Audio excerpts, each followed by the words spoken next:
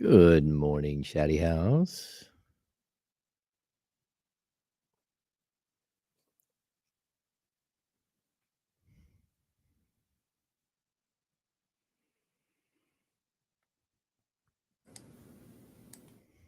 What's up, Chatty Gang?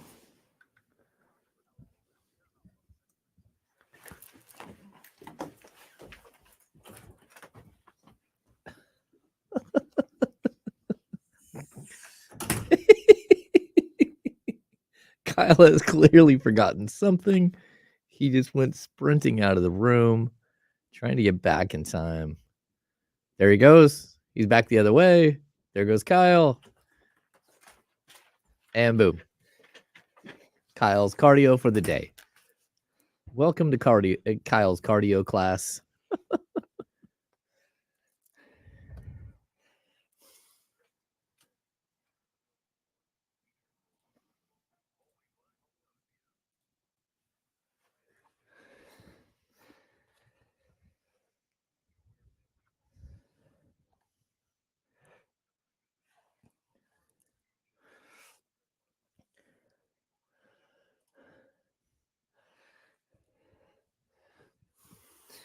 We are moving today, baby.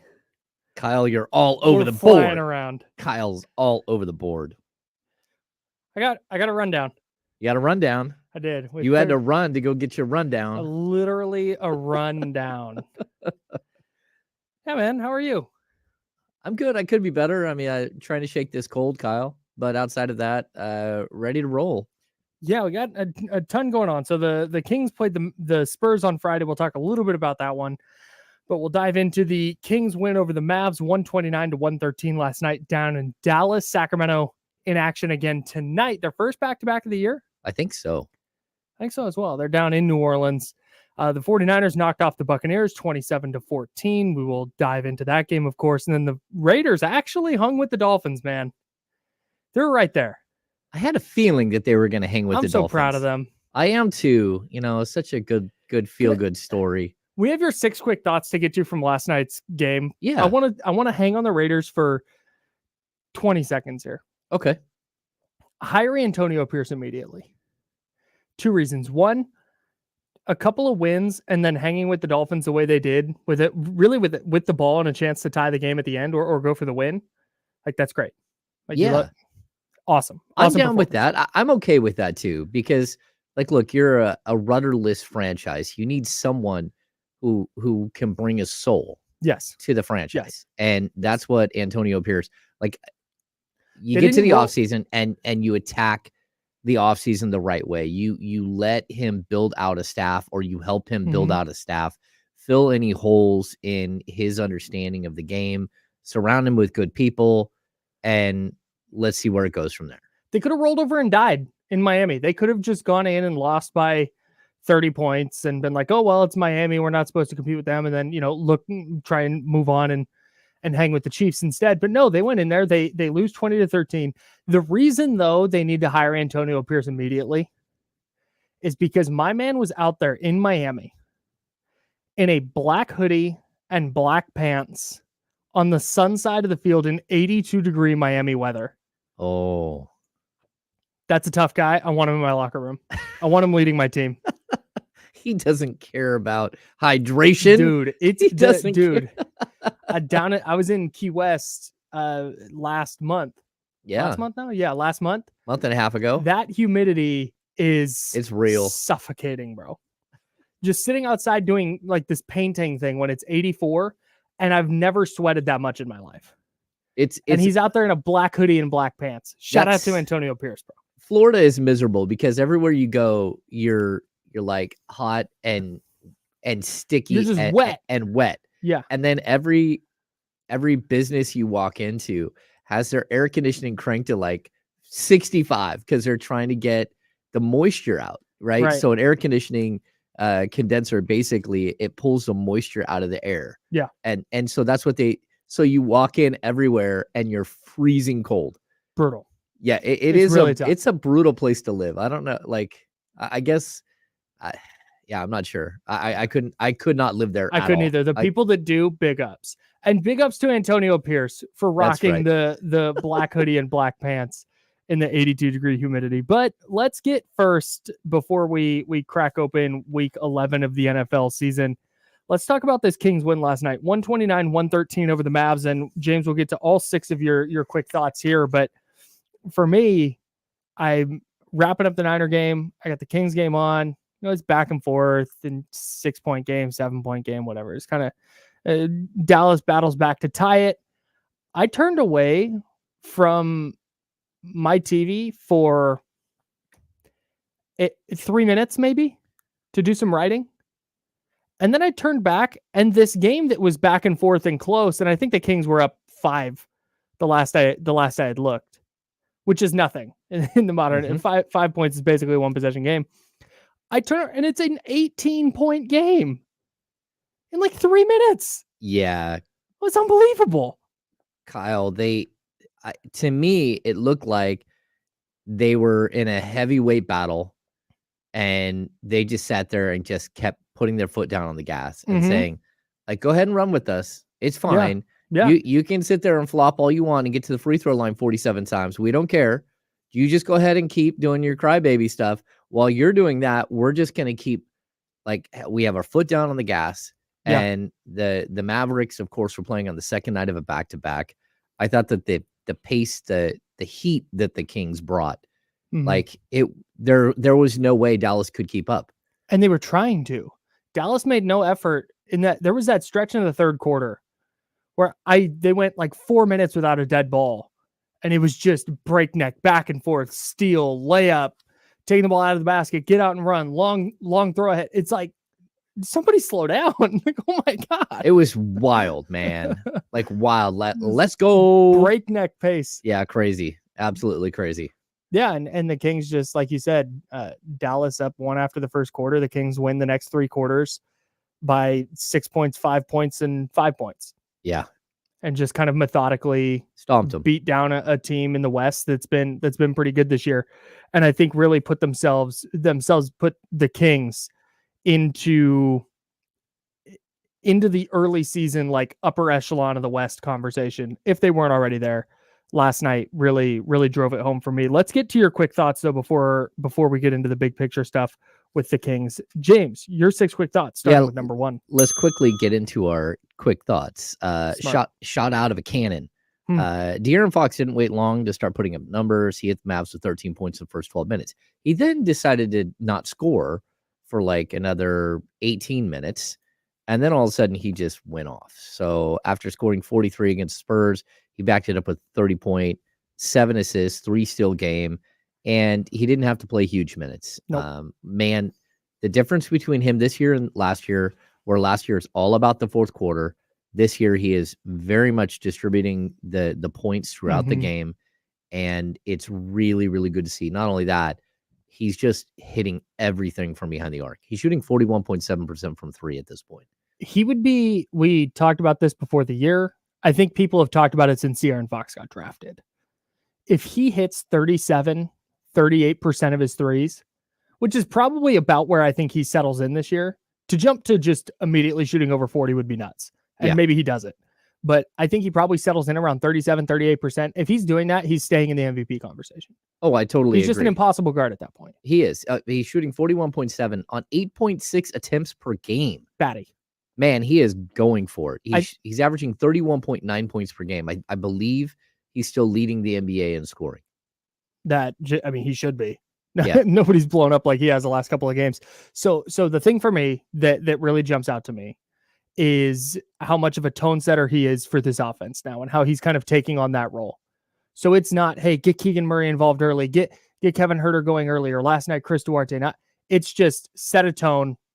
Let's go score a bunch of points. This is who we are. Not need the fourth quarter to really come back, because I don't know how sustainable the fourth quarter Fox thing was. And if that's what they're relying on, is this player just continuing to be individually brilliant in the fourth quarter specifically, I don't think that's sustainable. But De'Aaron Fox just averaging 30 a game and doing so by spreading out the scoring. And this night, you need him to have a big fourth quarter. Okay. But a huge first quarter, just throw a couple of big punches early and then help put him away late. I think they're learning how to put teams away earlier than they did last year. Yes. And so you don't need fourth quarter Fox as much. Yep. And he's like, okay, let's go. Mm-hmm. Yeah, I love it. Okay, let's get to number 2. The wrecking ball. The Mavs had 0 answer for Domantas Sabonis. He just crushed them. 32 points, 13 rebounds, 6 assists. He shot 13 of 15 from the field. Mm-hmm. How he bullied them was shocking. Mm-hmm. Shocking. He blew up one of their bigs at one point, and the dude just crumbled and fell under the basket. Sabonis is now averaging 20.8 points, 12.9 rebounds, 7.2 assists, almost a block a game. Kyle, he's shooting 63.4% from the field, 37.5 from 3. He is outrageous. He's really good. And we'll dive further into that a little bit later. But yeah, I don't have much to add in the quick thoughts. I've asked for him to be more dominant in terms of scoring the basketball, and he has very much taken that on. I think he listens to the show, is what I'm trying to say. So, Domas, you're welcome. Number 3. Domas, we need you to block more shots. We'll wait for it. I need to see him be a defensive presence. I need 2 blocks. No. Good. No. Welcome to the first team. Kevin Huerter missed a game with a sprained finger on his non-shooting hand. And Chris Duarte got the start. He was aggressive on defense without fouling. He was also aggressive on the offensive end. 13 points, 3 of 4 from the field. He also had 8 rebounds, and he had a couple of steals too. He was impressive. This is why I kept saying maybe they send Chris Duarte. This sounds horrible. Send him to the G League and let him get a couple of games where he's playing 30-something minutes a game, and let him find his sea legs. And that's exactly what they allowed him to do in this one. 5 of 8 from the field, 4 assists, 2 steals. Yeah, really, really nice night for Chris Duarte. And he benefits here too from running with the starters, where a lot of his looks are just going to be open. He sets a screen, relocates, hangs out in the corner, gets an open 3. I think that's beneficial for him offensively. And then, like you said, the defending without fouling, 3 fouls in 32 minutes. Love to see that from him. Yeah, I totally agree. All right, number 4. A little extra. Keegan Murray was physical. He picked up some early fouls, so I didn't stop him from making impact. He's becoming more and more fearless going to the basket, especially when his jumper isn't falling. 17 points, 4 assists, 3 rebounds. He did have 5 steals in this game, but he really is showing that he's starting to take that leap where a bad game for him offensively, which I don't know if you can really call it. He shot 2 of 7 from 3. He scored 17 points and was a plus 21 on the game. Yep. Just he's impacting games in more ways than hanging out and hitting threes. And really that's good. What they've needed from him. Yeah. Like you're just seeing this steady growth. Is he going to be maximum Keegan Murray at the end of this year? Probably not. But you're starting to see, even within this season, these little strides in this growth of him as a player. And I think it starts with, hey, he was 7 of 13 from the floor, 2 of 7 from 3. Hey, still pours in 17 points, has a few boards, dishes out a couple assists, plays good defense. It's what you want. It's what you want from him. All right, number 5. Number 5, the old vet. Harrison Barnes has had a great start to the season, but he was solid in this game. He defended Luka for long stretches. He finished the game with 12 points, 6 assists, which is a really strange number, 4 rebounds. And he also helped hold Luka to 36.8% from the field and a negative 14 for the game. Good job by Harrison Barnes. Defensively, he was outstanding. Yes. He was so good on that end. And if he's going to do that, I care far less about what his offensive numbers look like. I totally agree. All right, last one. Fireball. When the game started to get a little out of control in the third, Malik Monk settled it down by just starting he just started hitting 3-pointers. Yep. He got chippy. He picked up a tech. You have to love his energy. 12 points, 4-6 from 3 assists. They didn't need him to be playoff Malik in this one.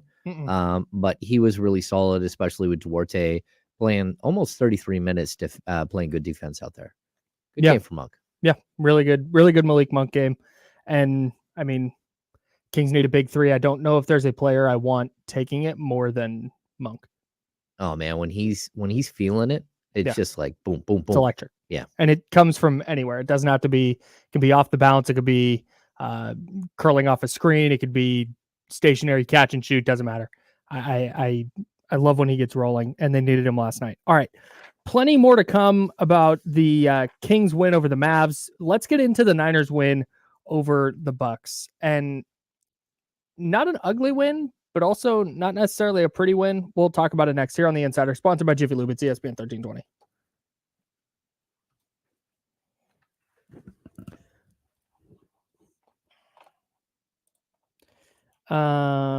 Somebody asked me what I was drinking. It is a sugar cookie almond milk latte, and it is delicious. I got you something different the other day. It was like, it was an espresso, oat milk, something shaken. Oh yeah, brown sugar oat milk shaken espresso. That's what it was. Yeah, you got me one of those the other day. One of my go-tos. Okay, because I hadn't heard of that before, but I'm like, oh, that sounds like Kyle. I'm getting that. Yeah, it's one of my go-to drinks for sure. Especially during the summer, like this time of year, I tend to go more with if I don't just do a regular coffee, which I'll just do a hot coffee a lot of the times, especially their dark roast is really good. But I was feeling something iced today, so I went with a little latte. All right. But also a dark roast, splash of cream, 1 sugar. Hit me with that. We're going to talk a lot about this. Yeah. I feel like John is in a group chat with us that we don't know about. John Bull.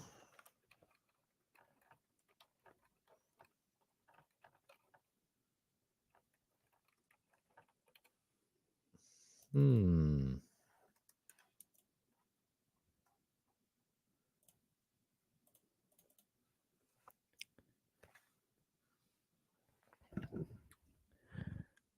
About 2 minutes here. Oh. Dude, on the Bailey show the other day, I did, when I was running their board, I did the 2 minutes, 2 minutos, and went over everybody's head. That was really frustrating for me. Like, come on, man. Every single one. That tracks. 2 minutes.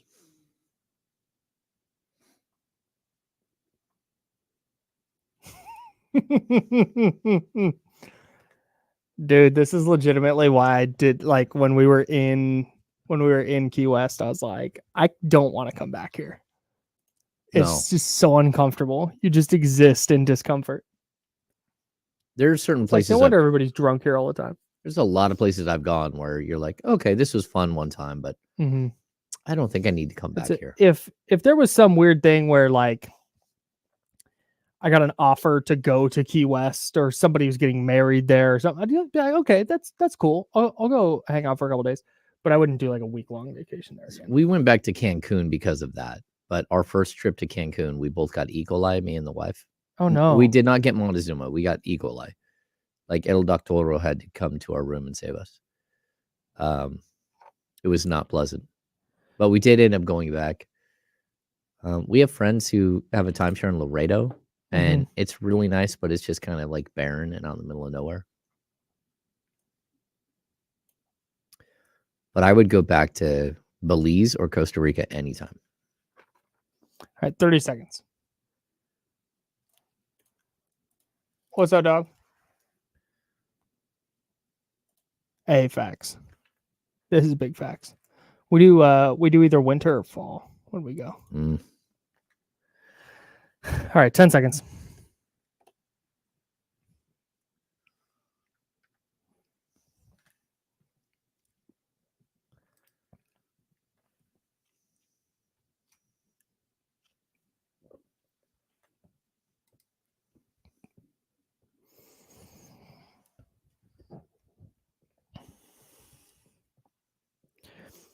Kings win yesterday. 49ers win yesterday. That's what we're diving into now.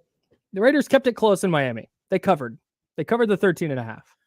I told you they would cover. Good teams win, great teams cover. Yeah, 13.5 is a lot of points. I almost take the points. I almost take the points just on principle.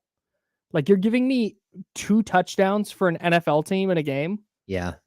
I'll take that. I had a feeling that they were going to play hard, and I didn't think they would win, but I was willing to take the points. Yeah. You were betting on the Antonio Pierce bump. But yes. Yeah. The continued Antonio Pierce bump. I'm rooting for him, man. The 49ers beat the Buccaneers yesterday, 27-14. And it felt like an ugly win to me because it was the first time all year that they've won a game where they had to get 2 stops in the red zone. Excuse me. Yeah, 2 stops in the red zone. Okay. Where the Bucs could have cut it to 1 score late in the game. And then offensively, when the Niners had a chance to put that game away, they didn't offensively. They went 3 and out twice. They had the 4th and 1 where they went handoff to McCaffrey. He gets stuffed right there near midfield. Mm-hmm. And again, the game was for the most part over by then. But still, that's a play where you go, hey, you want to pick up this yard, put the game away, kneel it out, not have to play any more defensive possessions. And they just didn't. So it felt like there were multiple times where they could have really slammed the door, gone down and scored, made that a 34-14 game and just kind of put this one away. And they didn't quite do that. But also an ugly win would have been if Jake Moody made his kick in Cleveland. That would have been a game that they did not deserve to win that they did. I thought they deserved to win yesterday. It just wasn't as easy, I think, as some of their other victories. No, I understand what you're saying. And it's funny you bring up Cleveland. Cleveland won again yesterday, and they said it was the 3rd time this season that they have won in the last seconds of a game while scoring. They didn't even bring up the fact that the Niners game where that was a 4th. Man. Like, so they have that just figuring it out. Minnesota Vikings last year feel where they somehow won all these games. Yeah, to me, like, look, when you're breaking down that game, it really is hard to find fault. Like, did they need to do something extraordinary? No, they got up on a team, and when it mattered, they didn't let them score. And I thought that Brock Purdy was so absolutely incredible. Like the throws that everything looks easy. And I don't know if that's just because the offense is just that good and the offensive line is that good or the routes are running, Kyle Shanahan, whatever it is. Brock Purdy just is really, really good every time I watch him play. He's had a couple of hiccups, but it's every team has a couple of hiccups. We watched CJ Stroud like melt down and somehow still come away with a win this week. CJ Stroud's a baller, dude. Isn't he fun to watch? I'm such a big CJ Stroud guy. Yeah, me too. Like, I'm just all in on the Texans. Yeah. Nico Ryans, Bobby Slowick, CJ Stroud, Will Anderson, Nico Collins, Tank Dell, Dalton Schultz. Just love them. Yeah. Shout out to those guys. Jimmy Ward. Yeah. 49ers legend. Yeah. Brock Purdy yesterday, man, 21 of 25, 333 yards at 3 touchdowns, 158.3 passer rating is outrageous. It's the highest passer rating you can have. Right. So I don't know the particular calculations for passer rating. It's so complex, dude. It's wild. I go to passer rating calculator on Google, and there's one at Pro Football Reference, and you punch in the stats and hit calculate. And that's how I do it. If I need it over the course of, like X amount of games where I can. Anyways. So 158.3 is the maximum you can be. It's as high as it goes. So 21 other quarterbacks in NFL history have had a perfect passer rating with 25 or more attempts. It just doesn't happen that often. Because one interception, a few incomplete passes, there's so many things that can drop your passer rating. And this isn't to say that this is the best game by a quarterback in 49ers history or anything. It's just nuts. Like Joe Montana and Steve Young both had perfect passer ratings in games in 1989. That's weird. But Young did it in a game where he came on in relief of Montana and threw only 12 passes. Okay. And then Joe Montana did it a few weeks later. I think it was 3 weeks later. I think it was weeks 7 and 10. And Montana did it on 19 passes. So to do it in 25 throws is really hard. I kind of feel like Joe Montana was like, Steve Young did it. I think I'm going to do it just to do say, hey, look, I can do it too. Like, come on now. 45-3 win over the Falcons when Montana did it. So a convincing win. But dude, I don't know. I don't want to say a hesitation with Brock Purdy because it's not that. I think he's good. I think he's a dude. I don't know what else I need to see. I don't know if there's just the interceptions that he threw are sticking in the back of my mind, or some of the balls that he's just kind of randomly airmailed or missed on. But then you watch any other quarterback, and every quarterback misfires. Yeah, or has a bad interception. Yeah, every quarterback has a bad play. And I don't know why I'm holding Brock Purdy to this standard, like internally. I'm not saying that anyone else does this or I feel the need to. It's just when I watch him, he goes 21 of 25 for 333 and 3 touchdowns. And I'm like, okay, yeah, that was a good game. Like, no, that's a great game. And it wasn't all within. There were plays where he's scrambling and he's creating on his own, and he's making some really nice. The touchdown throw to Brandon Ayuk on the left side was crazy. But it was a dot. Even the touchdown that he threw to Kittle in the back left of the end zone, it looked like he threw a 40-yard bomb that just goes like this, like perfectly right to him. Yeah. Like it had this perfect arc. Yeah. He threw it so it was a little bit high, so he had to leave his feet, but had plenty of space. Just absolutely perfect. Yeah. And that's where really I think there's a possibility that he's too perfect sometimes. Like some of the throws he's making, they're just too perfect, and we're holding it against him. I don't know. Like he makes it look too easy. Like so here's the thing is everybody says he's always throwing to wide open guys. Well, when you dive into the metrics of open receivers, because those are things that like Next Gen Stats tracks. Of course, he's not always throwing to wide open guys. Like it's just not it just kind of I think it just seems like that. But that's not necessarily the case. Like at least not any more than any other player. And so now I'm at a point where I think I've just shed the whole idea of like, oh, he's good for his first 18 starts as a pro or whatever it is. This is his 15th regular season start today or on Sunday. But I'm past the point of, I'm going to just give him leeway for these mistakes. Like he's good. And I think that he needs to be judged as that now. I would agree with you. But yesterday, like he was beyond. Yesterday, I think was his best game as a pro. And it just looks so methodical and so easy that I think I'm having a hard time wrapping my brain around how damn good he was. Kyle, I did the math last night. He's on pace for 4,500 yards and 31 touchdowns passing. Yes. And then like 4 rushing touchdowns. And 9 interceptions. I mean, he's on pace to be like a super, super top tier quarterback. And like everyone wants to dismiss it. They do. They're you want to make excuses for why he's so good. Like just enjoy the ride. Like enjoy the fact that you've got a quarterback that you can probably build around. Yeah, I'm very much in that. I was talking about this on the internet today, but I'm very much in the camp that he's fine in a vacuum, but great in this situation. And ultimately, the in a vacuum part of this doesn't matter because this is the situation he's in. Well, I get you, but I would just say this: like, if you put him on the Jets are like 8-2 or 7-3 or whatever. I don't know. Probably. Their offensive line's not good. They'd be better though. They would be better for sure. Like probably 3 games better without the mistakes. Yeah, man. Like you put him anywhere else, you'd be like, okay. I haven't watched a ton of Jets through that lens. Oh, it's horrible. So to watch. I'm not. It's so bad. Yesterday was particularly. He can't make any throws at all. Yeah, like Zach Wilson can't make any throws at all. I mean, like the fact that you're considering bringing back a dude who tore his Achilles in week 16. Like, I don't know why you will, because I don't think they'll be a playoff team. But the fact that you would consider that would be so dumb. It would be dumb. Yeah, you don't need to do all that. They're starting someone new this week. Here's where I'm at with Brock Purdy and the whole how good is he not. I'm not going to go back to the whole like, he's an MVP candidate thing. I'm not going back there. But what I will say is if he hits the numbers that you just laid out, he's on pace for 4,500 yards, 31 touchdowns, 9 interceptions, 9.4 yards per attempt, which is an asinine number. That is crazy high.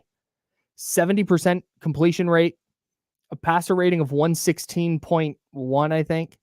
If he hits those numbers and the 49ers continue winning, if they beat Seattle twice, if they go to Philly and win. I'm not saying they will. I'm saying if. And he keeps playing this well, and they are the 1 or 2 seed at the end of this year, and he hits all those benchmarks that you'd named, he's going to be in the conversation. If he's going to be a top 3 MVP candidate. That's how the voting's going to go. Because you have people who are going to look at numbers and they're going to say, okay, who are the best teams? Okay, the 49ers are one of the best teams in the NFC. Let's look at their quarterback. Oh, wow, 4,500 yards, 30 touchdowns, less than 10 interceptions. Look at all these numbers. That's how it's going to go. But there's a long way to go. They got to get through Philly. They got to get through Baltimore. They got to get through Seattle twice. It's going to be an uphill climb for him. But if he gets there through that gauntlet, I think he's going to be there and he's going to have earned it. Also, Kyle Shanahan today confirmed it is a torn ACL for Talanoa Hufanga. The 49ers feared that after the game. It has now been confirmed through imaging. We will talk about that after the break. He's James Ham. I'm Kyle Madsen. We're the Insider, sponsored by Jiffy Lube here on ESPN 1320.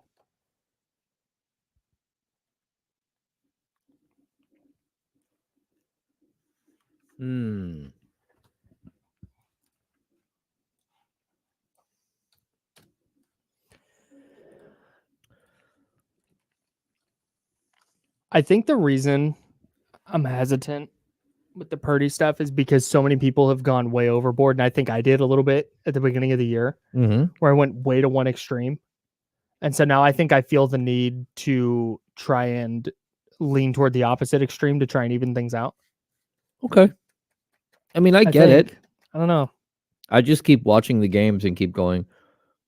How is anyone questioning what this guy's doing? That's just it. Is like, I mean, I watch so much NFL action every single weekend, and I see these other quarterbacks, like I'm watching Dak Prescott make bad throws. I'm watching Justin Herbert make bad throws. I'm watching Joe Burrow not being able to lead his team down the field. I'm watching Josh Allen just make one mistake after another after another. You're watching CJ Stroud, who's coming up and just like doing amazing things. But then there's Brock Purdy, who's just like steady and excellent. You could say he's an overachiever. Okay. But whatever it is, like, how are you going to take it away from him when, again, he's at 4,500 yards and 30 touchdowns? I mean, if he gets there, yeah.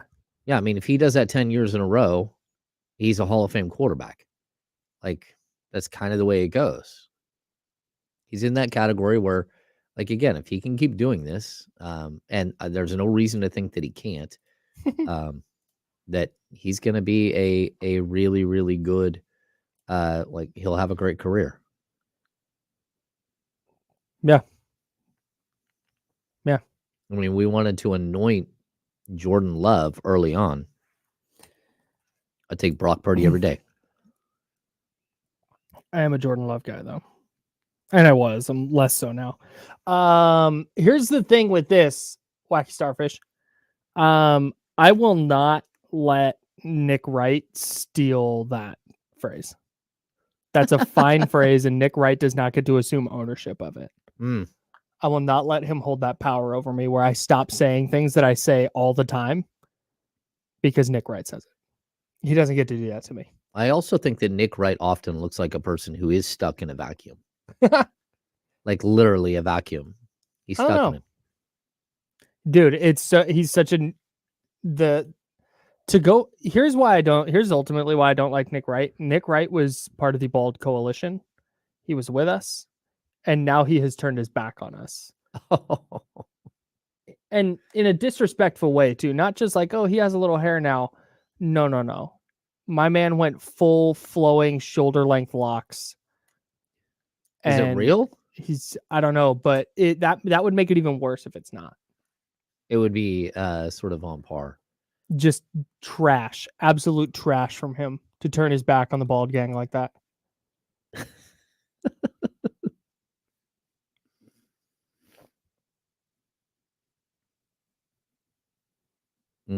This could be a good weekend for the 49ers. I think it already is. Hey, you don't want my thoughts on Jerry Rice. Uh-oh. Jerry Rice does not know ball.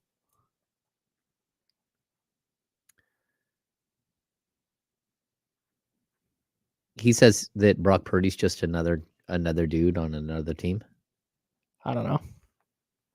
I don't know if that's real or not. Did he when he said that? Did he do it while taking a selfie? I think he said that this offseason. I'd be interested to hear Jerry's thoughts on that now. Yeah. Oh, serial connection. I may have. Oh, snap. There you go, serial connection. Not the Captain Crunch.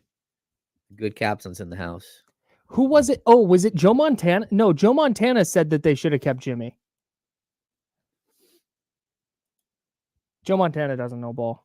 Joe just doesn't want his record swept off the books. Joe Montana's a clown, bro. I'm out on Joe Montana. Are you out on Joe Montana? Big time out. Interesting. I wasn't even alive for the Joe Montana era, so I don't feel bad saying that. 5 seconds. Here we go.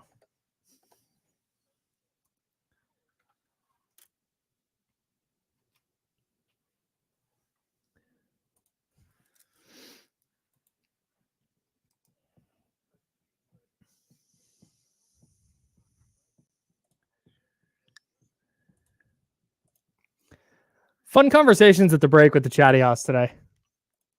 I love these people. They're fun.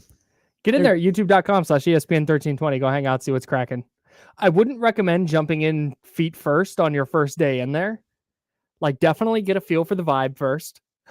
Like one toe in the water. Like, yeah, just dip a toe in, maybe say, hey, everybody. Are you saying you're not all in, Kyle? Oh, I am. I have both feet in the chatty house. You should have seen me when I didn't have a job.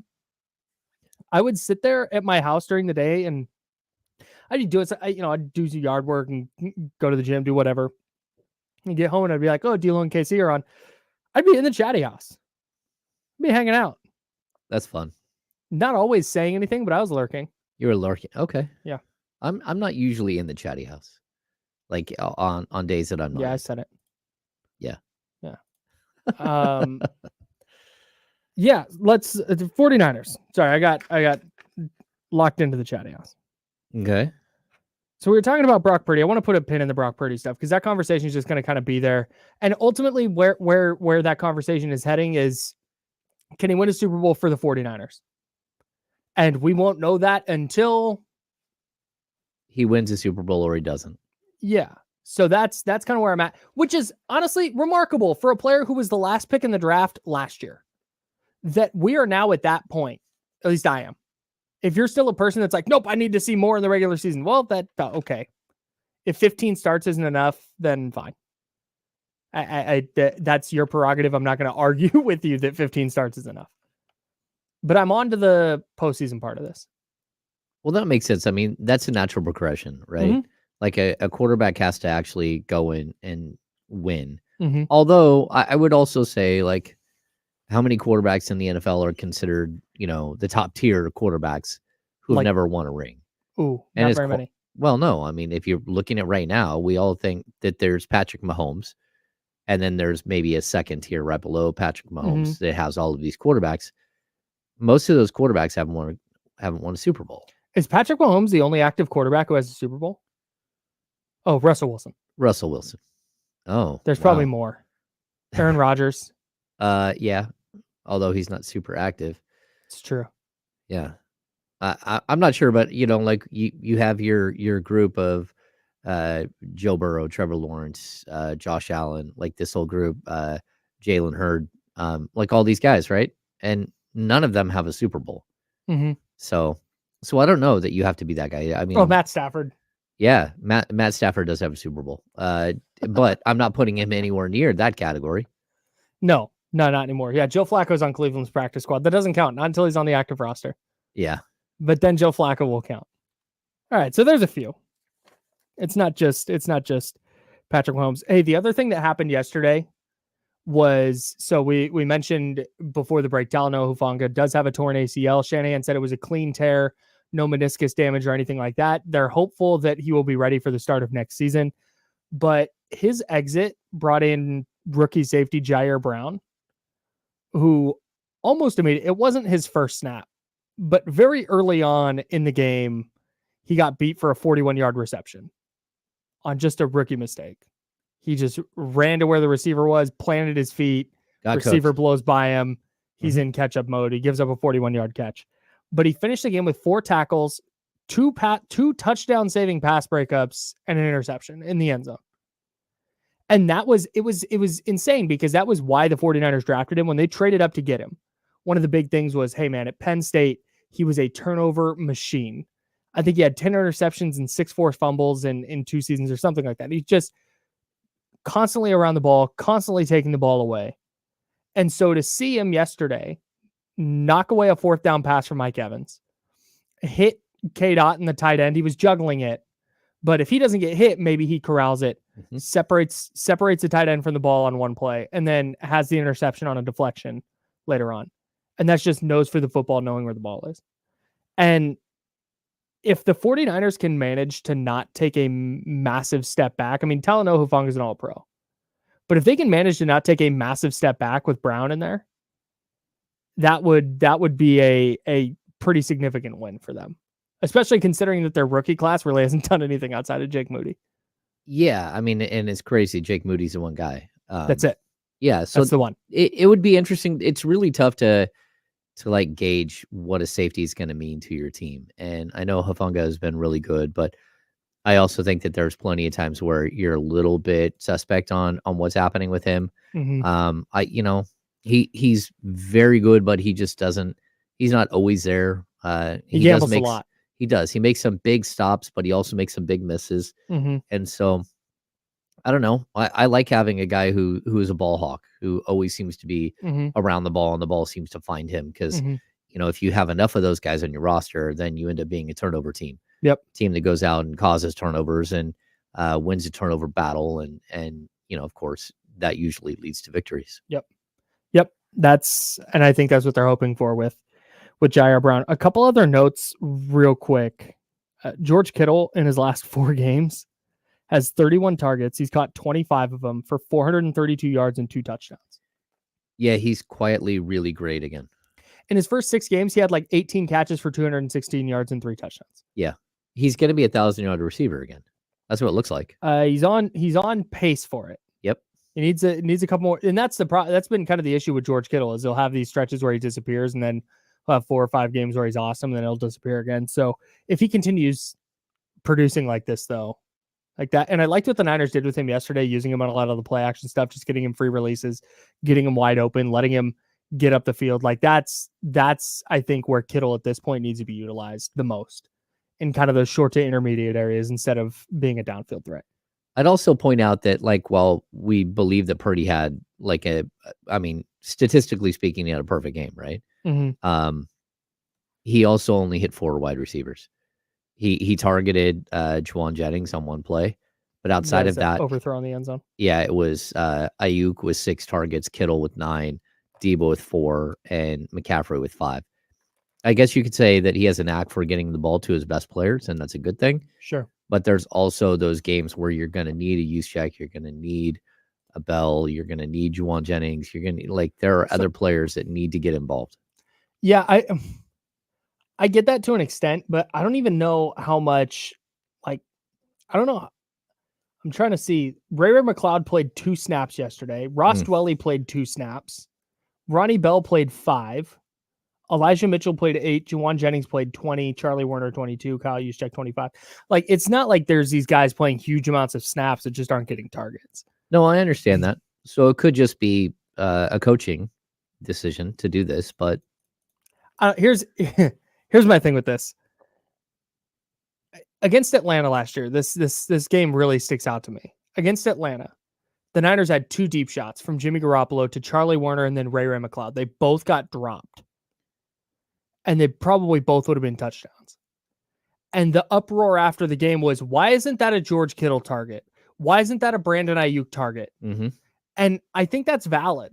At the time, I was like, because teams aren't going to let George Kittle run free down the middle the way they let Charlie Werner did. But in this instance, for me, I totally get what you're saying. The most effective offense is one where, hey, put whoever on the field, the quarterback is going to find them, and it doesn't matter where they line up or how often they're on the field, quarterback is going to find the open guy and hit them. But with the way this offense runs, if Christian McCaffrey and Ray McLeod are open, I know who I want the quarterback throwing the ball to. Okay. I think it's kind of like, isn't that the Minnesota game where Ray McLeod dropped like a huge third down play, and I think it was that game, like where we did the exact same thing. Why were you throwing it to Ray McLeod? Why weren't you throwing it to Ayuk, who was hot in the game? Well, he was the intended receiver on the second interception. Okay. And that was the play for me where it's like, that's who you're trying to fit that throw into. Well, I think that there was another play though where he dropped the ball over the middle, and it was like a crucial third down. I'm not recalling, but I'll believe you. Okay. Yeah, and again, you might be right, because that's where we start laying into them. But there's a big difference between, hitting a wide receiver in crunch time that you need to hit, and hitting a wide receiver in the second quarter that might help you. So I just think that spreading the ball around a little bit helps. I think that if you're keying in on guys, the defense knows that, and it makes it a lot easier to defend when you're only going to hit like 3 guys in a route. Yeah. And not the other 2. Like everyone knows, you're not going to throw it to the other guys. Last thing for me from this game, Baker Mayfield's good. I'm in on Baker, dude. I don't know if he's good. Maybe no. Baker Mayfield can play. No, there were a couple of dots that he threw. He's got a huge arm, and he's super accurate, especially on like deep outs. There were maybe half a dozen throws in that game where I was like, damn, like that's the kind of throw that makes you a number 1 pick. Like you see the vision with it. I just don't know if he's that dude. It's funny because I watched Zach Wilson play enough to know that he never looks that. Like he never, ever makes that throw where you're like, oh, you're that dude. Mitch Trubisky never makes that throw where you're like, oh, you're that dude. I can see it. Yeah. No. But you're right. Baker does, where you're like, hey, that's good. Yeah, you could. I think Baker's going to be in the league for a long ass time. He's going to start a bunch of games, maybe for teams that win, maybe not. But he's the kind of player that if you plugged him in with the 49ers, it's like, I think the view of Baker Mayfield around the league is just a lot different. Oh, yeah. No, I would agree with you.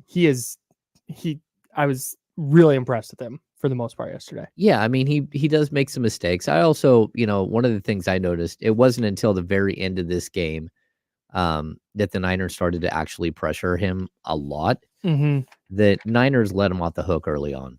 Like this vaunted defensive line. I mean, it was at one point, it was what they finished with, I think, 4 sacks and 8 quarterback hits. They were more like 2 sacks and 5 quarterback hits until the last drive of the game. Yeah, they got him twice on that last series. Yeah. The Bucs offensive line isn't great, so that's not super encouraging, but I mean, still, you wind up with a couple of turnovers, 14 points allowed.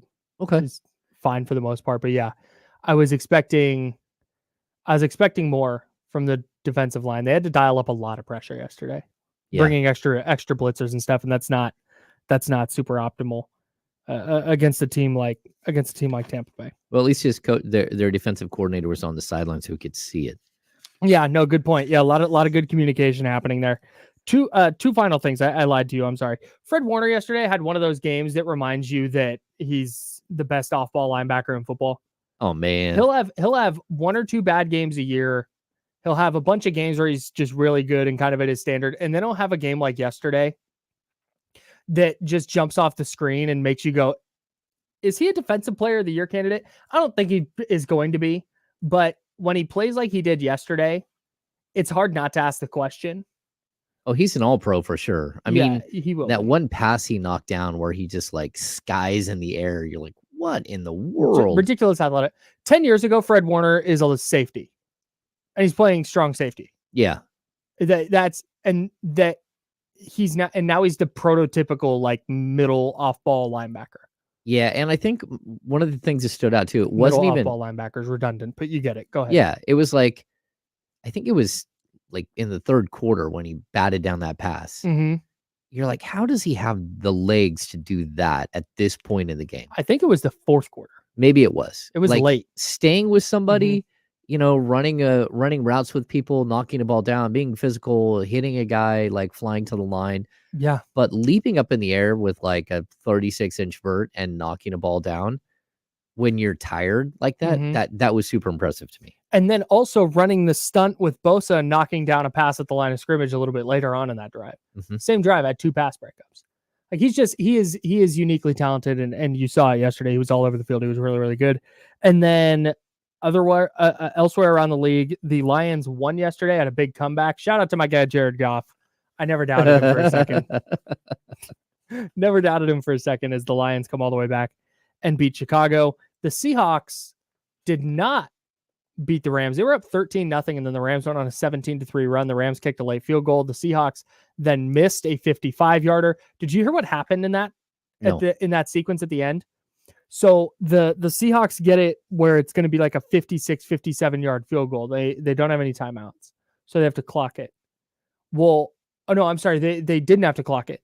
As they're going to the line, I guess Geno Smith's radio communication went out. So he just had to make something up at the line and called a run play. So they run it for the 2 yards to set up this 55-yard field goal. So then they spike it and they get their kicker on and he pushes a 55-yarder wide right. Like, that sucks. What a bad time to have that happen. Yeah, that's not good. I feel like, I don't know if you like necessarily work on that, but I think the move in that spot is to just clock it. Yeah, I don't know. I mean, like, you've got to have like a script that you're loosely playing off of, right? Yeah, so but there should be like there's no way a run up the middle is the move there. No, but you have to have like a contingency plan for a situation like that. So that doesn't make a lot of sense to me. That it's like, oh, this is what we're doing. Yeah, like, I mean, they should have tried to get like 5 or 6 yards, on a quick out. They've got the wide receivers to do it. Try to make the field goal shorter. Yeah. Which it would have been good from 52. Yeah. That thing peeled off sharp. Right at the end. At the end. So the Niners, ultimately, the Niners are now alone in first place in the NFC West, but that's not going to matter if they lose next week in Seattle. Or this week in Seattle. Thursday. Yeah, Thursday night. If they go lose in Seattle, Seattle's in first place in the division. They're tied and they have the tiebreaker. So that's how that goes. Huge game Thursday night, by the way. The Chatty House wants us to leave the Bears game alone. Sorry, Ramsey and Manny. Leave the Bears game alone? Was pulling for the Bears big time in that one. Yeah. That's tough. It's tough. Hate it for our guys. Let's finish this up here. We did Kings and Mavs earlier. We'll continue looking ahead or looking back at that in a bit. But the Kings also played the Spurs on Friday, and they came away with a win. What was the Victor Wembanyama experience like for you? I think it was very similar to what it was for the Sacramento Kings. I sat there and watched in awe. And I think that they did too. They're like, what is this thing on the court? Yeah. Like, it's almost like when the lion comes out with stilts on and you're like, what's he doing? That's interesting. I've not experienced that a lot in my life, but I can imagine it's kind of nuts. You're like, is he going to fall? I don't know. Or when Red Panda starts flipping up balls. You're like, that's better. Now I'm in. Now I follow. You start to think, why would someone do that? Why would someone take on that as a career? How do you acquire the knowledge that you can do this? The skill. Like, was it one day you were sitting in your kitchen and a bowl fell and it landed on your foot and you're like, flip, and boom, it landed on your head. And you're like, what? I should do this riding a unicycle. I think I could do that again. Like, I threw a ball for the corgi down to our entryway yesterday. One skip right into my son's Crocs. Boom. Dang. Plants into. I told my wife I could probably throw the ball 50, maybe 100 times down the same exact trajectory and not land it in one bounce inside a Croc.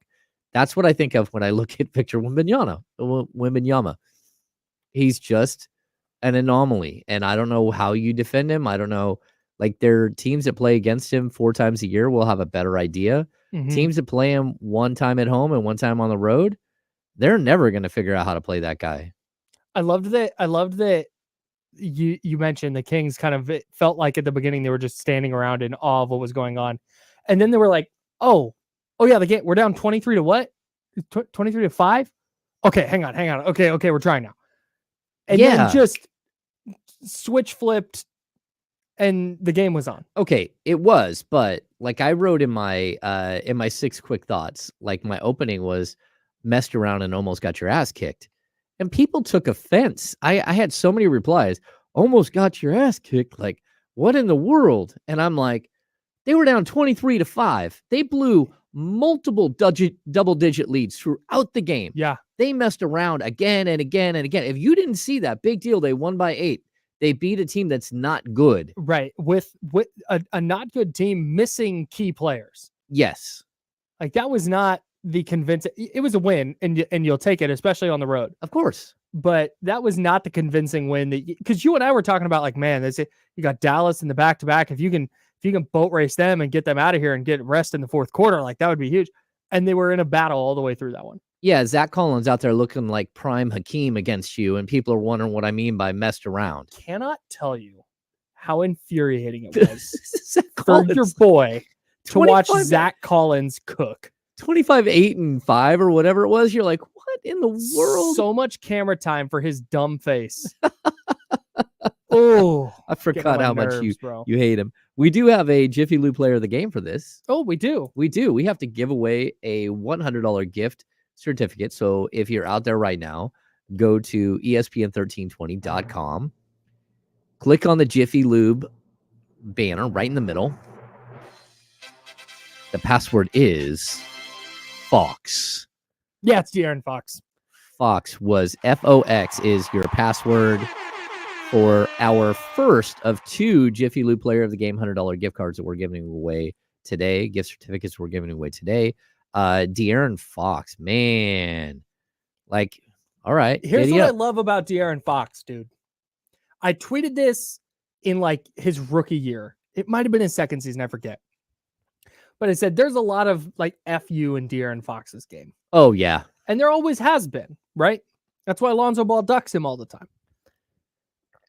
When he gets into a spot, home opener against the Warriors, Steph Curry having a huge game. Here comes De'Aaron Fox in the fourth quarter. Winds up having a huge game. Goes up against pick a superstar. De'Aaron Fox wants to show every single time that he is the better of the 2 superstars on the court.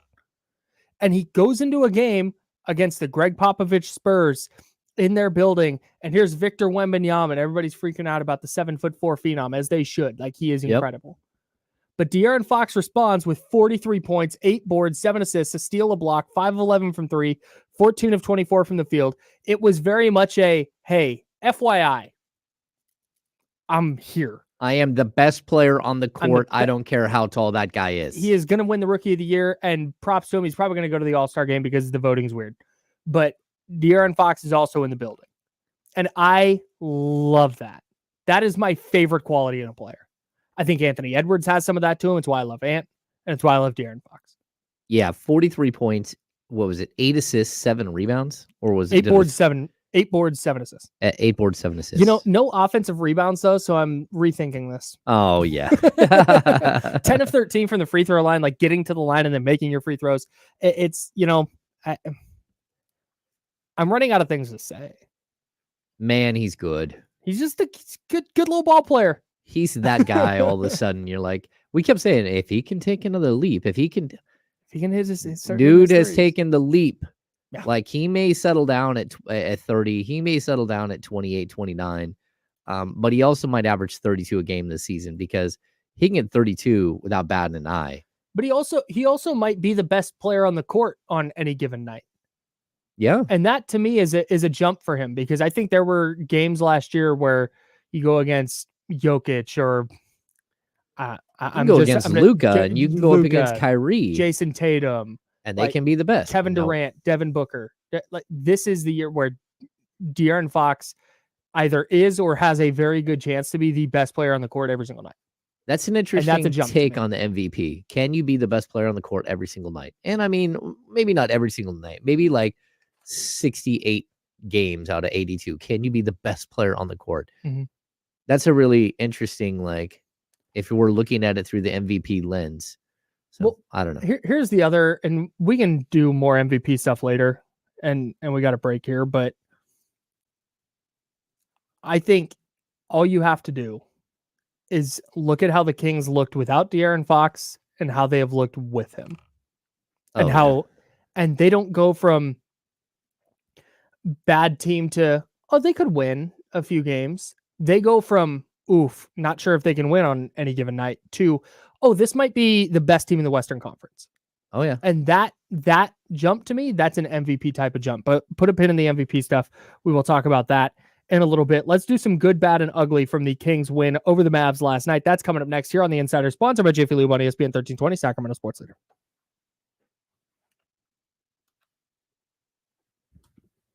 I don't have a link. Do you have a link to the contest?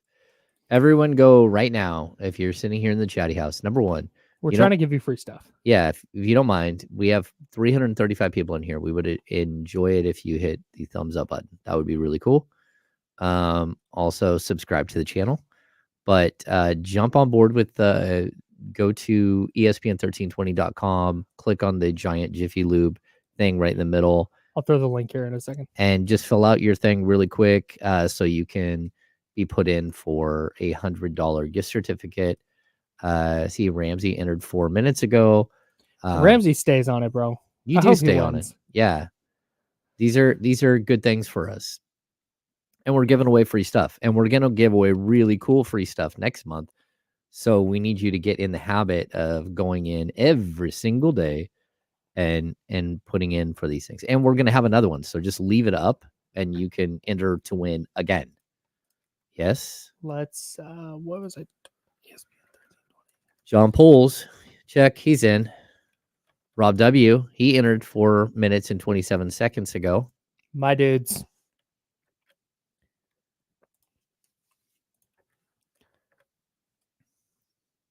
There it is. There it is. Bang, bang. Bang, bang. I guess you can't like copy paste out of there, so it doesn't do me any good to throw it up there. You can't copy and paste out of there? Not out of the screen. Oh, okay. Yeah. All right. Yes, John Poles. Go Aggies. Boo. And then they got screwed and didn't get into the college football championship, which the Sac State Hornets did. So good for the Sac State Hornets. Stingers up, baby. I don't hate Sac State. No, but it's a really fun bit. It is.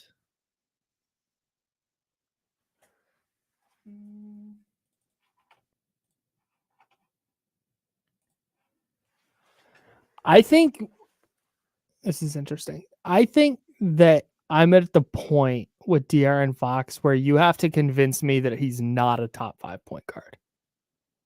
Okay. Yeah, I mean, that makes sense to me because I, for one, do believe that he's a top 5 point guard. And I think he does, like, as of right now, he's not considered the leading scorer in the NBA because he doesn't have enough games played. Right. And at least he was before last night. I'm not sure. Like, he could have got to that point by now. It's about minutes played, but man, he's good. It's fun to watch a player become great. It's like, it's probably Fox, Steph, are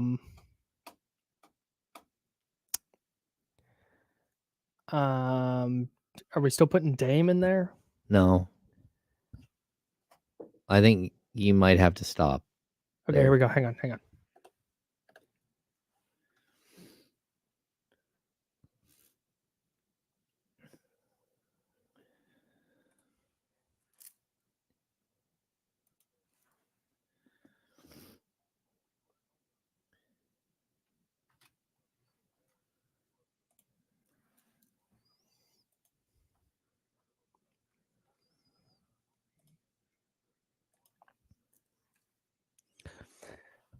I need to stop.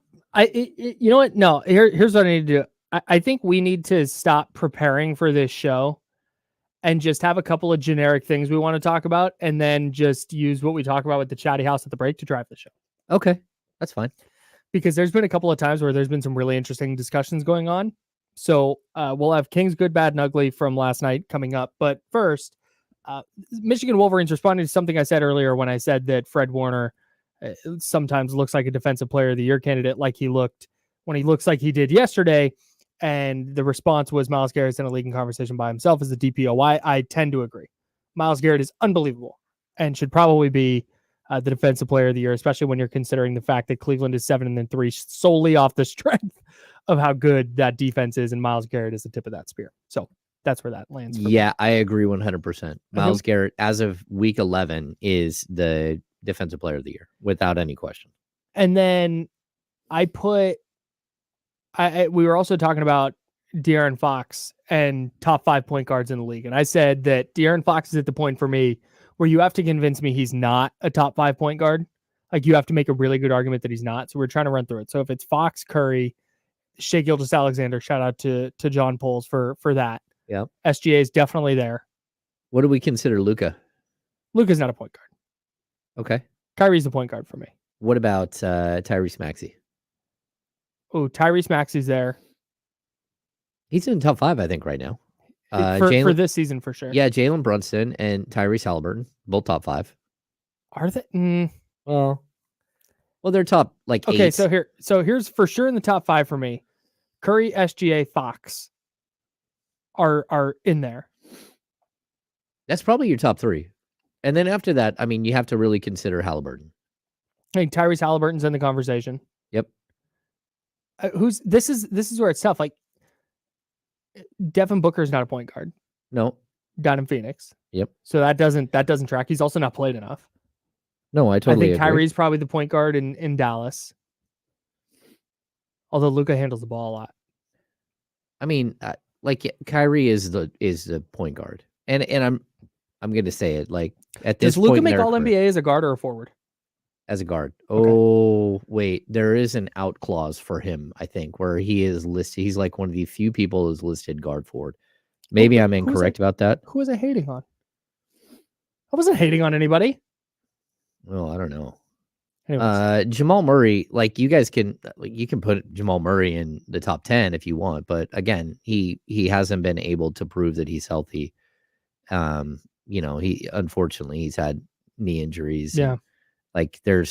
And even when he is good, he's not in the same category as good. Point for me is every player that we've named since Curry, SGA, and Fox are behind Fox. Okay. Whether they're in the top 5 or not, okay, we can talk about it, we can debate. But I'm not taking Halliburton as good as he is. Like Tyrese Halliburton's awesome. Yeah. But I'm not taking him over Fox. Maybe he's top 5, but I'm not taking him over Fox. I'm not taking Jalen Brunson over De'Aaron Fox. I'm sorry. Okay. Who else is in there? Tyrese Maxey. I'm not there yet. Tyrese Maxey having an unbelievable year, but I'm not there yet. Like I said, you have to convince me that he's not in. Yeah. And none of those players have convincing arguments for me in that sense. Yeah, no, I think right now he's probably top 3 without any question. Yes. Okay. Yeah, the way he's playing, he's top 3, and I don't think it's even close. So it's Domas is a point guard. Yeah, that's true. He is a point center. It's very true. Yeah. Chris Paul is not the Warriors point guard. He comes off the bench. Relax. Yes, relax. All right, let's get to some of the good from the Kings win over the Mavs. And this is something with the 49ers that always comes up.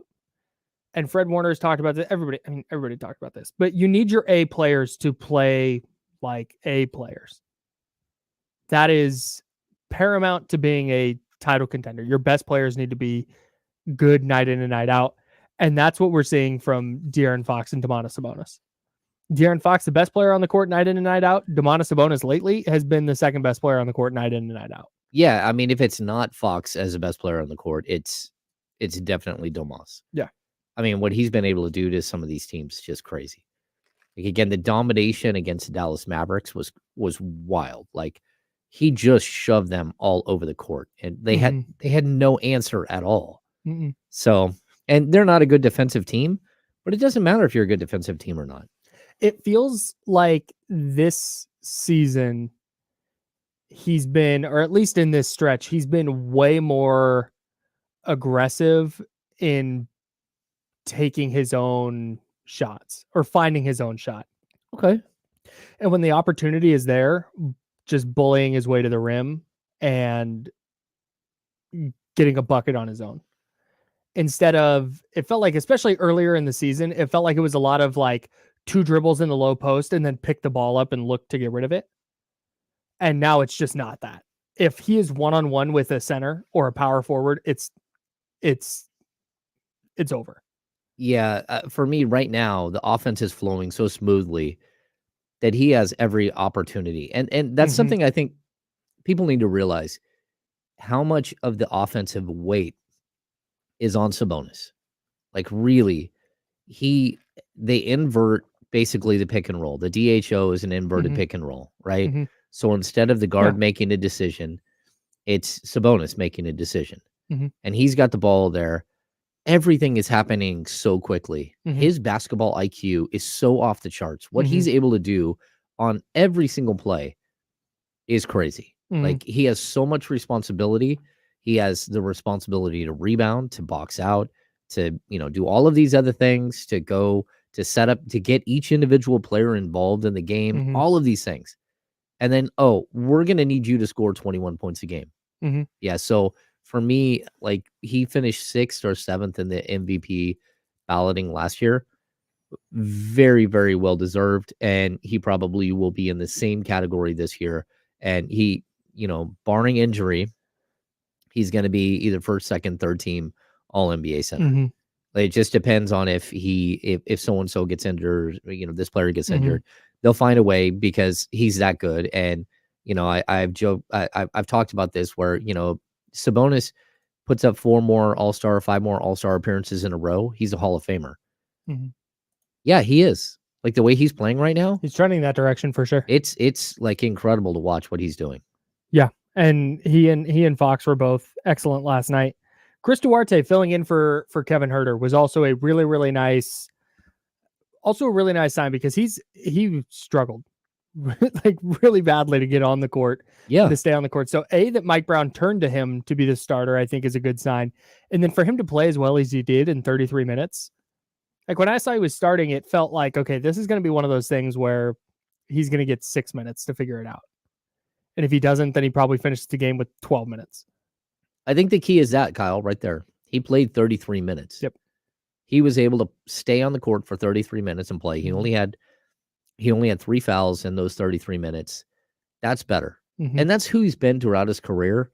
Yeah. He just needed to stretch his legs, man. He just needs to calm down, get sort of acclimated to the court again after a really long layoff, get to know his teammates better. And then this will work. I mean, he's going to be a member of this rotation for a while. So, which isn't good for some of the other players who you think might be a member of this rotation. It's just not. Like he's a more versatile player when he's rolling.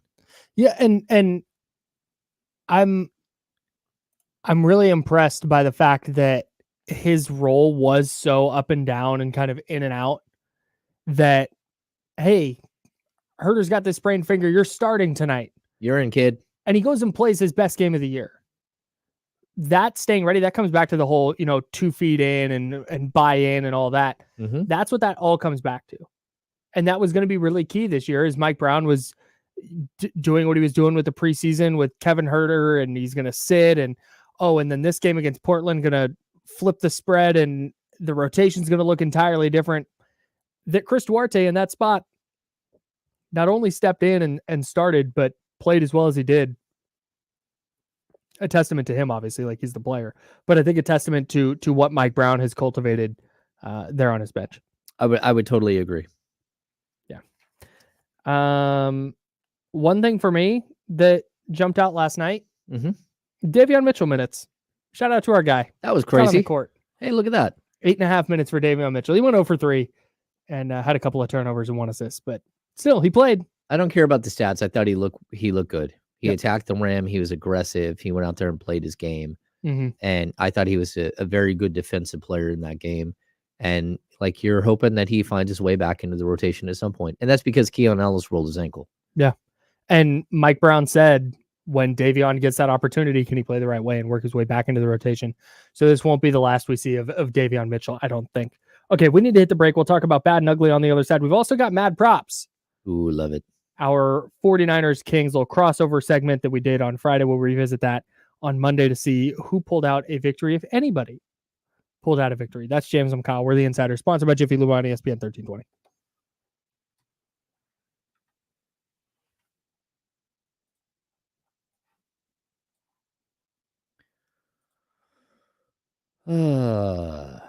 What's going on, Chatty House? Hey, I thought HB had a great game. I thought the other three guys also supposed to be in there. My bad. No, it's okay.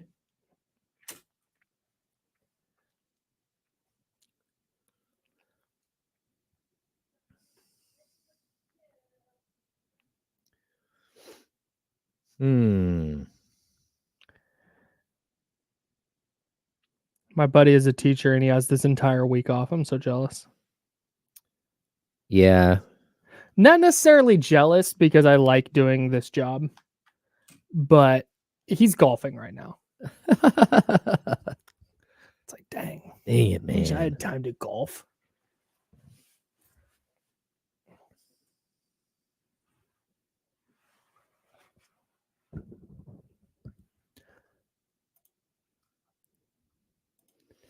Would you swap Harrison Barnes for an expiring Gordon Hayward? Their stats are identical and you get off back on it. No. I think I'm out on that.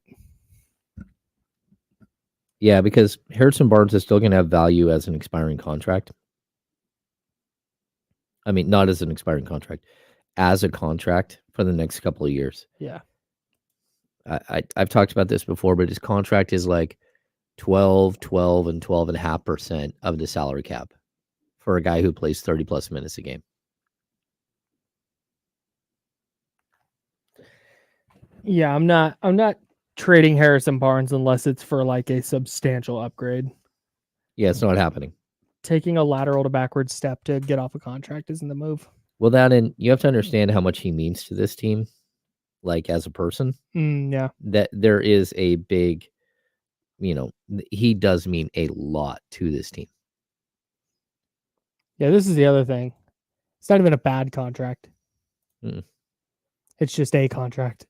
Yeah, I'm not saying you won't trade him like Harrison Barnes. I'm not saying you would not trade him. 30 seconds. But it's got to be worth it. This guy doing his 8-hour shift in the chatty house. That's amazing. I think there's plenty of people here doing an 8-hour shift in the chatty house. Kenny got on today. Kenny Caraway, everybody in the building. Kenny Caraway, everybody. Kenny Caraway. He's saying hello, chatty house, I promise. Should take Terry Rozier and swap Davion? No, I don't think so. No. Oh, shoot. We're coming back. Here we go.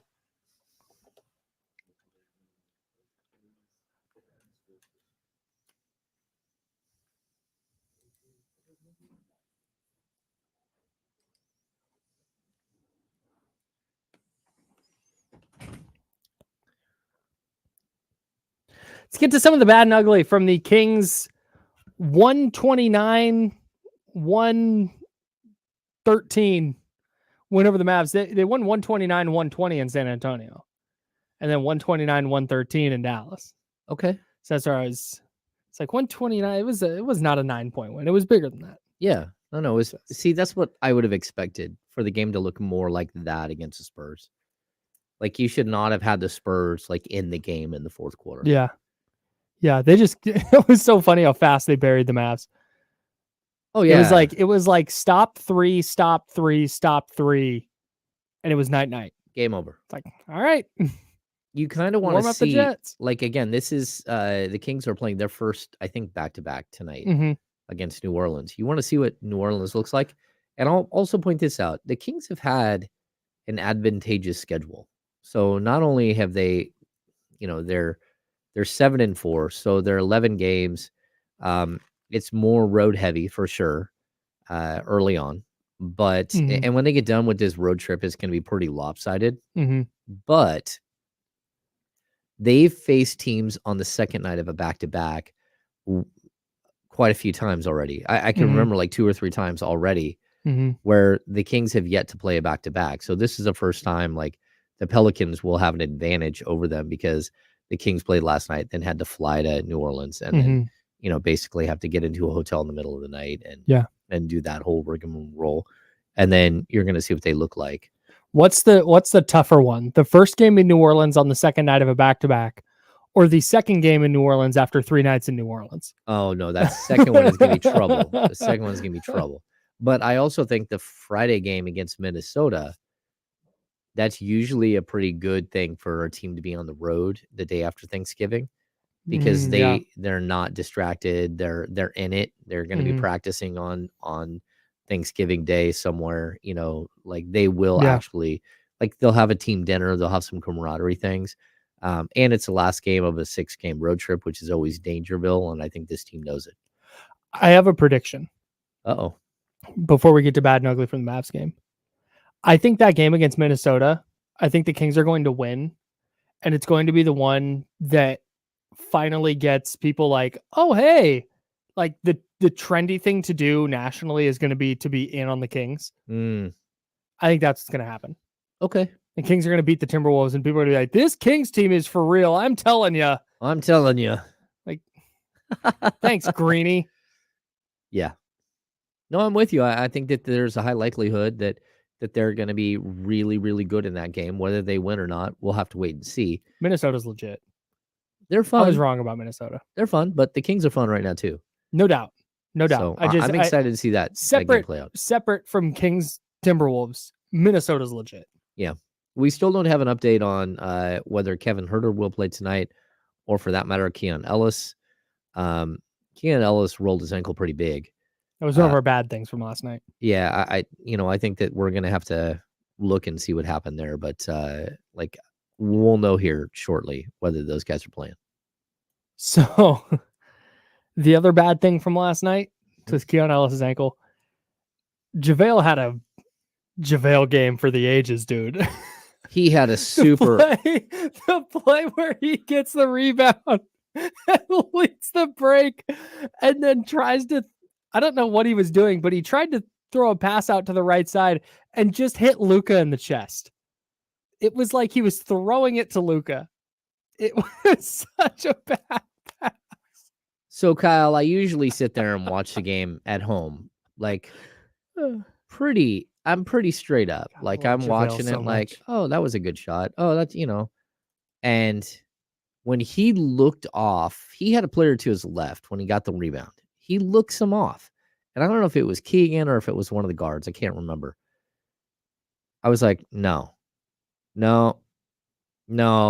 He kept dribbling. No. Get off the basketball. And then get off the basketball. And then he throws it away so egregiously. And you're like, dude, Mike Brown, you better go out there and grab him yourself, dude. Like, pull him off the court now. No. So he had lost his mind earlier and lost his cool completely. Mm-hmm. I don't know what his beef is with Hardaway. He clearly has a beef with Dallas Mavericks. Of course, he wanted to beat on them. Like, you could tell he wanted to fight with somebody. So when Hardaway falls on him and then just kind of puts his hand on his chest to push off a little bit to get up, there was nothing there at all. And then to watch JaVale lose his mind, you're like, oh, no. The problem I had right there was, okay, look, man, Alex Len is out. Trey Lyles is out. Yeah. This team has 47 centers normally. The next man up is literally Philip Petrusev. That's the next man up. Knock it. You can't do this right now. You need to be a veteran. You need to simmer down. Yes. And you need to play basketball and you need to stop whatever's going on in your head. Yeah. Go ask to take 2 seconds, stand out on the sidelines, let Sasha Vezenkov play center for a couple of minutes, a minute or two, collect yourself, go back out there and play. That's not what happened. Then he starts doing this crazy thing where he's dribbling the ball down the court. I'm like, my goodness, what is happening? Where are we going? It's like he wanted to take over that game to show the Mavs that they messed up. And in the process showed the Mavs why they got rid of JaVale McGee. I agree 100%. That's a really tough look for my guy. I really like JaVale a lot, but it was not a good look. And that was a JaVale game for the ages. I'll point out, Secure and DeBeam here in the chat said Sasha had a nice block at the rim. Yeah, that was a swat. Like Sasha actually got up and blocked somebody. I was like, hey, look at that. Impressive. Anyway. Rim protector, Sasha Vezenkov? There it is. That's a good. Rim protector. Good. Okay, the ugly. Bro, there's not a player. Look, there's not a player I like watching less than Luka Doncic. This is not to say he isn't good. He is great. He is on a Hall of Fame track. He might win an MVP this year. Yes, he is. All of the things that you can say about him as a basketball player and his accomplishments and his stats, I'm with you. Aesthetically, as just a person watching a basketball player, I do not like watching Luka whatsoever. There are zero enjoyable things about it. One, his game isn't aesthetically pleasing. Like, it's really lumbering and it relies a lot on contact, but it's very James Harden-ish. Mm-hmm. Just particularly James Harden with the Rockets, where it just dribbles the air out of the ball and then like, oh, hey, teammate, you make a play now.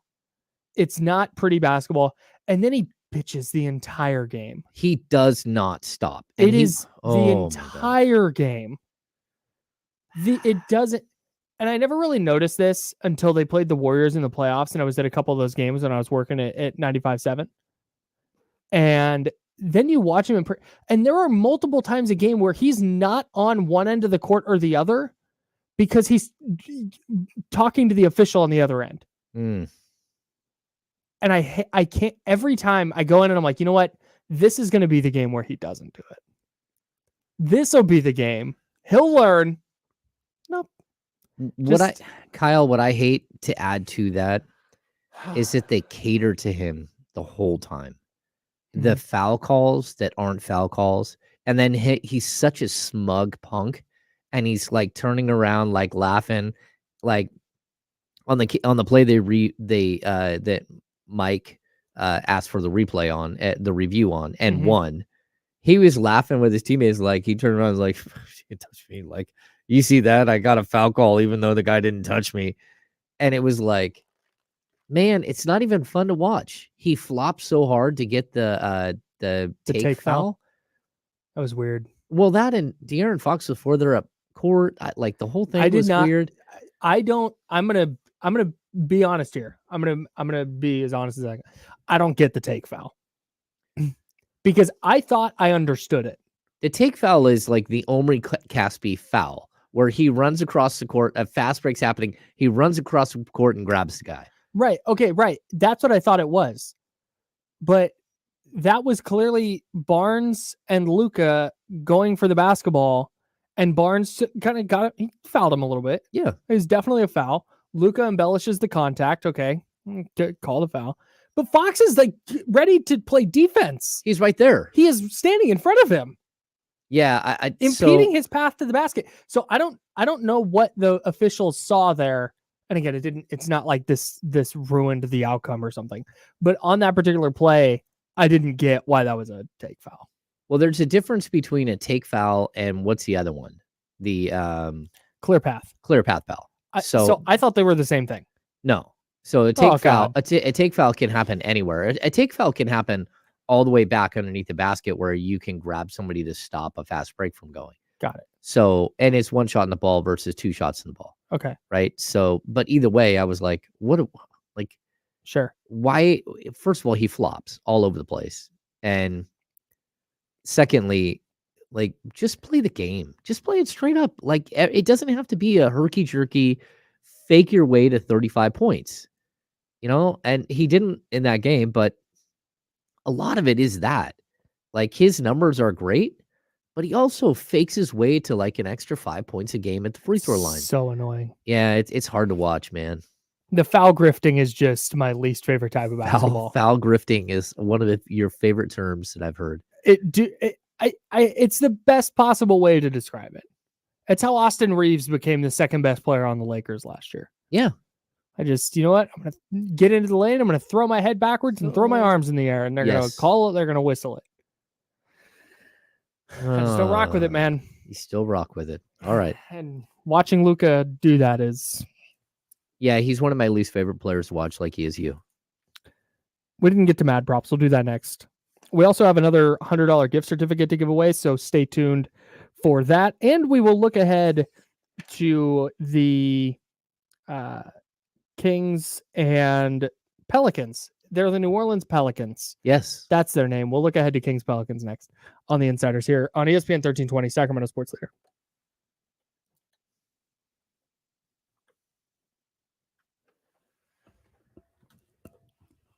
Everyone always hates it when I go off on Luka. I don't know why. Here's the thing, dude. Like, I know now here, I also, I understand the dynamic with, who was that, the 2018 draft? Mm-hmm. I understand that dynamic, especially in this city. Yeah.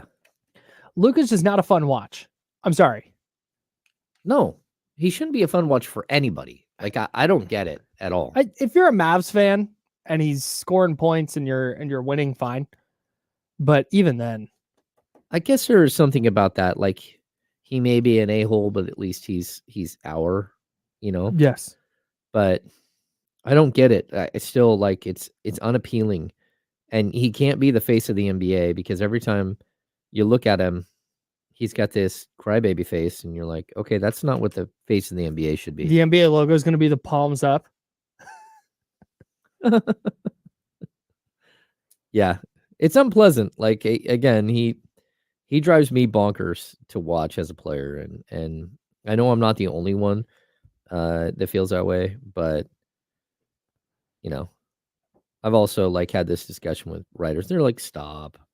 Like, he's incredible. It's like, yeah, I don't think I could sit there and like rightfully write about how great he is every single game. That would be really, really frustrating to do. Somebody asked how I feel about the CP3 experience. The Warriors stink, so not great. But it's not Chris Paul's fault. No, and we saw. And I don't know how much better they would be with Jordan Poole. The Jordan Poole is going to be on the trade block. So I saw a thing that wasn't true. That Mark Stein did not report that. Oh, really? Yeah. Shout out to aggregator Twitter accounts. Someone else had a really good question. James, who is your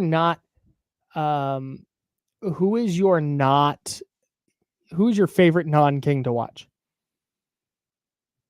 My favorite non-King to watch. Well, I mean, here's the thing, because people will get upset when I say this because they always think of it in the context of who he plays for and how he's playing, right? Mm-hmm. But Steph Curry, watching Steph Curry, there are some things he does that are annoying. Yeah. But watching someone that great to me is a joy to watch. And I also love watching Jokic. Yeah. Jokic is dude. He's nuts. Yeah, Jokic is just like, I think you just want to hang out with him. I think mine is SGA. I watch a weird amount of OKC, and I really love. Did you see the move he put? Speaking of Steph, did you see the move he put on Steph the other night, where he was dribbling left and Steph like reached for the steal? Oh yeah, and he goes behind the back and in one motion grabs it and hits a jumper as Steph is still like falling the other way. It's like it was an unbelievable move, and he's just so methodical and he just gets to his spots. I like that he posts up. I'm in on SGA. I don't love watching him as much because I think that he is still I like players who move the ball, players who are part of a team. And I think he's such an ISO player. And again, he's really, really good. Hey, Anthony Edwards is up there too. Draymond saying, "What are you going to do about it?" And then him closing out the Warriors single-handedly is so sick. Well, that's so dope. I'll say the other thing that's sacrilegious here. watching Tyrese Halliburton is a blast. He's very good. Like if you want to watch highlight reel dunks all game. Yeah.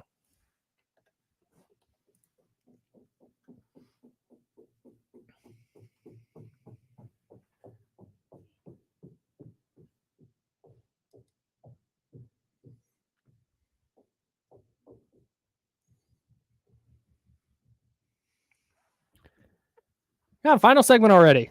It's crazy how fast that happens. D'Lo and KC coming up next at noon. We'll have that for you right here on ESPN 1320. They will take you up to 4 o'clock talking about the 49ers win over Tampa Bay. Mm-hmm. The Kings wins over the weekend. They beat San Antonio and Dallas in their little Texas two-step. And now they are in New Orleans tonight to take on the Pelicans in a first of, I hate calling that a baseball series. Because it's not. It's usually one game, day off, then another game. Okay. That's not how baseball works. It's just like a 2-game swing in a city. Yeah. Yeah. It's kind of a strange series. I'm okay, though. I kind of wish that they would separate. Like, this is okay. Playing a team twice at, like, game, what are we at? The Kings are 8-4, so 13 and 14, right? To me, that's okay because 10 games, you start to know who you are a little bit. I don't want to see the Kings playing a division rival twice in the first week of the season. Like, that doesn't make any sense to me because the Warriors aren't who the Warriors are going to be, and the Kings aren't who the Kings are going to be in the first week and a half of the season. And so I want a better representative sample before we start playing divisional games. Now, again, you want to play the Rockets twice in the first week of the season, maybe that's okay. You want to play, get that trip out of the way. Yeah, like non-divisional games, that's fine. But like for your big time divisional games, I've never got that. So now the Kings are behind the 8 ball. We could get late in the season and there could be a game that means a ton for both teams. But the teams could be totally different by that point. Yeah. So I would like to see it better distributed throughout the season. So I agree with you. We talked earlier about De'Aaron Fox being an MVP candidate and Domantas Sabonis being in that discussion too. So Matt Moore from, I think he's CBS Sports. He was CBS Sports forever. Now he's Action Network. The Action Network. Action Network. Yep, That's I've known Matt for a long time. So he did these MVP tiers. He has De'Aaron Fox in the second tier right now. Okay. And these are evolving as the season goes. So right now De'Aaron Fox is in tier 2. He has Domantas Sabonis out of the running, along with Tyrese Maxey and Chet Holmgren, because they are not their team's best player. And I actually kind of agree with that. Where Domas is going to have those numbers and he's going to be a top 10 candidate. But I don't think he has a realistic shot of winning it as long as De'Aaron Fox is doing what De'Aaron's doing. No, I understand that. I would also say that if Sabonis, if Fox like misses more time, yes, right, yes, and that the Kings keep rolling, not like they did in the first week of the season when Fox missed time, but again, and I kind of feel the same way about like the injuries. If like the Fox injury would have happened like today, the Kings would look a lot different, sure, than how they look now. Yeah, like right. But that's because as you get deeper into a season, you get more seasoning, time in the pot together and all that stuff. So I don't know, like for right now, I think maybe you're right, but he's still a top 10 NBA player right now or real close to it. No, that wasn't, like I said, he's going to be in the top 10 in terms of voting, assuming everything goes how it's going. And I think that's kind of interesting because when you put, like when Kevin Durant went to the Warriors, it was, well, neither Steph nor KD can win the MVP because they cancel each other out. And I don't think this is necessarily that. I just think that when you look at what both players are doing, to me, De'Aaron Fox is the Kings' best player. And if they were going to have an MVP, that's who I think it would be. And again, not saying that means Domas is less valuable or shouldn't be in the conversation or getting votes or whatever it is. I'm just saying when it comes down to the voting and when people are going through their process of picking who it's going to be, I think it would be Fox over Sabonis because of that. No, that makes sense. And that's why you're going to, when people do these tiers and stuff, like as long as they're reasonable, I'm okay. like even still, I would put Fox in a like slightly higher tier. Yeah, do also, Kyle, we do have some somewhat breaking news. Keon Ellis is officially out tonight. Alex Len, Trey Lyles are officially out. Kevin Huerter is questionable with left finger sprain, and Sasha Vezenkov is questionable with left thumb soreness. From blocking that shot, probably from being too big of a shot blocker. He's gonna be like Willie Cauley-Stein. He will never try to block a shot ever again. Oh, then he blocks one shot. He's like, I'm done. My thumb. Yeah. hope it's nothing serious for him. I was trying to find Matt Moore's MVP tiers here. God, this guy tweets a lot. Holy Matt smokes. does tweet a lot. Bro, I tweet a lot. Do you know how much you have to tweet for me to be like, dang, that guy tweets a lot? Hang on. We're still going, coach. Wow. Oh my God. Okay, here we go. I found it 4 hours ago. All right. So, and he has deleted all of the other tweets. Cool. Never mind. Bit over.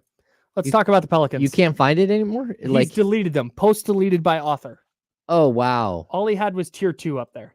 Oh, wow. Halliburton was last cut from tier 1. Tatum dipped a bit in the last 10 days or so, down to 27 points per game. Tatum hasn't had to be a top level for the Celtics to be the best team. Fox 32-6 on 51, 42, 76 with 2.3 stocks. That steals some blocks. The Kings are 6-1 with him, and so he is in the second tier with Donovan Mitchell, Kevin Durant, Giannis Antetokounmpo, Tyrese Halliburton, and Jason Tatum. That's tier 2 right now. I love this live radio. Kenny has left something in the room that's ringing. Oh, I don't know what, but thanks, Kenny. Hey, and Jesse's not even in watching on the stream for me to tell him to get it. Cool. Awesome. All right. Excellent. Kings Pelicans tonight. New Orleans struggling a little bit with injuries. Who would have thought that the New Orleans Pelicans would be banged up? I did. Literally nobody could have seen this coming. I saw it coming. I did, Kyle. I saw it coming. Pelicans 2-6 in their last 8. You have that the Kings should split these, or I would let me ask you this way.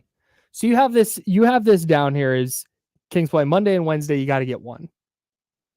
If I give you 1-1 right now, if I say, hey, the Kings are gonna go 1-1, are you taking that, or are you gambling hoping they go 2-0, assuming they're not gonna go 0-2?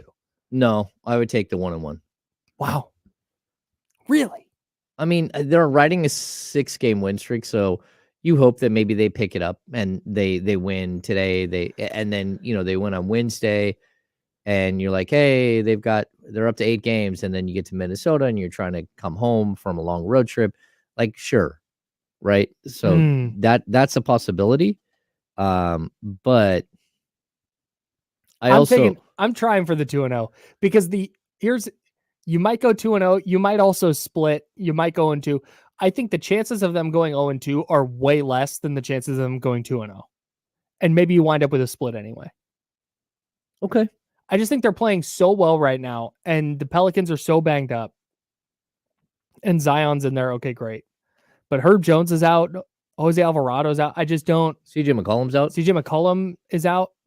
I'm not buying the Pels as they're currently constructed. See, and this is what kind of, again, getting back to the question that we had earlier, or the discussion we were having earlier, this is what kind of sucks for the Pelicans. You're facing the Kings who, in all reality, you could be in a battle for whether it's 2, 3, 4, 5, 6, 7, 8, right? Mm-hmm. You could be in a battle with them for a playoff spot, and here you are facing them in November with half of your roster out. And if we get to March, this team could look very different. You have to play some teams in November. No, that's true. No, but I mean the 2 games against a team right away. Yeah. Is why I think it's different. Even like the Houston, I said, the Houston thing is a Houston thing. But like if the Kings are playing the Houston Rockets twice on like March 3rd and March 5th, right? Like the Rockets are going to look totally different. There's probably, at least I don't think that they're going to be a team that's holding up and like is a top tier team. I mean, I think they're already fallen to 6-5. So they're not that team right now. But for me, I would kind of like a safe bet. I would split that series. I don't know. We had this thing last year where the Kings got to 4 games over 500 like a bunch of times early in the season. Yeah. They couldn't get to 5 games over 500. I don't think that that's going to be a problem at all.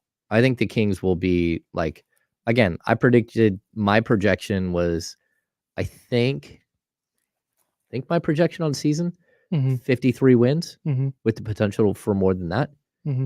Yeah, I think we're starting to see that this is who this team might be. Yeah. So I don't see why not. Yeah. So they've played 12 games. Oklahoma City's played 14 games already. Yeah, that's the other thing. The Kings haven't played as many games as a lot of these other teams. Dallas has played 14. The Lakers have played 14. Houston's only played 11. Wow.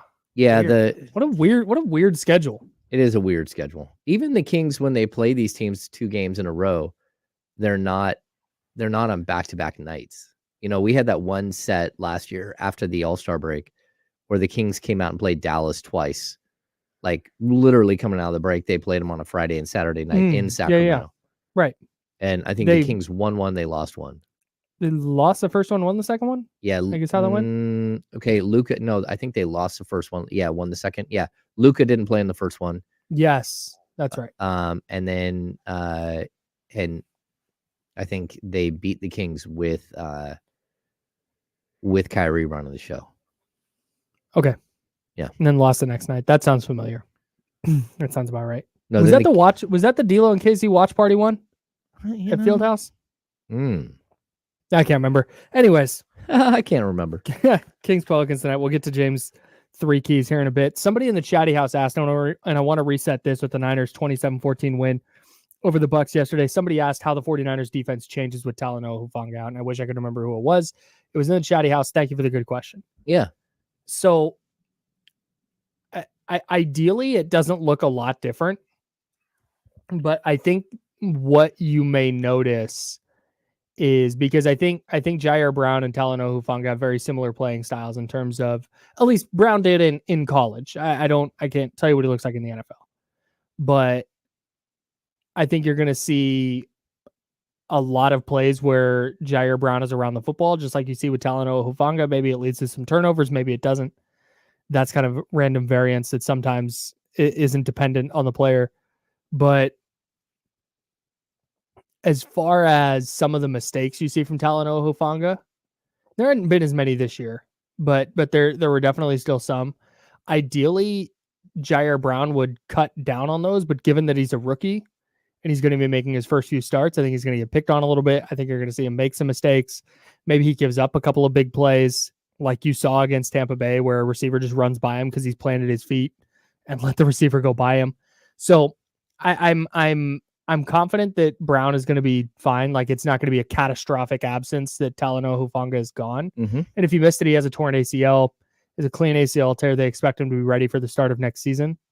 But this year, I think ideally there wouldn't be much of a drop off. Yeah, I don't think so either. Especially like you don't love their depth at defensive back. Like, they do have enough that you think a guy could move over and play safety a little bit too. That's probably a better cover guy. Yeah. Like, if you more need athletic, it. Yeah, more athletic, more of a cover guy.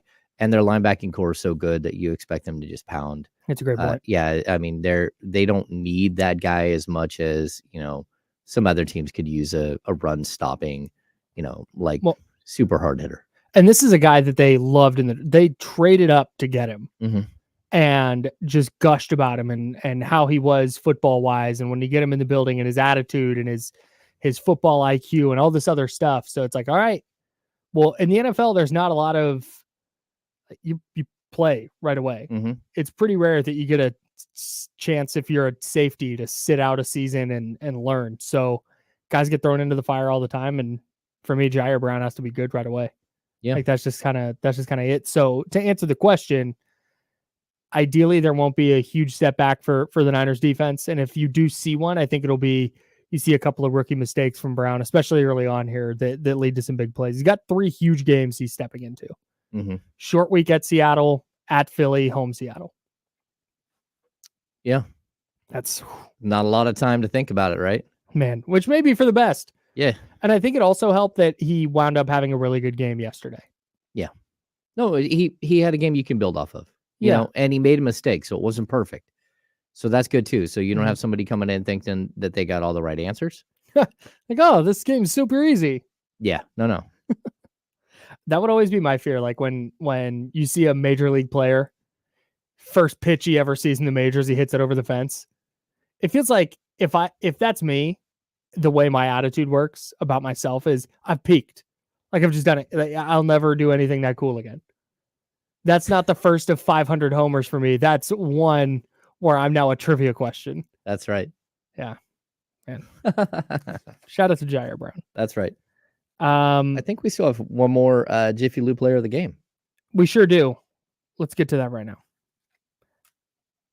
Oh, I was going to hit the drum roll. Hang on, James. Hang on. There it is. Head over to ESPN1320.com right now. Hit the Jiffy Lube contest page. And at that contest page, you are going to enter the code word Duarte. Chris Duarte is our Jiffy Lube Fast Break player of the game for the Kings win over the Mavs. So you're going to head to ESPN1320.com. There's a Jiffy Lube contest page right at the front. You hit that. You enter the code word Duarte, Duarte. That's right. Duarte. So Chris Duarte is our player of the game. Did he have the most points? No. Did he have the most blocks or rebounds or sit? No. But the fact that he was in and out of the rotation, his minutes were fluctuating, he couldn't stop fouling, and then in his first opportunity to start and run for 30 plus minutes with the starters, he turns in his best performance of the year. Bravo. That was big time. That could have been one of those things where Kevin Huerter's out and it just bogs down the offense. Oh, totally. And now Chris Duarte goes out. He's messing up the offense. He's fouling on the other end. And all of a sudden he's played 12 minutes and the Kings are scrambling to try to figure out how to replace Kevin Huerter. Yeah. I mean, what you didn't get was like 22 minutes of Keon Ellis and 8 minutes of, well, maybe you did get 8 minutes, but 12 minutes of Colby Jones trying to fill in a roster spot while you're trying to cling on to a win. I think it's Duarte is very deserving. And, we've been hard on Chris here, when we have to be. When he's We've been straight up haters, bro. I'm joking. I don't think we're haters. No, we're not. We're not. No, it's been if you have been super thrilled prior to last night with what you've seen from Chris Duarte, I don't know what to like. He hasn't been awesome. No, he's out there like kung fu fighting. Yeah, there's been a couple of plays here and there. He's hit a 3 here, and good defensive play there. But on the whole, it was not good. I think he came into last night averaging 7.9 fouls per 36. Per 36. Hey, that's too many. That's Kyle. That's too many. That's entirely too many. It's entirely too many. No, he was awesome. So it's not always our Jiffy Lube Fast Break player of the game is not always going to be the best player statistically, the best player defensively. Sometimes it's going to be the player who kind of steps up and shines in a particular area in a particular game. And that was Chris Duarte last night. So shout out to him.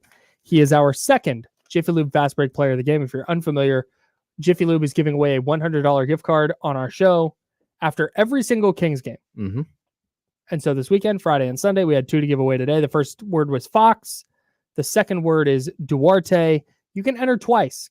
Get yourself 2 opportunities to win that $100 Jiffy Lube gift certificate. And tomorrow you can enter again because the Kings play again tonight. Oh my God, that's so many gift certificates. It's raining gift certificates, Kyle. Yeah, it is. Hallelujah. Shout out to Chris Duarte. All right, let's get to our 3 keys for a Kings victory against the New Orleans Pelicans tonight. James, number 1. Number 1 key. Did I write these down somewhere? Let's see. Yeah, the first one was split the games. Split the games. Okay. I guess that's more of a overarching key. So I guess start with number 2, then go to 3, then I have 1 that we can get into. Okay, you said we start with number 1, just split. Go to number 2. Keep them off the line. The Pelicans are 8th in the league in free throw attempts. Play defense without fouling. That is one. It's not easy. So much. It's not easy though, because Zion is a bull, like breaking things. Here's my thing with defending Zion. He's gonna get to the line. He's gonna get some foul calls. Don't let it be on. Oh, he's going by and you're going to reach in and try and knock the ball away. and you slap him on the wrist. Yeah. Make sure it's a foul that counts. Mm-hmm. And if you're going to foul him as he's going up for a shot, really try to like wrap him up and not let him get a shot on the rim. Yeah, he's crazy strong. He's also not off to the same start that he was in previous seasons where like you're looking at him right away as an MVP candidate. Right. But when their forwards are healthy, they're tough.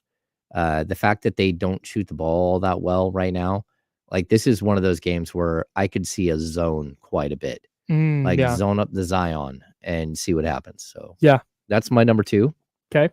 Number 3. You want me to hit? I guess now you're number 2. Okay. And then my number 3 is ignore the back-to-back. Keep the win streak alive. Like this is one of those games where you have excuses for why you lose the game. Just don't go lose it. Go out there and win it. Key for me is to start fast. You don't want to be in a spot where you're battling uphill on the second night of a back-to-back. Yeah. Like get out to that fast start. I think a big deal from last night was that the Kings got to rest De'Aaron Fox. He didn't play in the fourth quarter, right? I don't think so. If he did, it was very minimal. Yeah, it wasn't a lot. So the fact that they got that rest in the fourth quarter last night where their guys weren't all playing 37, 38 minutes where they're grinding it out. Yeah. De'Aaron Fox, 3.5 minutes in the fourth quarter. Domas, 4.5 minutes. Keegan, 3.5 minutes. So not a ton of action late in that game. Should be relatively fresh, at least to start this one, because that's where the second half of the back-to-back really sets in. In the second half, it's the tired legs. The jump shots start to come up short. So I think get out to a fast start. Don't try and battle uphill against a team that wants to try and live at the free throw line. Yeah, and maybe, you've got some young players here that are with you on the trip. Maybe you rely on them a little bit here. You're Colby Jones, you're Davion Mitchell, who hasn't played that much. Maybe Kevin Huerter comes back, but he's got fresh legs. So there are a lot of things you can do here that could kind of combat that second night of a back-to-back. I think they're going to get them both. I don't buy New Orleans. I'm sorry. Oh, okay. Maybe I'm wrong. Maybe I'm way off base on this, but New Orleans as a collective, when they are fully healthy, like I see the vision. Okay. I see what they're trying to do. And if you're getting all-star Zion with CJ McCollum running things, Herb Jones is an excellent defensive player and he's starting to come around offensively. You start to see like, oh man, like that Larry Nance Jr. is in there wreaking havoc inside. You're going, man, you see how these Valanciunas. Jonas Valanciunas. And then you get Herb Jones is out. Oh, now CJ McCollum. It's just like, all right. They're fine. Like they're okay. It's not like I think the Kings are going to go win by 4. They should win by 40 each night, but they should definitely. They're going to be the better team. Okay, like by a pretty significant margin. Okay, they were the better team in Dallas. They were, and there was no question about that. Yeah, and New Orleans is pretty dramatically worse than Dallas. And as we talked about, the Kings are at least going to have the best player on the floor and should probably have the 2 best players on the floor, even on the back end of a back-to-back. Okay, so that's what matters to me. I'm with you. I'm trying for the 2-0. You're taking the split. I'm hoping for both. We didn't do bad props. Oh my God. That's fine. We'll get to it tomorrow. What a mistake. Mad props tomorrow. What a mistake. What a mishap. Mad props tomorrow. We'll have Kings and Pelicans breakdown for you as well. But before that, D'Lo and KC are next right here on ESPN 1320. How did that happen, Kyle? I blame the chatty house, honestly. Right there. Damn it, Kyle. I agree, Rob W. All right, I have to clean everything up in here. All right, y'all. I'm going to get running. I'm going to get out of Jesse's house. way. Jesse's going to beat me if I don't. So I'm out. Thanks, guys. Appreciate y'all.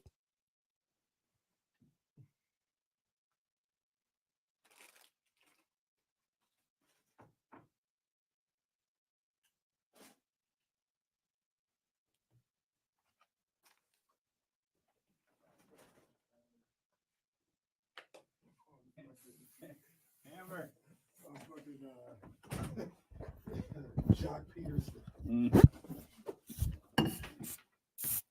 How you feeling, James? Nothing better. I'm all right, but certainly didn't feel all right this morning when I woke up at 5:30 in the morning. Can't breathe. I should be fine now. Just making... No, that's true. Yeah, got a few days off of that. And you left something in here that was ringing during the show loudly. Oh, you know what it was? It was my iPad. I don't know why it's connected to my. All of a sudden, I'm like, it's ringing. Damn it, Kenny! I don't know why FaceTimes are connected. I don't know, man. What?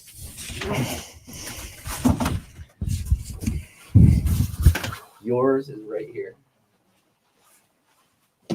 Got you. Thank you. Good office spread the lesson. So, right. I got it today from home, so I can be there to watch the game. Yeah, perfect. Oh, Yes, sir. Yes, sir. Yes, sir. raspy voice.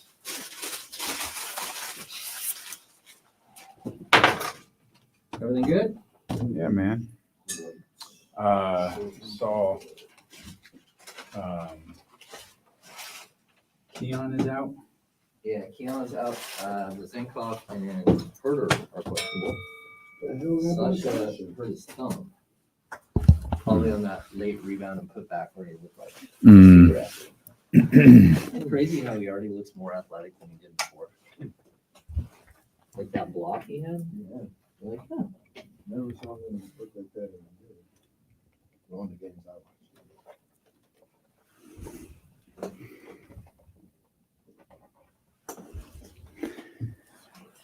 What's up, y'all? What it is? Oh, what's up? Yeah, in here for you. 6 straight, baby. My man. Right around that number.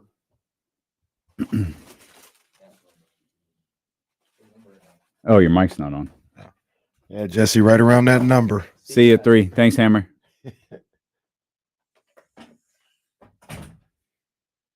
No, I was just telling you, I said right around that number. It never goes in between 5 of that number.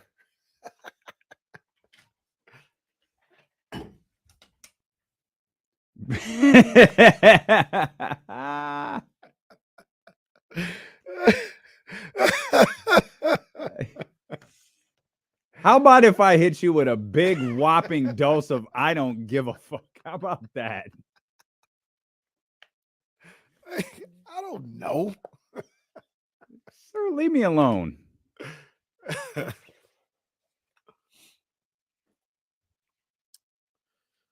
Hell yeah, Rams. You know, I'm watching that Mal Invitation. I haven't watched any of the games today, if they've started or not. But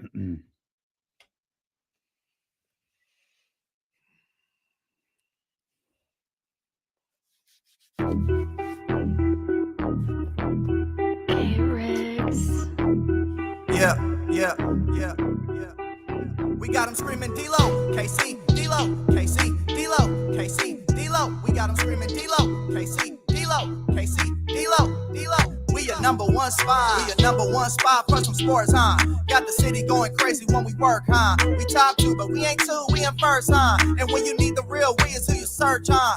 D-Lo, KC, D-Lo, KC, D-Lo, KC, D-Lo. We your number one spot. All right, come on, man. What it do? One more time. We had 2 wins over the weekend. Y'all know what it is. Sacramento Kings, 6 straight wins. Yeah. A perfect weekend for my partner. Come on. yeah. They do not know what Sacktown brings. When on the low, that's a Sacktown thing. Talking about us, it's a bounce out thing. Plus they forgot we some Sacramento Kings. Whole squad going crazy, yeah, we back with it. Northern Cali going crazy, 1 sack winning. If you doubted us then, ain't no back spinning. This is real right here, ain't no catfishing. So tell me what you see now. See Coming down now. the lane off the rebound. Rebound. It's 9-16 now. Look toward the sky like the beam now. Tell them like the beam, Hey, like the hey, beam now. 6 straight wins. Come on, man. What's up, yo? What up? Welcome in here to the Monday, November 20th edition of D-Lo and KC. I'm Damian Barling. The ultimate needle mover in God mode himself. He's Kenny Caraway. Yes, sir. Acknowledge me. And we're joined right now by De'Aaron Fox. I'm in God mode. Y'all know what it is. Come on, man. Ooh-wee. Come on, man. The Sacramento Kings have one of the best players in the entire league on their roster. Yeah, he's His him. name's De'Aaron Fox. He's him. Oh, my stop goodness. playing with this. What I'm he did sorry. over the weekend. I'm sorry. the Sacramento Kings have two of the best players in the league. Talk about it, though. In their uniforms. Talk about it, though. Come on, man. De'Aaron Fox and Domantas Sabonis up there with the top combos, top two-man duos in the entire league. Facts. And they need to start respecting Domas. Real talk. I don't know. I have a theory. I've I've got a theory. We'll dive into it later. Tired of playing with these people, man. Start respecting this man. I have a theory on why that might be the case. It Why could they be don't? way off. Yeah. I could be way off. It could be as simple as guys like Chris Mannix are just lazy. Guys like what's his name? Kevin O'Connor. Hey, just lazy. Kings fan was on his head weekend. Oh, Kings fan was as they should be. It was getting As that they Kevin should be. O'Connor. As they should be. Because he would say some stupid stuff too. Instead of just saying, like, yo, he's killing. Like, you always got to put some kind of caveat on it. Like, sometimes you just got to say, I have nothing to say today. He's the guy's balling. We don't need no caveats. So he's playing, but it's not going to matter until we see it in the playoffs. You know? Shut the hell up. Because in the next week, you talking about Tyrese Halliburton. How many playoff games he played? Y'all gave Nikola Jokic 2 MVPs before he won a title. You gave Giannis Antetokounmpo 2 MVPs before he won a title. You gave Joel Embiid an MVP before he won a title. Don't tell me this is about how you play in the postseason. Domas is killing it.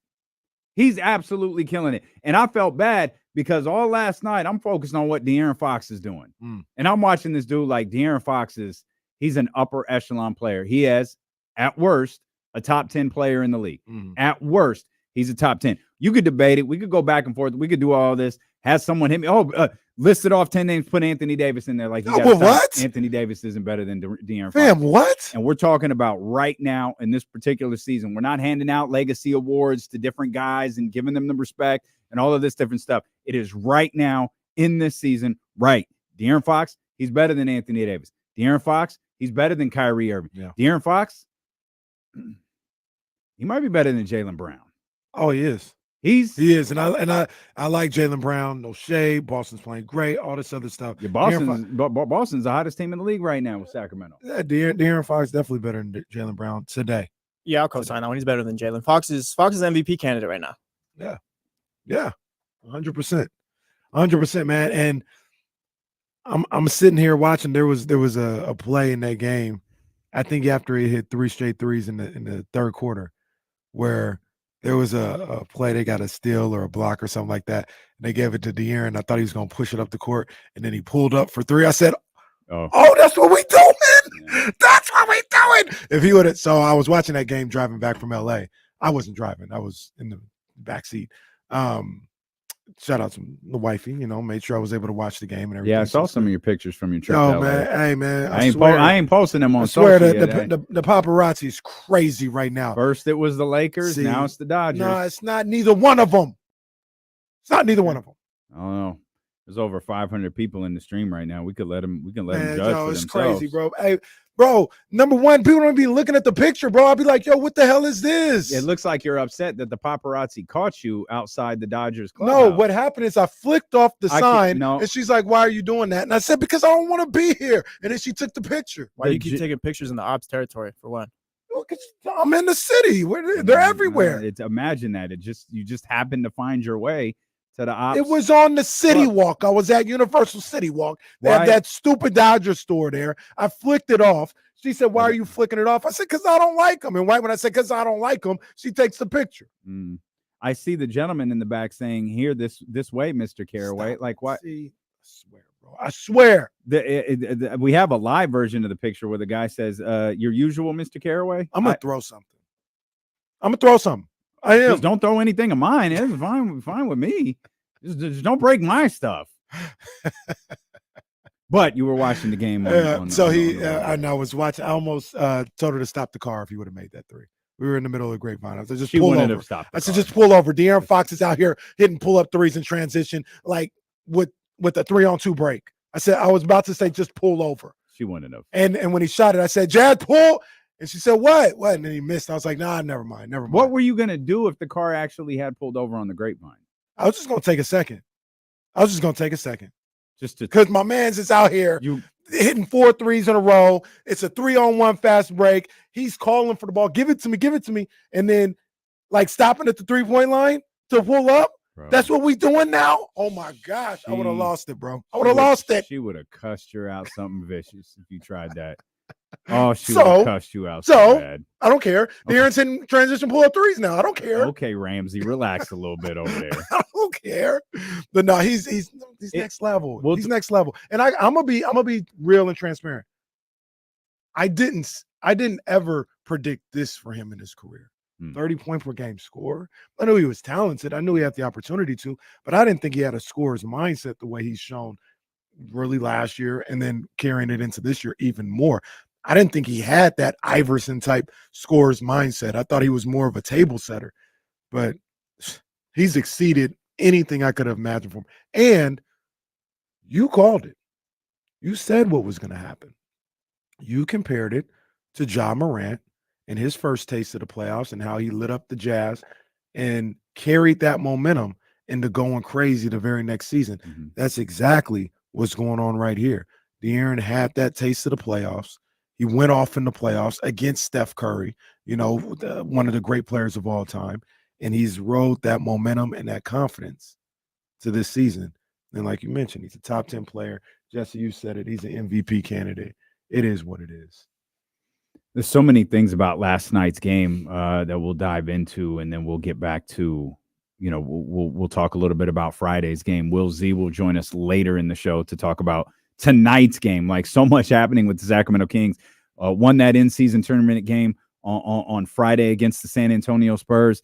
Beat up the Dallas Mavericks last night. Now the Sacramento Kings are in the position that the Dallas Mavericks were in last night. Dallas Mavericks playing on the second night of a back-to-back. You could see them running out of gas. You could see Luka bordering on getting desperate and just chucking shots as the game started to slip away from them. And now we've got, Keon Ellis out tonight. We saw Davion Mitchell. I love Davion's first 20 seconds in the game. Mm-hmm. He's out there. He's clearly pissed off. He's guarding one of our favorites. Like, he is all over Kyrie Irving. And Kyrie, of course, accepts the challenge, gets the shot up, a completely beautifully contested shot by Davion Mitchell. Misses it. You see it go the other way. Davion's going to get a lot of minutes. Chris Duarte started in place of Kevin Huerter last night. Had a really, really good showing. Kevin Huerter right now is questionable. Sasha Vezenkov is questionable. But we know that that Keon Ellis is out. Mm-hmm. And so that creates a bit of a dynamic for tonight's game, a different dynamic for tonight's game. But so many different things to talk about. And I apologize because you wanted to go somewhere else, and I took it in the Fox conversation, and it shouldn't have, because this man needs his respect. Go ahead and talk about 10 the way you were going to. That's my fault, because 10 deserves his respect. Well, that's the beauty of this show. It's 4 hours, and we've got plenty of time to talk about the Sacramento Kings having two legitimate NBA superstars on their team. And I don't care who in the national media chooses to respect Domantas Sabonis or not. He's doing everything that y'all drool over in Denver. Everything. He's not scoring 29 points a game, but in terms of rebounding the ball, assisting, and scoring, he's doing what Jokic does. He is dominating the opposition. Dominating. Dude's really incredible, man. I just can't get over how stupid he's made some of those people look. Just made them look absolutely foolish. Mm-hmm. Man had 27 points the other night against San Antonio, 27 and 14. That game ends, they're showing Victor Wembanyama walk off the floor. I get it. Victor Wembanyama had a hell of a game. Yeah, he's a star. He's a star. His team's 3-9.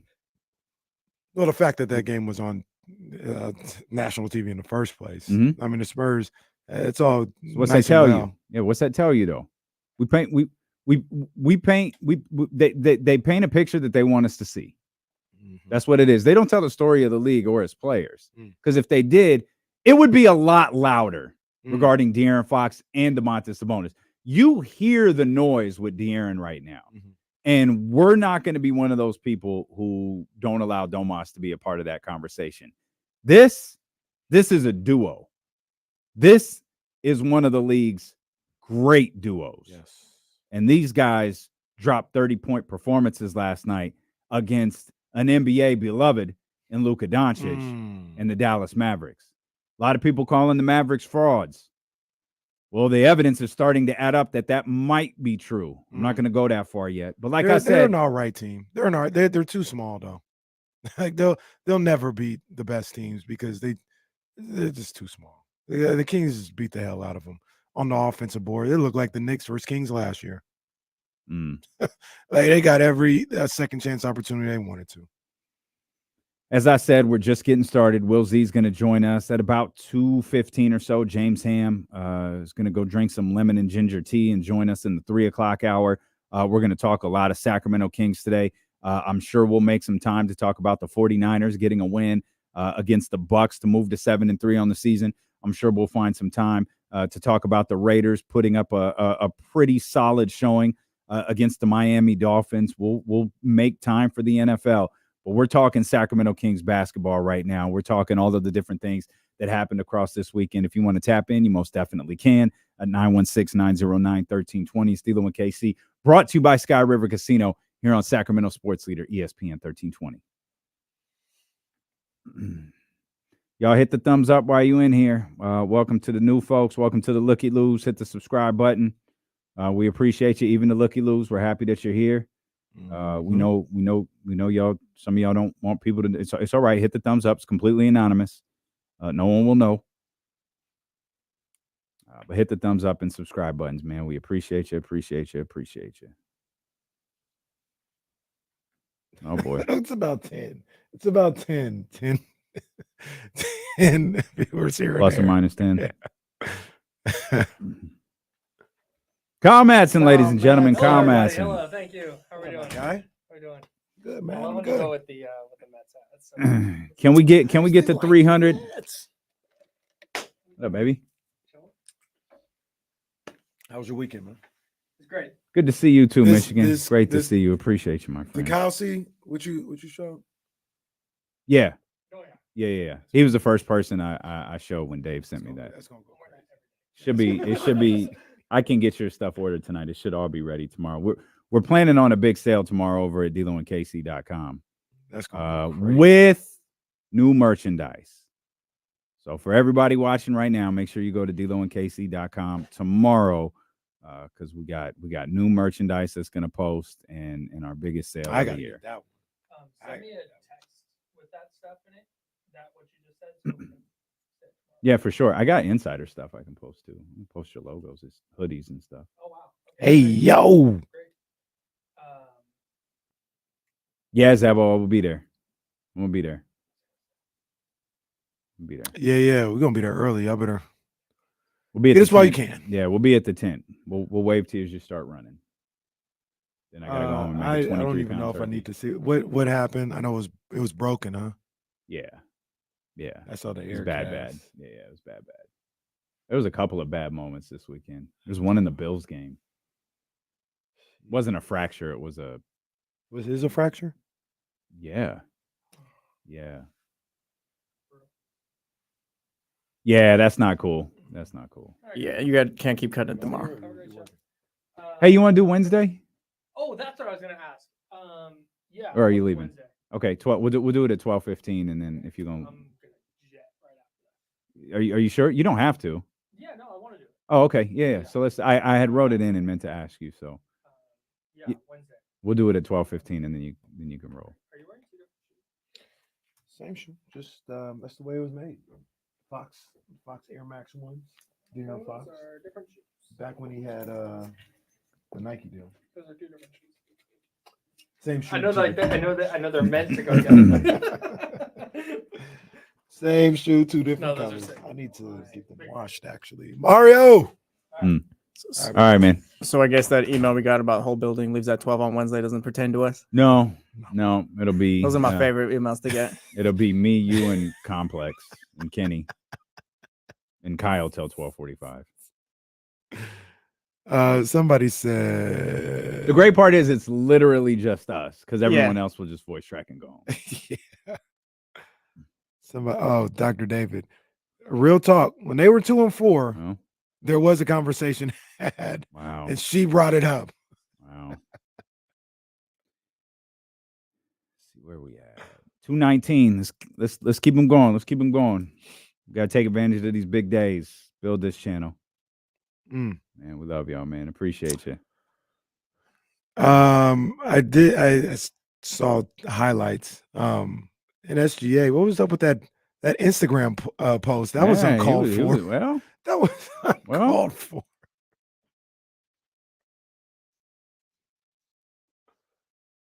Couple big shout outs before we get back to King's business. You just heard, as it always is, D-Lo and KC, brought to you by Sky River Casino. Shout out to Sky River Casino and the Elk Grove Food Bank and all they did for the KSFM Thanksgiving food drive out at the grocery outlet on Friday. Shout out to Michigan Wolverines, who came through with his beautiful daughter. Shout out to my man Bruce and his brother Dean. Man, I'm so mad. I came through. I missed everybody. I had to jet out quick because I had to catch a plane. And it seemed like as soon as I left, and it was as close as I could to like the end. So I was like, man, I'm gonna stay as long as I can, but I gotta go catch the plane. And it seemed like the second I left, everyone pulled up. Yep. My man Damon pulled up. Ramsey pulled up, of course. And every one of them pulled up with donations, man. Bruce. So Bruce came through. Bruce came over. Him and his wonderful family made their donation. And I looked and saw he had the Chatty House Party shirt on. And I'm like, oh, that's dope. And he goes, D-Lo. Like, hey, Bruce. Oh, I was so excited. I was so excited to meet How old Bruce is Bruce and his again? Brother Dean. Oh, I don't know. I sent you the picture. Yeah, I would say he's no older than 11. No, couldn't be.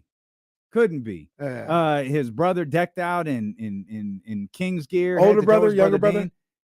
Younger. Oh, okay. Yeah, younger. It was awesome, man. It was awesome. Bruce might be a little older than 11. I take that back. He might be 12, maybe 13. No, he's not 13. He's not a teenager. He's not a teenager. He might be 12 though. So big thank you to everyone that came through, man. We really appreciate you. Most of all, thank you to Sky River Casino and the tribe and everyone who helped make that possible, and their more than generous donation. Obviously, Sky River is such a huge part of this show. And right now, if you go over to skyriver.com and become a rewards member, you'll get $20 in free slot play. You can use your member card while you play, while you dine. You receive special offers like free play. You'll get dining credits. You can get some gifts after that. Sky River rewards add up and up and up over there. So go to skyriver.com and become a member today. Thank you for everyone for participating in the KSFM food drive, Thanksgiving food drive, man. We appreciate you. And if you're going to be out there, run to feed the hungry, terrorist threat be damned, we'll be out there. They got one. That's what's going on. You missed that, huh? I did not see that. Yeah, apparently there was a bomb threat. Oh my gosh. People stop. There was a bomb threat. Why do people got to be such jackasses? As soon as they found out we was going to be there, they started, hey, they ain't going to slow us down. We're going to be outside. We're going to be there. We're going to be outside with all of in you. The morning. One time I got up early on a Thanksgiving, play football. You ever did that? A long time ago, yeah. I did when I was younger. And I did it as an adult. It was still a while ago. It was probably like 10, 12 years ago. It was freezing. Because, you got to get up at like 7 or something. Yeah, it's cold. Cold. Yeah, and so I'm going to definitely be at the Run to Feed the Hungry early because I'm in charge of cooking. So I'm in charge of eating and watching the 49ers. Good for you. Good for you. Job. And if I went out and played football on Thanksgiving, I'd probably wind up the way of Alex Lynn, who is out the next 6 to 8 weeks with a high ankle sprain. As we just mentioned, JaVale McGee's always going to have his ups and downs. Yeah. It's the whole JaVale McGee experience. You just have to understand that going in. It's probably not going to be fluid. It's not going to be pretty. It's going to be an entire encompassing experience. Yeah. And that's what JaVale McGee is. And we're probably going to see a lot of JaVale McGee over the course of the next 6 to 8 weeks while our man Alex Lynn heals up. As we mentioned, Keon Ellis is out tonight. Sasha and Kevin Huerter are questionable. I thought Chris Duarte did a terrific job stepping in for Kevin Huerter yesterday. He did. I want to talk about Chris Duarte, but I just real quick with JaVale. He had a classic last night. That was a classic. Which one? Well, there's only one that stood out for me. There's only one. Was it the? It was the rebound, bring the ball up, and oh yeah. Well. That was the one because I think Malik Monk was on his left. And he's like, "Hey, outlet." Yeah. And he's like, Nah, it's good. I got it. Dribbled it up. And then what happened? Just threw it to Luka. Like straight to Luka. Almost like, here, Luka. And then I think it was either Fox or Monks afterwards. He was, they were like, hey, man, get out of I got it. And then JaVale first was like, hey, what? He's like, no, my bad. It's good, dog. I love JaVale. It's an experience. I love JaVale. It's It's in a different way than the Whiteside experience. The Whiteside experience was not enjoyable. JaVale, I love JaVale. I got love for Well, JaVale. the Whiteside experience was an adventure. It was an adventure. You really never knew. The thing with JaVale is JaVale's capable, right? Mm-hmm. With Hassan, you never knew if he was going to miss a layup or throw the ball into the 13th row.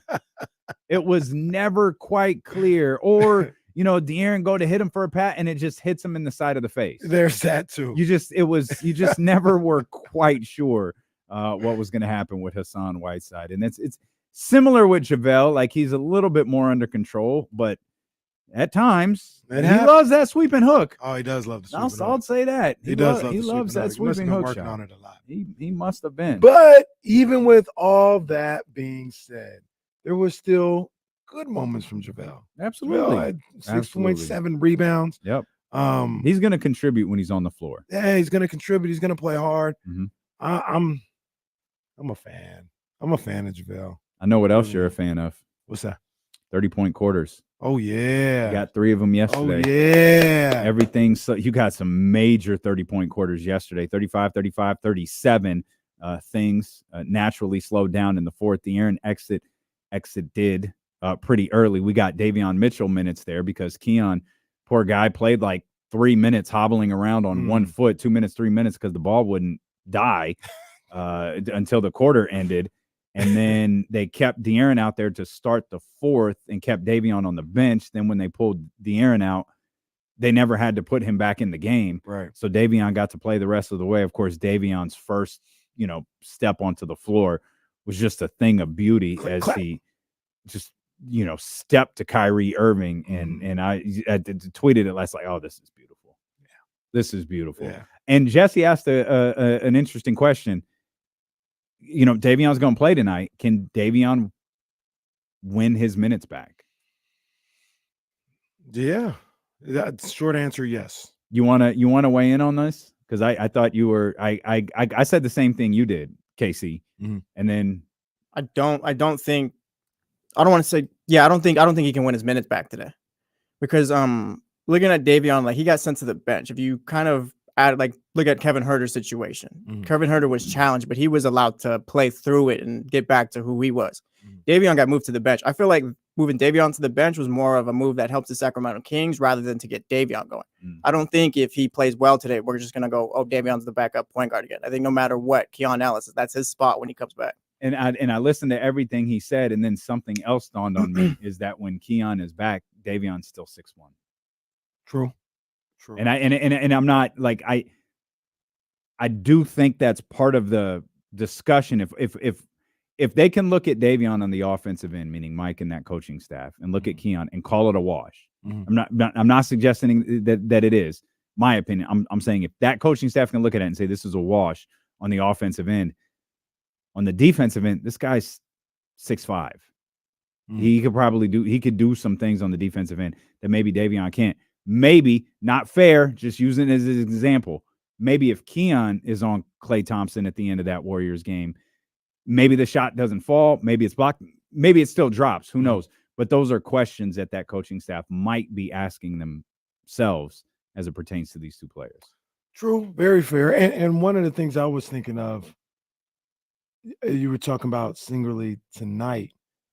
Yeah, I agree. You can't win it tonight. I was thinking Keon might not be back for a couple. Yeah, he was hobbling around a little bit because of the ankle. So when I say win his job, that's kind of, maybe I didn't hear the question right. Mm. I was thinking I without Keon. I think that was the spirit of the question. Even if Davion or Keon's out 2-3 games or whatever, I think Keon's back to backup point guard no matter what. Because it's important to point out, obviously the Kings play tonight. Everyone knows the Kings play tonight. Kings play Wednesday and then they play Friday. Mm-hmm. So that's 3 games in very, very short order.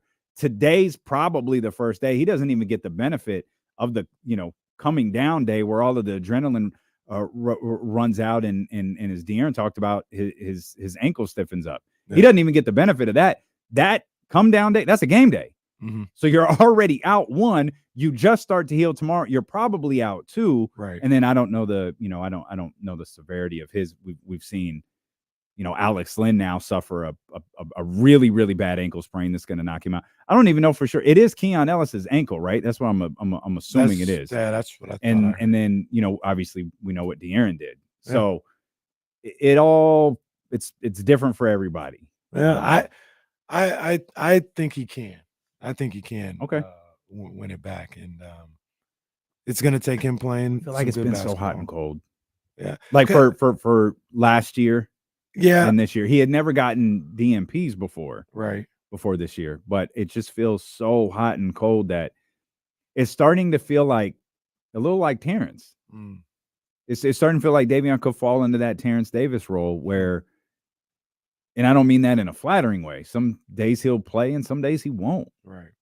Yeah, it could be that. It could be, and it wasn't even just days. Sometimes it was stretches. Right. Terrence didn't play, and then he'd play a game or 2, and then there'd be some more stretches where he didn't.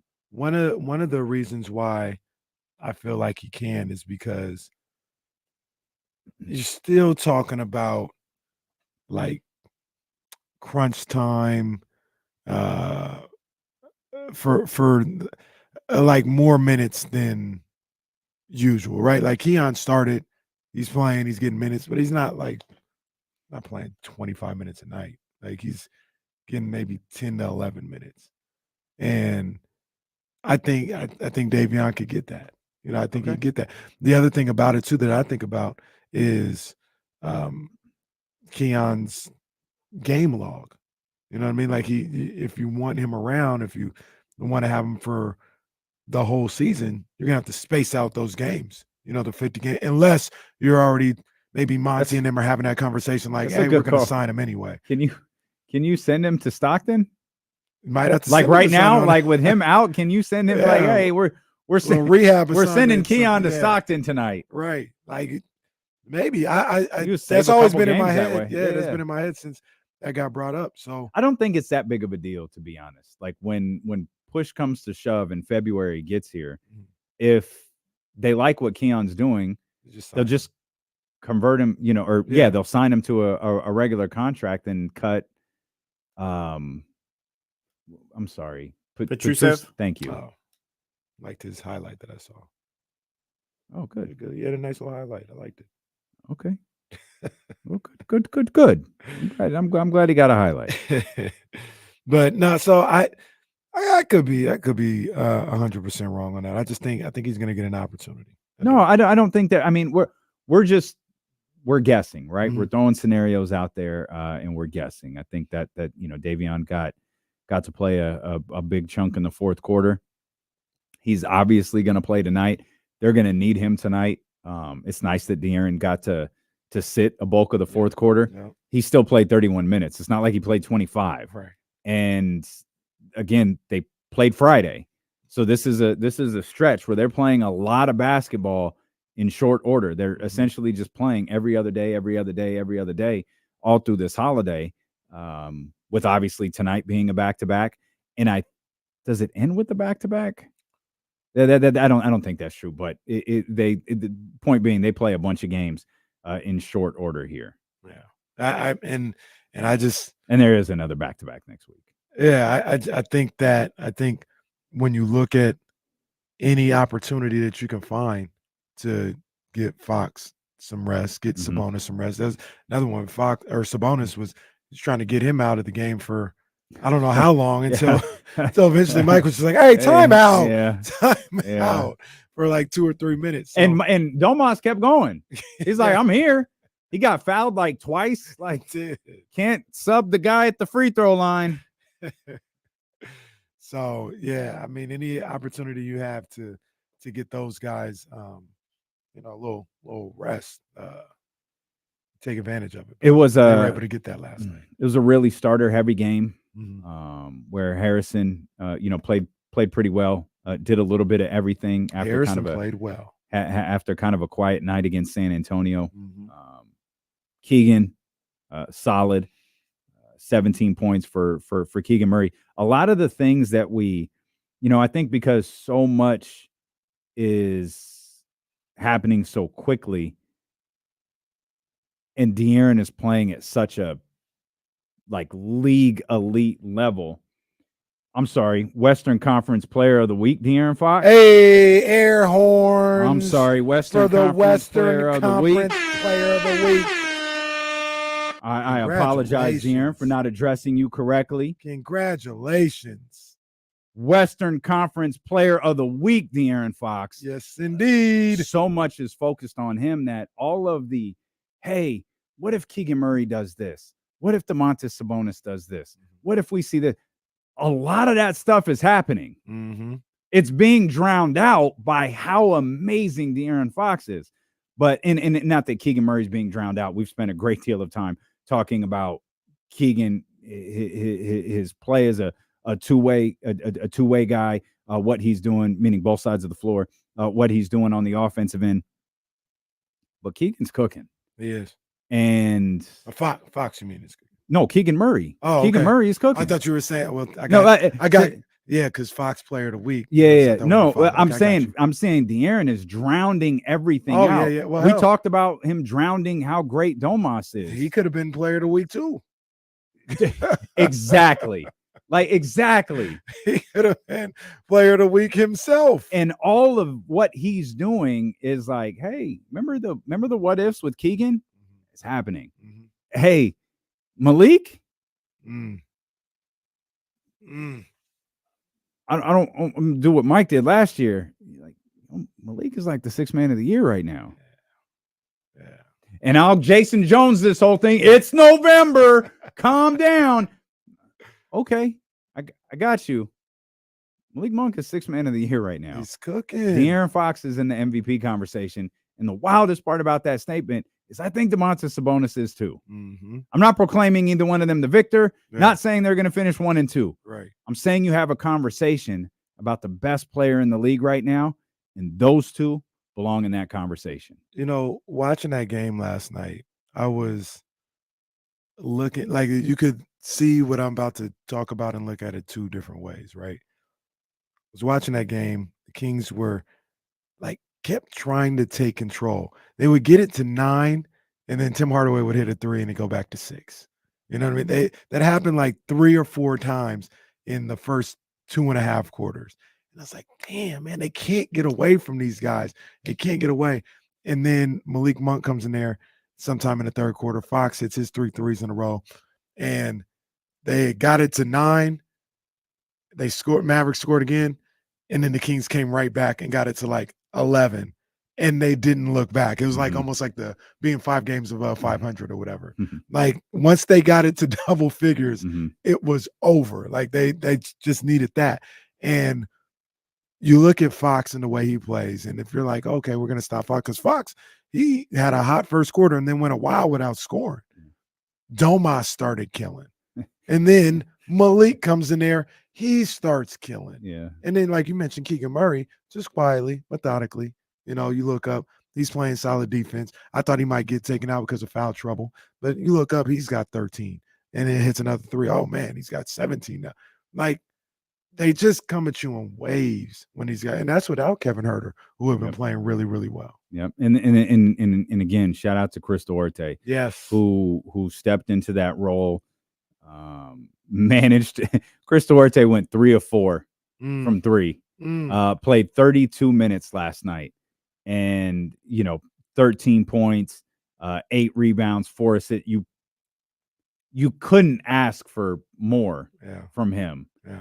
And a masterful job on his part stepping in for Kevin Huerter. I'm glad you brought him up because earlier in the season, we're still early in the season, but still earlier in the season, I didn't like Duarte's minutes at all. Mm-hmm. I said it numerous times. Give them all to Davion. I don't think Mike did either. Yeah, I didn't like. Kept getting smaller, right?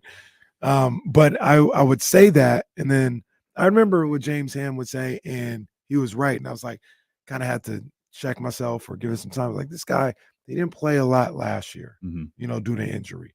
His minutes were up and down due to injury and because of that roster. He's moving over to a new team now.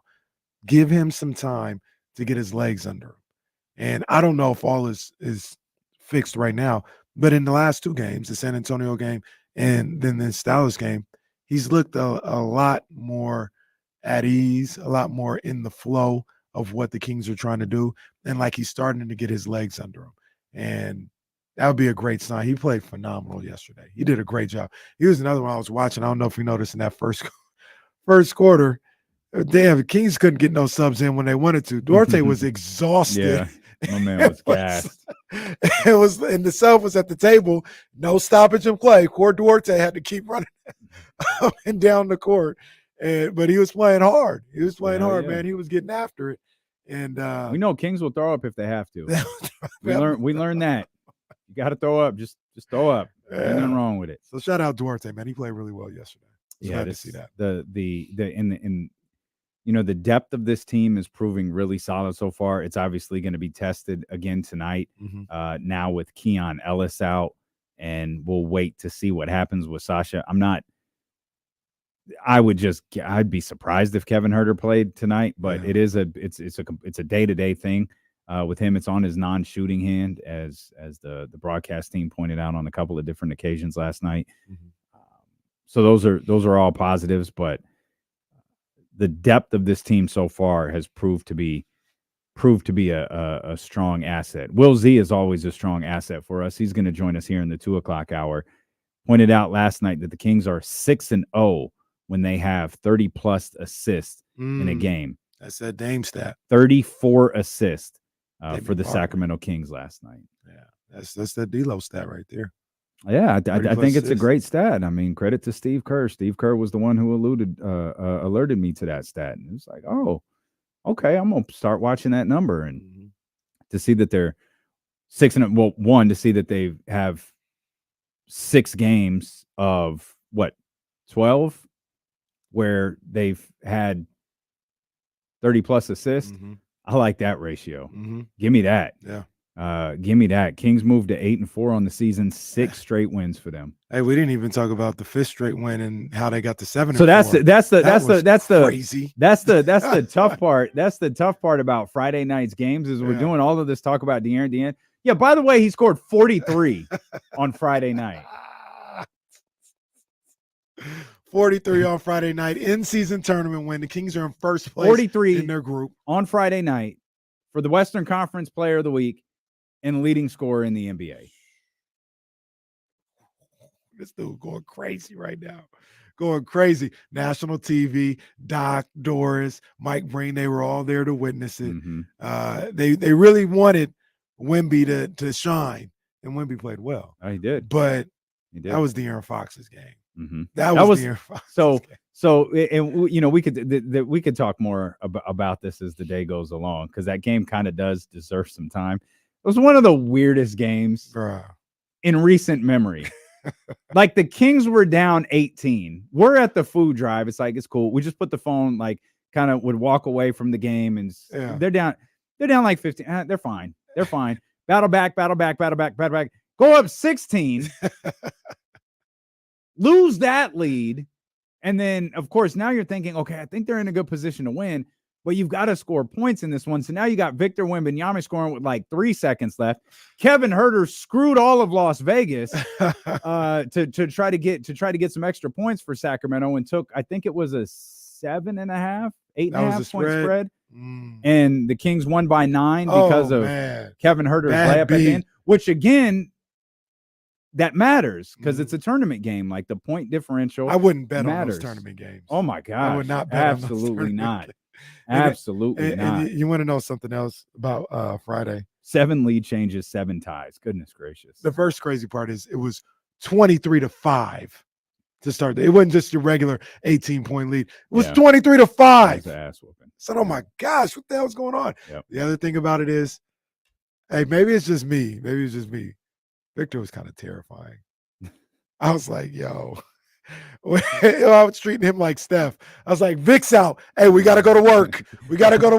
Those non-Wemby minutes.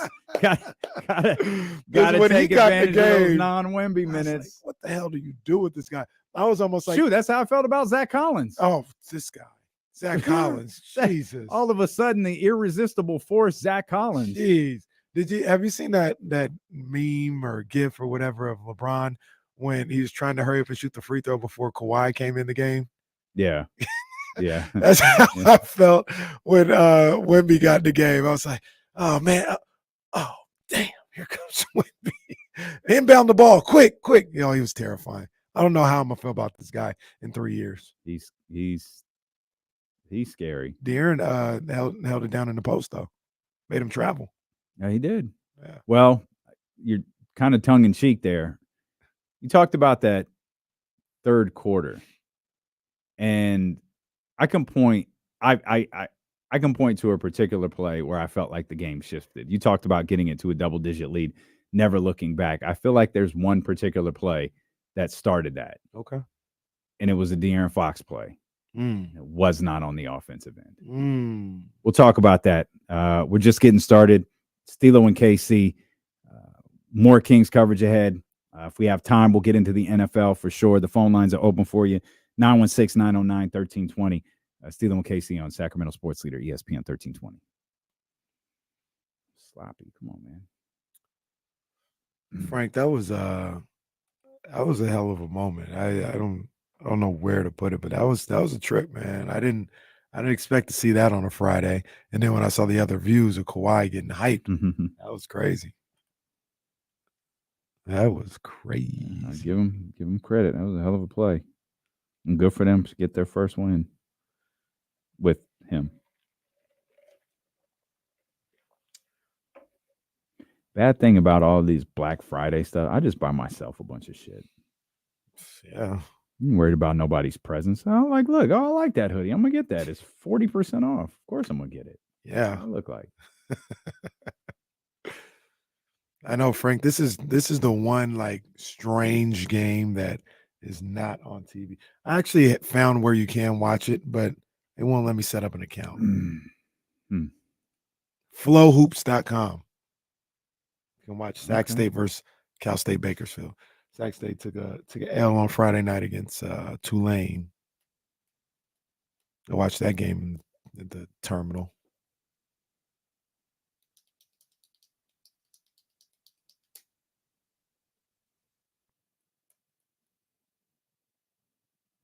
Man, I did not think when Trey Lyles hurt himself that he would be out this long. I don't mean that in any type of way. It's just like, man, that's a tough injury. Wow.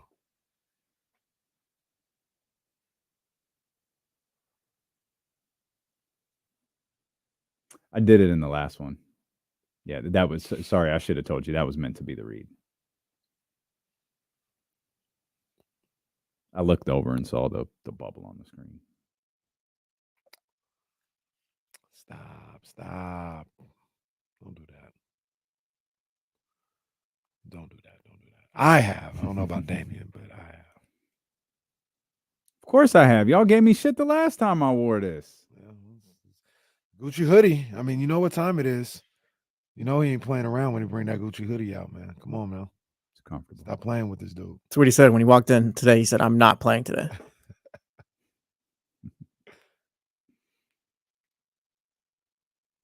Just cussing out the insiders when I walked in. Is Rich still trying to ask someone about the backup safety? Pipe down. Relax, Rich. Rich asking everyone in the building if the Our guy comes in so distraught too. Oh man. Every Monday. He comes, leans on the table, hands to his face. Guys, fellas. It's Monday. Let's talk. And I'm the only 49er. Yeah. Like Jair Brown, what are we gonna do? Can you handle it, boys? How about this, Rich? Just listen. We got a show. We got you. Shout out, Rich. You guys got a show.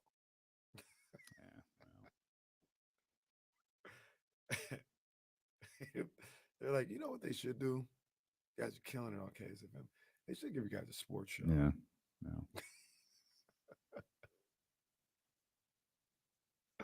No. Oh, it'll happen. I can see that happening. You know what I love the most about JaVale? I loved it his entire career, his run. JaVale runs like he's being sarcastic. Is he the R-Truth of the NBA? Oh, that's a good one. That's a good one. That's a good one.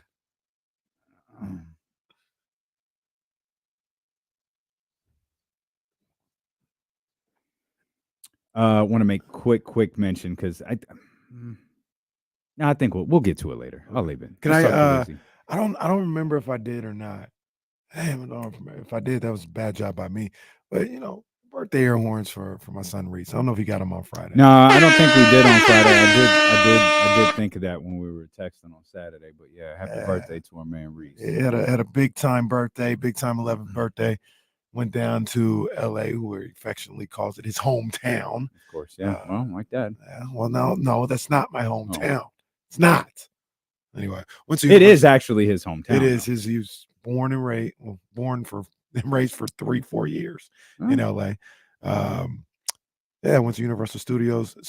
They do a great job. First of all, I think Universal Studios is better than Disneyland. Don't at me.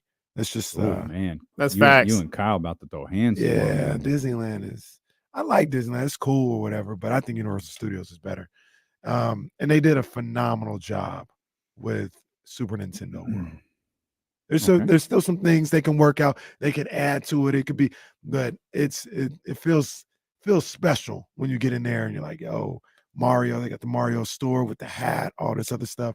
Yeah, they did a really good job with that. And then I want to give a shout out to my people over at Jordan Brand. On Sunday, we went down to the Jumpman LA store. Got a tour of the building. Not everybody gets the tour. You know what I'm saying? I had my boy feeling like VIP. So, he got a tour of all the levels in the building. Went outside on the rooftop court. Got to hit a couple of shots out there. All by himself. That's not a place that you can get to on his own. So big ups to him.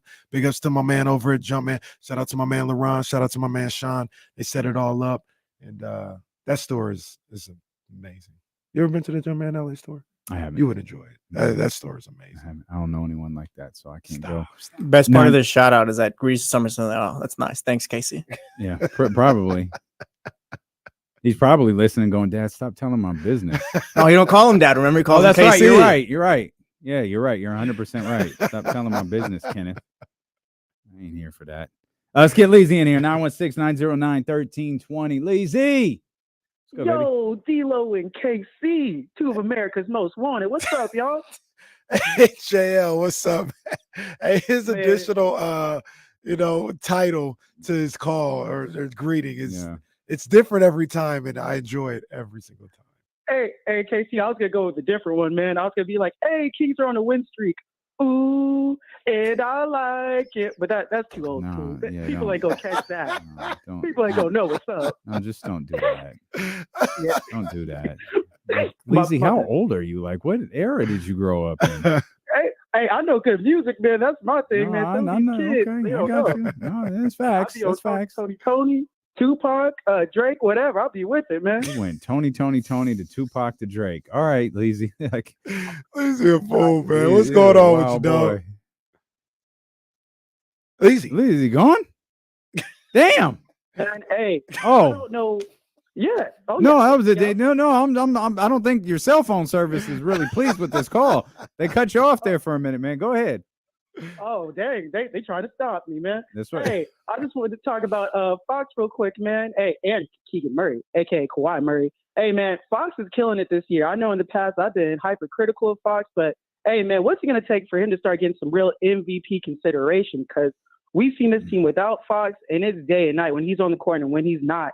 You know, when Sabonis first came over, I thought Sabonis was the new engine, like really powering the Kings. But I don't know. It's looking more like Fox nowadays. And also, do you guys I probably asked this in the past. I always be calling y'all. Do you think Keegan Murray can really step up and take that position as the second best player on the team? Because it's starting to look more and more like the second or the third? I say second. I don't think he gets the second. No. I don't think he gets the second. That's not a slight on him. No, like he's got two All-Pros. That is who Domas Sabonis is. That's his spot. I still think Domas can be the engine.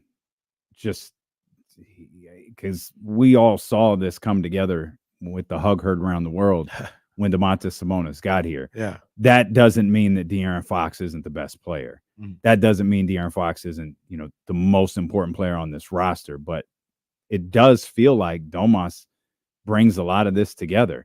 Now, I think they can survive. We've seen them like if Domas is, and no one wants to experience this, but Domas out like a game, 2 games, you're survived that. Domas out long term, I think that's tough because that restructures your game plan a lot. Yeah. De'Aaron, so much, the term has almost become overused, but it's completely appropriate. Domas unlocks something in De'Aaron Fox. And it's created this incredible duo that is one of the best in the league. And you talked about when the Kings finally extended the lead to kind of double digits, and it was like once they got there, they were never looking back. There was a play, I don't remember the score, didn't timestamp it. That's my bad. Should have. Wasn't taking meticulous notes last night. But everyone will know it when I say it. When De'Aaron dove on the floor and got that steal and then hit the outlet, hit the pass so the Kings could get out in transition, I felt like everything shifted right there. And it shifted on both sides of the floor for me in my visual experience watching this. I was more hyped. I was watching the game more hyped. I feel like the Kings responded. It's the high school high thing you talk about all of the time. When the guy does that, oh, yeah, we following suit. We winning for this dude. We winning for this dude. Because that team was busting their ass on the defensive end. Because every minute through most of 3 quarters, I'm fearful of Kyrie Irving. Every time Kyrie had the ball and would do something, get to the basket. I remember what he did last year. He was hitting shots yesterday. I remember, right. And I remember I was like, y'all talking about Luka. I've seen Kyrie shut down a watch party. I've seen Kyrie shut down a packed watch party by himself. And I felt like the Kings' defensive intensity elevated just a little bit more after that play from De'Aaron Fox. And they never looked back after that. Yeah, I think it was a second quarter play on the top of my head. Because I just remember the way he stole the ball, what direction they were going. They were going, if you're watching on TV, they were going to the right. So it was second quarter play. And, it was a great play. It was a great play, great hustle play by your best player, one of your best players, whatever you want to call him. And it is a tone setter, to see that play being made. And I just think that's the type of guys they have. They don't need anybody else to do their dirty work. Fox and Sabonis, even though I like for Fox to not have to guard the best guard all the time or whatever. He's like, I'll do it. You know what I mean? Like, I'll do it. It's whatever. If I need to get on the floor, I'll do that too. And that's just when you have that type of leadership coming from your best players, and a guy like Mike Brown demanding, a certain level of play and intensity from their best players, it's infectious. It's absolutely infectious. What an impressive weekend for De'Aaron Fox. Impressive weekend for De'Aaron Fox and Domantas Sabonis. I said this almost sarcastically. De'Aaron Fox scored 43 on Friday. And it felt 43 that the Kings needed. It felt like he could have had 50. It really did, because I was. You remember what you said before the game? What'd I say? We're out in the rain at the grocery outlet. We got the game pulled up on our phone, collecting donations, doing the whole thing. I'm gonna need a 30-piece for Fox tonight. I did say that. Yeah, he got a 40-piece. Yeah, he got a 40-piece. And I say it felt like he could have had 50 because I remember in that third quarter, he had missed like a driving layup that it's just easy. It was easy work. It's like at the end of the quarter, missed a driving layup, missed like 2 or 3 free throws, and he missed like another one. I think that was going to give him 41. It was like a little floater that went in and out and popped out. Like, he could have easily had 50 that night. Easily have 50. You know what I'm saying? Oh, and I'll say I got one text message from one of the homies. Okay. That's why he the homie, because he don't do no funny stuff. Okay. You know, I think it was Alan. I think you know Alan. Alan was sitting at the table. Alan? Yeah. No. Oh, okay. Yeah. My guy Alan. No, you said Alan like no, I know Alan. Was he swirling wine around in a glass? No. Gimmick infringement? That Alan was that was wild when I saw it. Bro. Bar for bar. Hey. Word for word, bar for bar. We're happy to influence the young generation. Let me just say that. We're happy to influence the young generation. Man, but that Alan was not at my wedding. I thought he might have been at the same table as you. But I got a text from him. Okay. And that's why I rock with my guy, because he hit me up on Friday night. He was like, y'all can come out the West, bro. I said, I know. I said, I sometimes I feel like they might need one more piece. Keegan might be that. They might need another one outside of that. Never know. He said, yeah, I kind of feel the same way. But Fox is unguardable. And, you know, and I mentioned that, number one, to talk about people taking notice. Like, he lives in the Bay Area. He just watches the NBA in general. He knows how nice Fox is. But being on that stage, being on that ESPN stage allowed him to, be able to do that on a big time stage like that.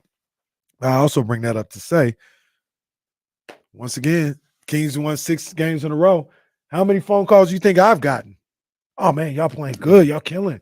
We'll take Allen outside of it because I just mentioned that. But y'all doing good. Have you text messages? Oh man, y'all look nice out there.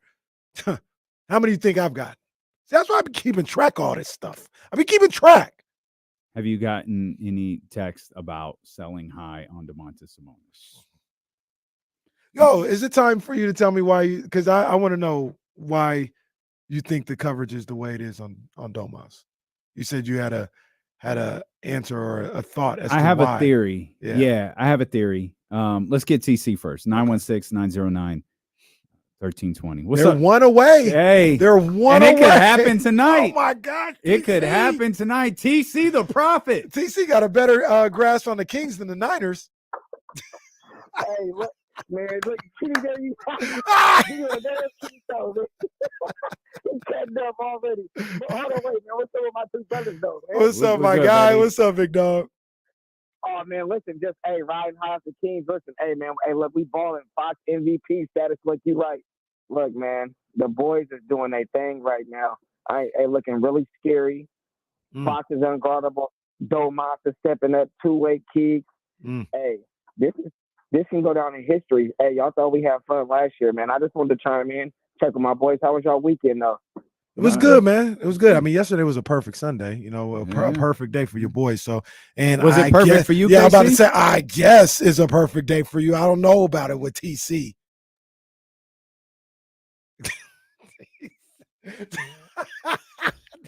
I didn't know we were still talking to TC. I cut him on that. I didn't know we were still talking to him.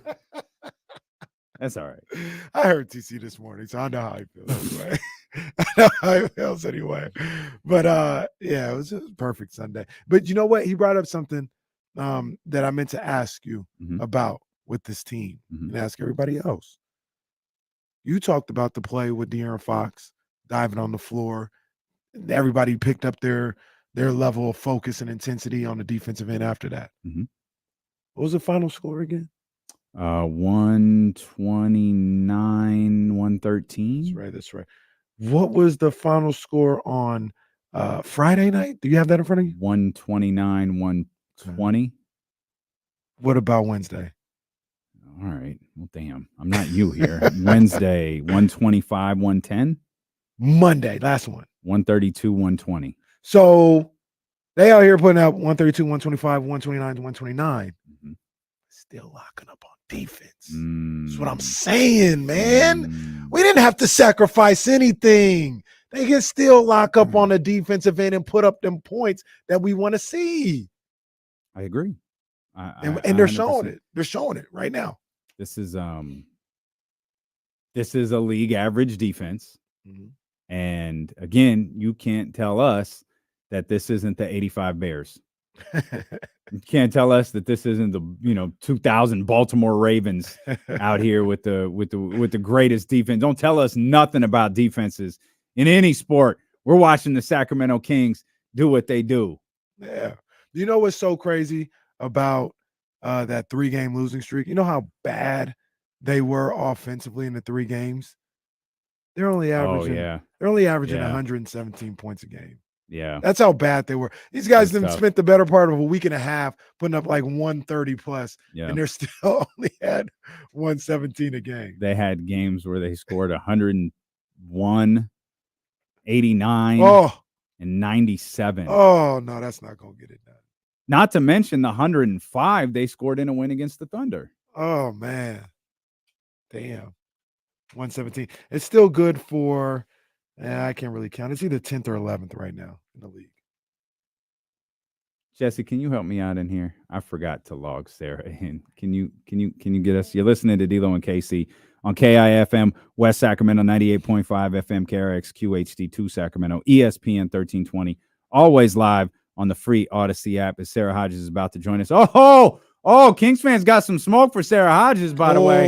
Oh, they smoking that Sarah Hodges pack. Hang on. We're going to get you logged in. Yeah, we're going to get an opportunity to respond to all of this. Crazy about our guy, though. I want to answer your question first because you asked why. I told you I had a theory about why I think Domas's play might be drowned out a little bit. And I wonder if part of it is because, one, Jokic exists. So, Jokic is, again, Domas is averaging like 19 points per game. He's got to break the 20-point threshold for no other reason than to get the casuals' attention. It's not 29, which is what Nikola Jokic is doing. Right. Unlike Nikola Jokic, Domas doesn't have to score 29. That's what De'Aaron does. That's why De'Aaron is leading the league in scoring. But I wonder if you look at Jokic, Joe, to a certain degree, Giannis, you're talking about the last 3 MVPs. You're talking about the last 5 years, 6 years of MVPs right there. They're all, to a certain degree, bigs. And Giannis, I don't know what to classify him as. He's not a center, but I don't know what you call Giannis. He's just a Giannis, right? And it's just bigs. And I wonder if they're looking at, he's not averaging 30, even though he's he's leading, averaging 12 rebounds or whatever it is, 8 assists. Jokic is averaging 14 and 9 assists to go along with the 29 points. And it really feels like if that's what it is, and I'm not even saying you're wrong. I mean, that's a good observation on your point. But that's embarrassing. No, I agree, and it's just O'Connors, again, it's just a theory. People out there that's embarrassing that you need somebody to put up MVP numbers to acknowledge them, so to speak. Shout out to Roman Reigns. What Domas is doing is he's playing like one of the best players in the league, let alone big man. He's playing like one of the best players, and you watch him play. He does so much out there in the way of distributing the basketball, scoring the basketball. His rebounding is top notch. Defensively, while he's not a stout defender individually, he is a guy that is communicating and barking out instructions for the whole team like a backline guy is supposed to. So he's a leader, Sarah Hodges. He's a leader. We on that Sarah Hodges pack. We smoking that Sarah Hodges pack today. First and foremost, let me just start off by saying I'm sorry. No, never that. No. Start off by prefacing that I said I didn't want him to have the ball in his hands with the game on the line in the final seconds. I never said that Domas wasn't a good player. Did I say that he was at times playing soft in the paint? Yes. I felt like he needed to get stronger in the paint. He would get bumped a little bit. He could pick up an and one, what would be an easy and one, good 3-point play, and he would miss, to me, an easy layup when you're a big man like that. And you should be able to have a little bit of contact and still finish. That was my point. I always thought he was one of the smartest players on the floor. I never questioned his ability to make everybody else around him better, which he does. And I think that's the best part about him. All I did was say that in the final seconds, You called him soft. I called him. You called him soft. and we've seen him soft in the paint. I ain't seen him soft in the paint. No, Ever? I have. I don't think he's No. soft in the paint. I think I like think I you're told wrong. Damien the other day, I Okay. think Okay. unathletic You guys, gets masked as he- soft. he has, not all the time, but this guy like fouls to get buckets in the paint. Who, Domas? Yes, So if he fouls, offensive foul. yeah. So how does that make him soft? Well, when it's him getting a little bit bumped, that's when he can't finish. But I think that's the thing. I don't think he's getting a little bit bumped. I think he's getting roughed up and he's playing through it. sometimes. Because it's to your I think point, that's fair. Like that does happen, but to your point, he does deliver the blow. to my point, Like he do. That's to me. That's the point of him not being I will soft. say in the He last gets since physical. It we gets crazy. In I there. will say like since we did talk about this last week, he has played a lot tougher. Well, we He got was to thank Aaron listening. Rodgers. Yeah, he Yeah, was like I listening. will say that. Like I was like, why? I was like, oh gosh, of course. After I say that, like maybe he was listening. So Maybe it was just a matter, but there, that's something I know. So look, I Ain't sit there and giving watch ABC games. 10 no I'm exclusive. sitting here. I'm Or sitting. CBS 13. I'm sitting here watching games, and these are the things that this was a note for me. I'm like, he's getting bumped. He can't finish the 3-point play. I just think Opportunities. I think he really gets rocked down there. I think He does, and he does some rocking. He's too. he's Mhm. like kind of like the Marcus used to be, definitely like Dwight and Shaq used to be. Hmm. You got to hit them pretty hard. Like Domas is absurdly strong, Yeah. and you got to hit them pretty hard to throw them off their shot, off their game a little bit, and that's what I think happens. I guess I would just like to have seen him from what I had seen finish, even getting a I got little you. bit bumped. That's it. the And I'm saying that in the final seconds, that's not who I would give the ball to. I never once said like Domas wasn't a good play. Like that's just crazy. I love Domas. no, you didn't say that. You No. didn't say he I just wasn't a gave an good player. example You just- of the only thing you said was, like you said, you wouldn't give it to him late in games, and you said he was soft. But you never said You he didn't wasn't even a say good it ball with your player. chest either. Yeah.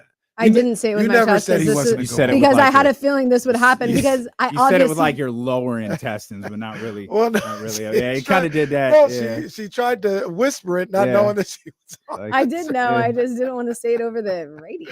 Say Well, it with like- your chest, girl. Say it with your chest. Like Stephen Brown says, we accept your apology. There we go. Oh gosh. We accept. Yeah. that- How about that this? How sounded about like this? an How about apology. this? You're welcome. Well, that works too. That works too. All that matters is Domas is killing it right now, and we have one of the Yes. best duos in the entire league. Yeah. You know For what? sure. I don't love anything more than a player proving me wrong. Like that excites me. Like it's not like my feelings are hurt because he's playing better. I'm more excited. I'm like, good, yeah, prove me wrong.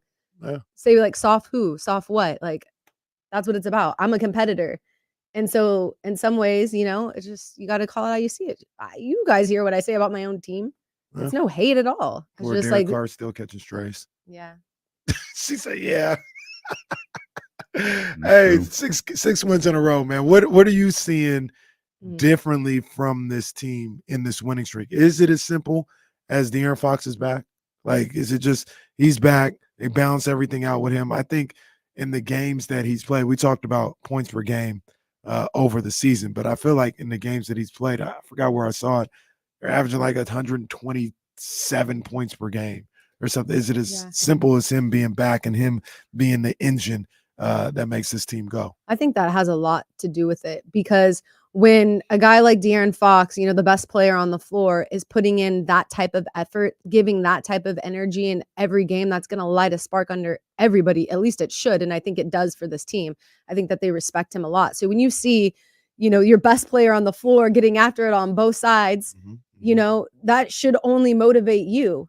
And I think it does. It motivates the rest of the team. It's like, okay, well, this is the standard. Like we better get on Yeah. or get off. Yeah. And he kind of sets the tone, not to mention he's phenomenal. And now he's hitting his threes. His shot looks crazy good, improved for sure. And we already know what he can do when he drives the lane and all of that. So, and steal, what do you have? 3 steals last night? Yeah. Like, He's I everywhere. love Yeah, that. he's everywhere. He's everywhere. He's putting his body on the line. He was just injured. He doesn't care. Like, Mhm. that should get fans super excited. Absolutely. This from the desk of one Will Z. FYI, Sarah Hodges. That's not what he said. That's what I said. Sabonis has 11 and ones this year, tied for 7th most in the league. So Domas is down there working, man. Well, next time I'll make sure to check in with you before I say anything. I think that's a good strategy. Literally. It's a good, Goodness gracious. That's what you got to be able to take the firing squad. Yeah. I don't care. It's cool. I grew up with all brothers. I've been bullied my whole life. Bullied? Yeah. Oh, man, bullied. I got tough skin. Oh, you're a Raiders fan, so of course you have tough skin. Of course. And a Cubs fan. Ooh. I don't think I knew that. Yeah. Because I grew up my dad's from Illinois. So my parents divorced when I was young. So I spent summers in Illinois. Oh, that's right. You told me about that. Yeah. That's right. I remember that, but I didn't know you were a Cubs fan. Yeah. I'm not a Dodgers or I thought Angels you were a fan. Dodgers No, fan. I don't. My mom and I, my mom's a huge Dodgers fan. And when it comes to playoff time, and she's just, if I even say anything about the Dodgers, she goes so deep with me. She's like, well, my mom used to take me to games and don't say it. My grandpa passed away. You can't even talk about the Dodgers. That's so rude. My mom used to take me when I was a kid. I was like, whoa, we don't need to get personal with it. That's how Kenny my feels. bad. Kenny's a big Dodgers Wait, fan. see this? Oh my gosh! I swear to media, bro. I swear. I have photographic evidence of Kenny outside the Dodgers. This stupid little Dodgers store. I had just flicked it off. But no photographic evidence of that. What, as you would say, what a coinkydink. Stop it. We'll come back. Sarah Hodges is here with us. She's not going nowhere. She's going to cuss us out during the commercial break. We're going to come back. We'll talk more Kings, maybe a little 49ers, maybe a little of her Raiders. Much, much more ahead as the Kings win their 6th straight with their opportunity at number 7 tonight in New Orleans. Steelo and KC, along with Sarah Hodges, brought to you by Sky River Casino on Sacramento Sports Leader ESPN 1320. Stephen Brown. I wish we could pull up the tape, which maybe we can, but I'm pretty sure that I called Marvin Bagley soft as Charmin, and I just called Domas soft. At times. Lost in the chat is a dangerous place to be. Stay out the chat, Sarah. It's a dangerous place to be. Oh man, but it's cool. I got what I deserved. But you guys should be, saying thank you to me. Thank you. Thanks, Sarah. Appreciate you. Sarah Hodges unlocks Domantas Sabonis with critical appearance on local radio. You know who else said that? You know who said they should thank me? Who? Coffee Boy. You know, Oh, I want to be Coffee Boy. Yeah, I remember that. De'Aaron Fox should thank me. That guy looks like a jackass right now. Looks like a jackass. David, chill. Whoa. See? Shadow gets you every time. Careful. Shadow gets you. Oh. I think we can create that sounder. Yeah. Domas is a bitch. Hell, with AI now to just be her No, voice. that's facts. Yeah. That's her voice. That's facts. Can't believe anything. That wasn't even me here on Monday. No. That was somebody else. That was a AI just coming in for me. Didn't you notice I was moving robotically a little bit? How was your weekend? It was good. You do anything exciting? It's at the Causeway, wasn't What it? the Causeway was wet and gross. Sac State. Come on. It was just Y'all stop. Come on, man. She's just talking. grow up. Yeah, literally. No, grow up, man. I already know where they're going to go with The this. elements were not. The elements did not work in my favor. That's how you have to talk. It said it was raining. Work with a 13-year-old. It was raining. Sorry, Kenny, to distract you. No, it wasn't me. I knew where they were going to go with it. But that was they kind of got lucky, man. They kind of got lucky there because they got super lucky. Yeah. Because honestly, to be fair, I was like, I don't want to stop watching Lane Larison. I want to see this kid play more. So I wish that would have happened. They got a little lucky there. It absolutely did. Yeah. And I'm not gonna obviously question what coach is doing, but I didn't like the decision of the switching quarterbacks. So I didn't get a chance to watch the game on Saturday. Was it a 2 quarterback system? on Well, Saturday? they say that like, oh, 2 quarterback, but it's not. Because if that was the case, then you all would have been playing like that all season. You see what I'm saying? And then they were down 14-0 after the first, and I could just see how the game was going, and I was like, they need to make the switch. They can't even wait till the half to make the switch. They need to make it now, and they didn't. And then to start the second half, they still didn't, and then they finally made the switch. And the only 3 touchdowns scored in that game was from KB. They aside from that, they have a nice little turnout out there, even in the rain. It was pretty nice, yeah. Actually, and I've never Sac been to, State fans showed up too.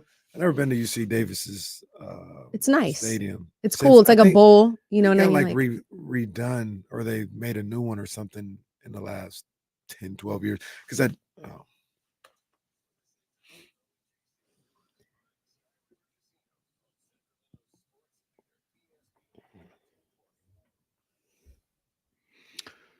Back here with CBS 13's Sarah Hodges spent the commercial break recapping her weekend for us. Yeah, but about that weekend, we got playoff football coming up here soon, right? Saturday. We got it, right? No. Oh, we got it? Oh, Yes, on Saturday. Yeah. Be here, be square. Oh. That's right. ESPN Playoff 1320. football. Yeah. Sac State getting into the playoffs. Yeah. Stingers up. It don't matter how. they got there. It don't matter now No. because they you're just- in the they playoffs. got there. That's all that matters. 0-0. That's it. Yeah. That's it. North Dakota is who they got on Saturday. So Stingers up. Let's go, Yeah, brother. for sure. Hey, you pissed some people off last night. That was fun to watch. Who, me? Yeah. You pissed people off a lot, especially on Twitter. But They say F me for. the new era of the Western Oh, yeah, Conference. they didn't like that. They got in there. Oh, and feelings there's so about many that. people. So there was a tweet. That Two particular fan bases seem to be really, really bothered by that tweet. And I mean, just the critical thinking skills have got to be better for Well- a lot of people. And so what I said last night, let me see if I can find it. I don't even know where I had it at. I said it somewhere. But basically, I said Kings, Thunder, Mhm. T-Wolves, Nuggets. The new era in the Western Conference is about to start or something like that. Number one, I didn't even look at the standings. I didn't even realize those are the top 4 teams in the standings. And second of all, I just looked at how these teams have been put together, the ages of the best players on these teams. I was like, yo, there's going to be a shift, and it's starting right now. That doesn't mean the Lakers or the Warriors or the Clippers, anybody can't do anything this year. They could all be in the Final Four this year. That has nothing to do with what I'm saying. I said it's the start of a different era. Also, because what do you think? Steph and LeBron just gonna play till 70? Exactly. Like, no, they're at the tail end of their career, and they got these guys ready to take over. These 4 teams that I talked about. But yeah, to your point, a couple fan bases. It's only November. Not pleased. Those Lakers and Warriors fan bases were upset. Yeah. It's Well, like I said, they feel like they're just going to bring in the right guys once the other ones are going to be done, right? The They feel like they're Warriors- going to still be relevant even post Curry. And So look, the Warriors. I don't mean this as shade. I'm just being real. I mean, there's no evidence to say they're not the Chicago Bulls. The Chicago Bulls of the 90s. They had Jordan, and then it was just nasty for years. And they haven't gotten back to that level since. I know they had Derrick Rose for a year or two, MVP season. They still lost in the conference finals in 5. Then he got hurt and all this other stuff. Like, they haven't got back to any kind of real championship level since. But you're talking 1998. about when Steph retires, right? Right. Because Because the difference between the two teams, and I don't know if I'm validating I don't know what point this is making, but the Warriors made the playoffs and don't win the finals, right? The Bulls don't. yeah. The Bulls went to the finals 6 times in 8 years. Once they got over the hump of making the playoff, it was they just won championships. Then Mike left, and it was over, and that was it. I mean, that's not what's happening with Golden State. It's like it's more of a slow burn where you think maybe they're not a title contender, but they're probably going to make the playoffs, and it doesn't feel like it today. And I don't think that they're going to play bad. Like, you know what I'm saying? Like, I think they're still going to be good and competitive regardless. Yeah, I mean, I'm even talking about when Steph leaves, though.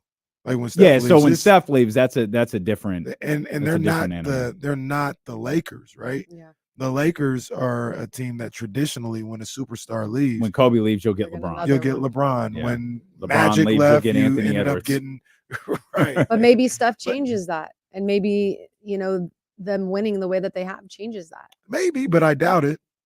I doubt it. Yeah, I mean, but there's- normally a lot changes though. Like Steph seems like a guy players will like to play with when they're old, so that could be like a positive thing.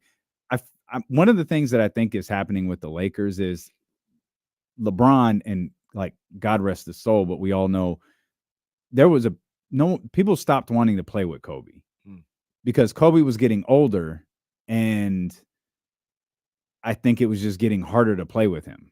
And he's already a hard individual to play with when he's young, Don't take no much less mess. when his skills start to decline.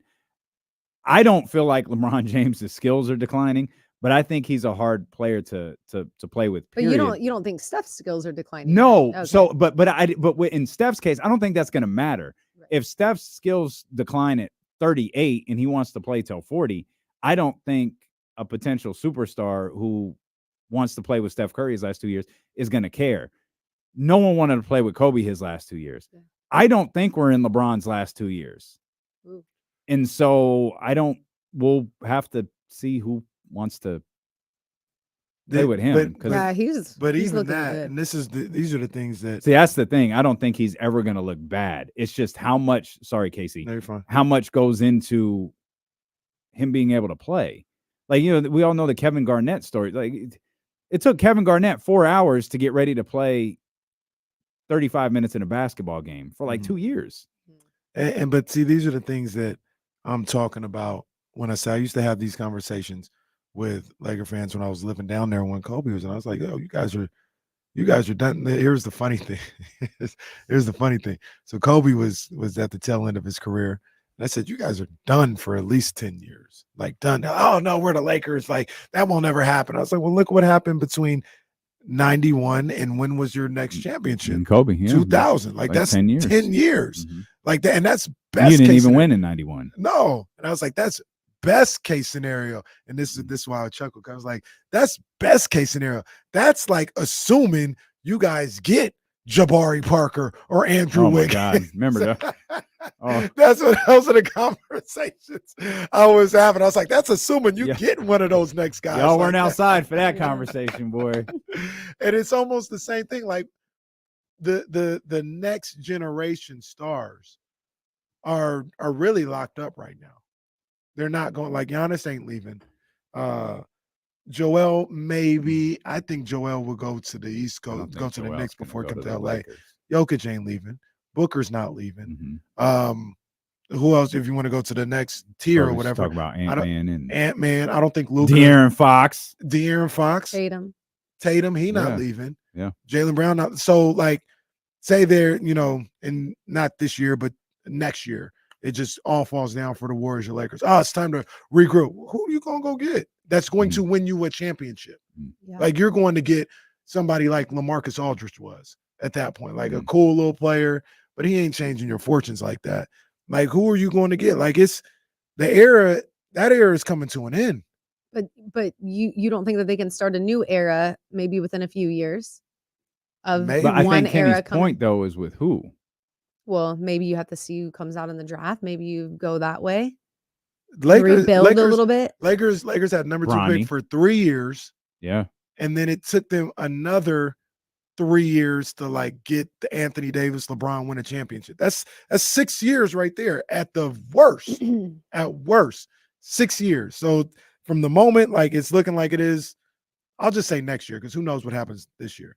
From the moment it looking like it is next year, where it's like, damn, this thing is over. We got to regroup and find the next guy. You're looking at a minimum 6-7 years, and that's for the Lakers. But I ain't even talking about the Warriors. But you know could be the Bulls. You know what's funny about that? Like listening to you lay that out and laying out these different timelines for the Lakers is the Warriors probably had their second incarnation of a team set, but this is a weird sentence because as an owner, you have to be able to answer this question. As a general manager, as a coach, as a player, the caliber of Steph Curry, and as a fan, for fun, as a fan, you answer this question. You could make the argument the Warriors sacrificed all of that to win one more championship. You sacrificed what could have been your next 10 to 15 years, but you got another championship out of it. And it's always, and I don't know how you rationalize. Like if I was Bob Myers or even Joe Lacob or Steph, I don't know how I rationalize not winning the championship. Because if I'm those guys, I'm like, what the hell does Kuminga's development got to do with me? Right. I'm gonna be 37 when he developed. Well, it ain't got nothing to do with me. And as a fan and somebody that is running that organization, all right, it's whatever. Yes, I got the right, chip. right. I got the chip. I mean, that's all that that's matters. what it's about. Yeah, it's about hard the to win games in the NBA, let alone win a championship. Right. Right. Come and on. they won what damn near feels like an improbable championship. Right. So I look at the way these teams are set up, like the Kings, the Timberwolves, the Nuggets, who already have. And credit to the Timberwolves because that was me playing well. They're doing their thing. I didn't buy it. Like I was like, well, I don't want to say I didn't buy it. It was more of you got to show me. Like everybody keeps talking about you year after year after year, and you don't show anything. All right, I got you. And then message heard. And who was the other team? I said the Nuggets, Thunder. The Thunder. I mean, they're all set up a certain way to start to ascend as these teams are coming down. Then you got teams that I'm not sure about. Like Jason Jones was asking me, Luka's probably better than all those guys. He might be, but I don't. Does anybody like the Mavericks right now? I just don't think Luka. Like looking at the Mavericks for the next 5 years, everybody like, yeah, they about to be there. Do you think Luka can win? I think Luka has. He's missing like. He's like a little bit sluggish or almost like not as like he's not like he doesn't have like that hustler in him. You know what I mean? That you see out of like real like gamers. Like obviously he's good. Like come on, and he's a bully, and his whole like when you look at him, you just don't expect what you see. He would never. It's funny. She didn't. I don't think you meant this at all. You said hustler, and all I can think of was Anthony Edwards. The Anthony Edwards. He would never do what De'Aaron did last night. Never. That play that you talked about. Yeah. Oh, but him diving on the floor, that's not that's not what I'm saying. And like that's what motivates the rest of the guys around you. Like when you see somebody, even when that you work with, like out there out hustling everybody, showing up early, showing that they care, you're gonna raise the standards for everybody around you. You know, and maybe you're not even meaning to do that, but it's just, and I just don't know, that's in him. He's so supremely talented. Very. And every time, like he's impossible to watch. Yesterday was like watching last night's game was such a freaking chore because of him. I mean, and just the way even HB picked his pocket there and like, I don't know, the final few minutes. What was it? Yeah, he did. Yeah, and he was like so sluggish. I was like, bro, like he had checked out a while ago. He was exhausted to the point that you just made. He was exhausted. Yeah. And fatigue. What's the line? Fatigue makes cowards out of all of us. Yeah. He starts jacking up shots because he feels the game slipping away, doesn't trust anyone else on the floor, despite you have one of the greatest playmakers of this generation on your team. He trusted only himself. And again, he was exhausted. And I'm not even faulting him for that. They played the night before. He played big minutes the night before. He's getting run up and down the floor by the Sacramento Kings. And that's what the Kings are going to do to teams. Right. And that's how other teams are going to get exposed. And and there are people who are arguing that the Mavericks are being exposed right now. Yeah. And I just feel like Luka's game isn't conducive to like winning. I don't think it is either. Unbelievably talented. There's a difference. Yeah. Unbelievably talented. There's no question about that. Maybe he needs like a Mike Brown to be, challenging him. Like, yeah, you're good, but you could be way better. Like, same with like De'Aaron. His like coach you is see a spectator. Yeah, like you see De'Aaron, he was good before, but he's only gotten so much better because he had a coach who believed in him, pushed him, raised the bar, and said, "You can be great. You're good, but you can be great." But you know what about what you said, Sarah? De'Aaron, before anything even happened, said, like, he didn't use his name specifically, but he said, I not only want, I need a Coach Brown coaching me. I need somebody that's going to hold me accountable, that's going to hold me and my teammates accountable, who's going to ask for me to be as good as I possibly could be. From everything that we see right now, Luka, and this may be fair or unfair, but I'm just going off the things that I've heard. Luka runs people out who don't do things the way he wants it done. Yeah. Like we obviously don't know the ins and outs. Maybe y'all do. I don't, of what goes on, with the Mavs, but it just seems like the accountability isn't there. When your coach goes to the media and says he's a spectator like everybody else, to me, that's a red flag. Yeah. For him to say, well, there's nothing I could do about it. I'm watching it just like you guys. To me, all right, my bad, coach. You're fired. Yeah. I'm going to find someone who can step in and coach this team. That's wrong. I think Luka needs to be challenged in a different way. Does he accept it, though? So that's it. If he doesn't, then he can lose. Like, do you like losing? Like, I'm confused. Like, if it's not working, it's not working. Because I'm sure Rick Carlisle challenged him. And that's why Rick Carlisle's in Indiana. Yeah. So I don't. You're right. You're 100% right. Maybe it needs to be just like the right coach to, like maybe a different coach would challenge it. Like he would respect a different coach in a different way. Like I feel like as much as we get on him a little bit, I feel like Jason Kidd's probably challenged him to be a better player, to be a better team. And I don't want to say teammate because everybody seems to love Luka that's around him. He seems like there's no teammates that are like, man, this guy's, a problem to have to deal with every day. He seems to be a pleasant man. They all seem to like him. People around the league seem to like Luka. Like it's not a personality quirk. It could be his understanding of what it takes to win in this league on that level. It's changing. And maybe like he's plateauing a little bit, right? Like where he's at. And like he needs something, whether it even as a coach or not, or maybe it's somebody in his life, that will spark that extra effort that he needs to. The funny thing about plateauing is he's like still really, really good. Of course. It's almost embarrassing to even talk about it, but I mean, it is true. Like but this is what he's been though. Yeah. It's at some point, I think a lot of people, probably including ourselves, have waited for that game to equal winning. Now, this is a team that got to the Western Conference Finals 2 years ago or whatever it was. Raise your hand in the chat if you bought it. Like no one bought it. No one bought what the doubt doesn't take away from the fact that they did it. They did it and they deserve credit for that. No one bought it and saw it as sustainable. And here we are. They missed the playoffs last year. They're losing, they're like this year's version of the Chicago Bulls from a couple years ago. Where Chicago just beat all of the teams that were like below 500 teams and lost to the Bucs and the 76ers and the Celtics and, the Clippers and all of those teams over and over and over and over again. That's who Dallas, at least in the very, very, very early part of the season, that's who Dallas appears to be right now. And at some point, people are going to start looking at Luka Doncic. Like the difference for me, you talked about holding Jason Kidd holding Luka accountable and the fact that he probably does. And you, Sarah, question whether he's even like receptive to that. Like if he's not receptive, does it even matter? And to me, like I don't think Jason Kidd is a good coach. So if he is or isn't holding Luka Doncic accountable, I don't think it matters. I know Mike Brown is a good coach. If Mike Brown went to Dallas that's today, what I'm saying. Like it would not be like he would be like, but if it was, then we have our answer, right? Because I think there are people. If Mike Brown went to Dallas today. And Luka was the exact same way, then we would obviously. That's a Luka problem, right? It's not a coaching problem. And I think there are people who already feel that way because there are obviously a lot of people in the league that feel a certain way about Rick Carlisle.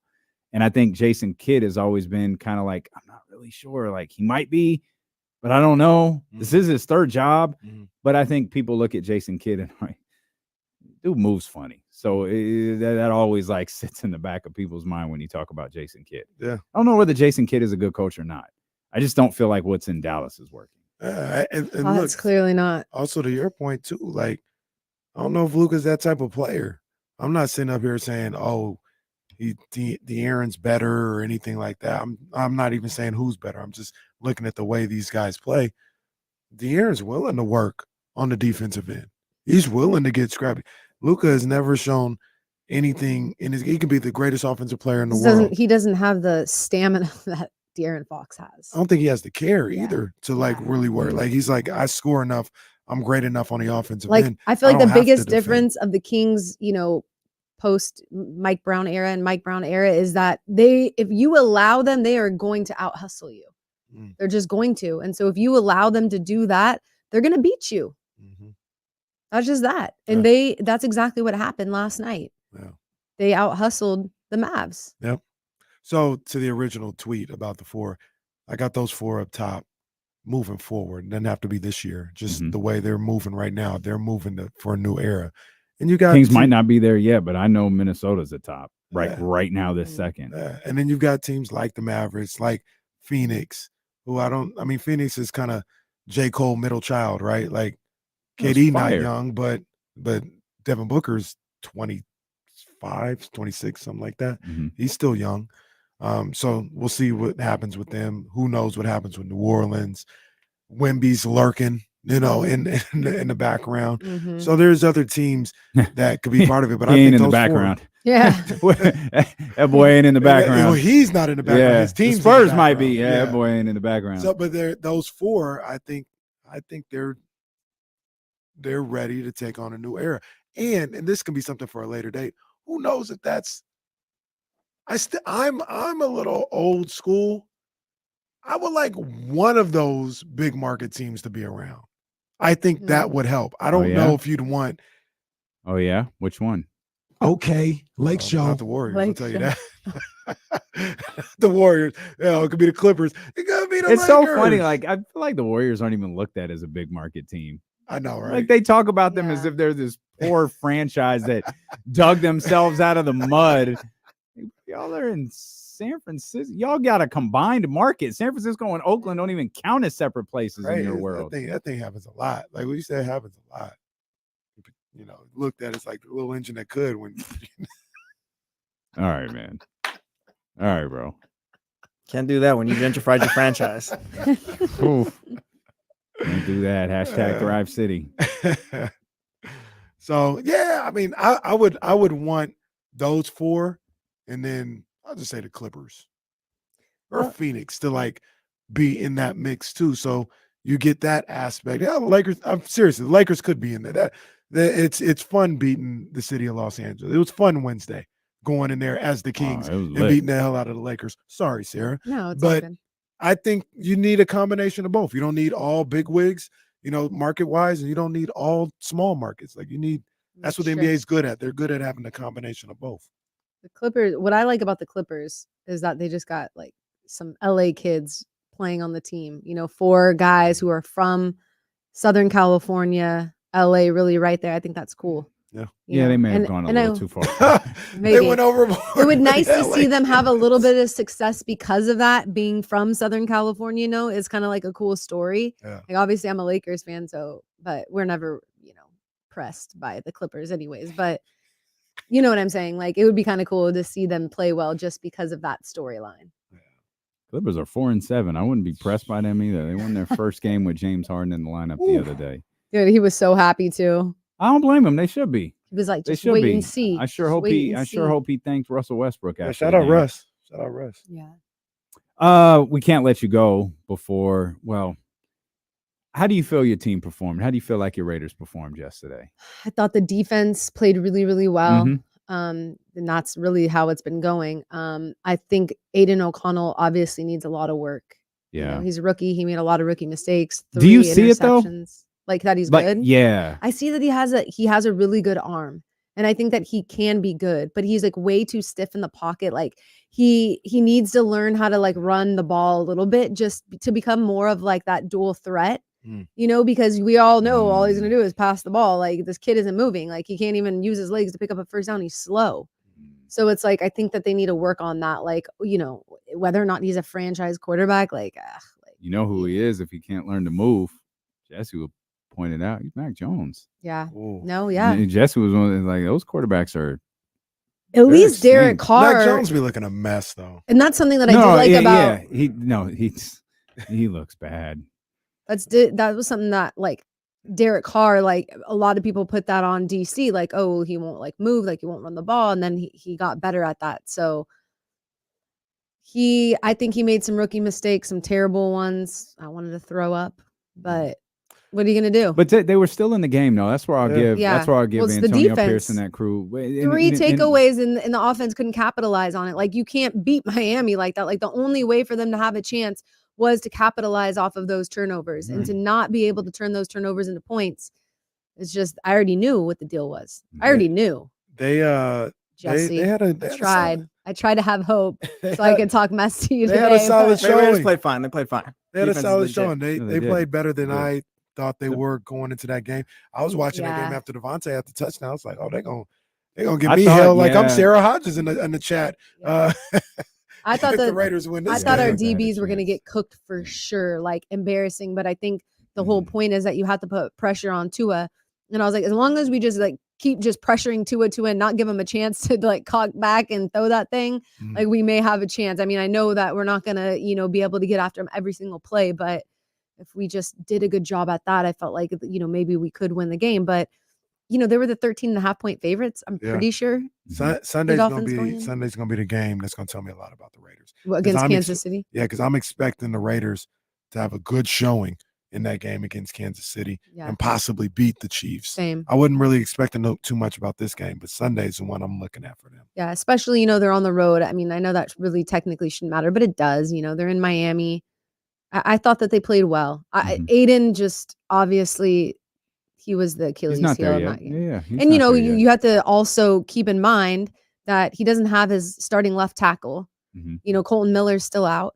So, we'll give him. They knew they would have these hiccups with him. Yeah, of course. When they made the decision to go with him, they knew they'd have these hiccups. Turb made the point it bothers me that they're not putting in Jimmy G. And I'm like, bro, did you not watch Jimmy G on Monday against the Lions? I see your point. You have a guy who's maybe will give you a better chance in that moment. When Aiden doesn't perform in that moment, you're thinking that, but he did just win the last 2 games for us. You need to figure out if Aiden O'Connell's going to be under center for you next year. Exactly. Because Jimmy Garoppolo probably isn't. And win or lose, we have to figure that out. Because, at this point, are we even going to keep Devontae Adams? What's happening with that? Yeah. So Sarah Hodges, CBS 13. Make sure you're tapped in. She joins us almost every Monday here on the show. We always love having you talking Kings basketball, a little Raiders football as well. We'll get back into the Kings. We'll talk a little 49ers as well. Will Z going to join us in about 30 minutes. There's a game tonight. The Kings look to make it number 7 against the New Orleans Pelicans. We'll talk about that as well. Steelum and KC brought to you by Sky River Casino here on Sacramento Sports Leader, ESPN 1320. Hold on, I gotta take a picture of this. Hip drop tackle. That's crazy. I feel like they've been pushing to ban that for a while. What are you taking a picture of? The chat? Say hi to Lexi. Oh, Lexi in the house. I'm hanging out with her tonight, so I'm gonna. Lord. Lexi in the house. Green circle time, baby. No, we're just gonna go watch the game Green somewhere. circle. Oh. I'm off. 32 Brews, Sky River Casino. That you guys are going there tonight? I don't know about that. I'm just saying that's a great place to watch the game. Yeah. We're here for a while. Yeah, I know. You guys were crazy hours now, huh? We'll be watching the games here. I know, and I'm thinking if I go to Tom's, are they going to be playing the Monday Night Football? Or are they going to be playing the Kings game? Be doing Better be playing both? the Kings game. Kings, you think? They're gonna be doing a little bit of both. Yeah, that's a big game. I feel like I wonder if they could do it separate areas, put the volume on here and then there. I like to listen on volume. Right, you have the volume. The volume's gonna be on the Kings. I could probably. I need the volume to be loud. That's just how I watch Kings. games. I don't even want to be able to hear the person next to me. It's gonna be on the Kings. Hey, I'm gonna say this for me, guys, because I feel like I gotta say it. I have to say it. Yesterday, was down in LA, and we went to Fixins at LA Live. And as somebody from Sacramento, it was a proud moment to see Fixins. And I think it said, one of the logos, it said best in Oak Park since 2019. Wow. That is cool. And I was like, come on, man. I love that. I was like, come on, man. We out here, man. Hell so yeah. Hey, man, Fixins is doing her thing. KJ got Fixins there. They're getting one in Oakland as well. And, Sacramento getting put on the map that way. It was popping. That Fixins was popping. It was the after brunch for church. Very nice. It was popping down at LA Live. They was all in there, man, and turned into a brunch, man. So shout out to Fixins, man, and down there at LA Live. Good look. Kobe Brown, who now is with the Clippers, he's a rookie. He just got drafted this year, but when he came down here to play in the tournament for March Madness, he was like, "Where do I go?" And I was like, "Fixins," and he went, and he was like obsessed with it. That's a great play. So, anywhere, whether it's here, LA, and then it's LA Live. I wonder if he ate it. I wonder if you said that they had Fixins there at LA Live. Yeah. Yeah. It was probably they had a line waiting to get in there. Like the culture was up in there on a Sunday. It was a good look, man. It was a real good look. Am I in this next one? I just want to know, just because I'm not trying to like. No, you're good. Okay. You're good. Okay. Just tell me when, because I don't know. We go to 15, so you okay. Yeah. I'm good. Yeah. Okay, You're good. Yeah. I just want to be like, I'm out or stick around. You're like, is this girl leaving? No, one, you're always welcome to hang out. Two, we know you leave at 2, so that's like in the middle of the segment. So I know. figured it'd just be easier if we did. You got it. Whatever's easiest for you. I just want to make sure you guys don't come back with me still here when I'm not supposed to be. Oh, no one. Tell the crew. It's not like anyone's gonna be like, the hell is Sarah still doing here?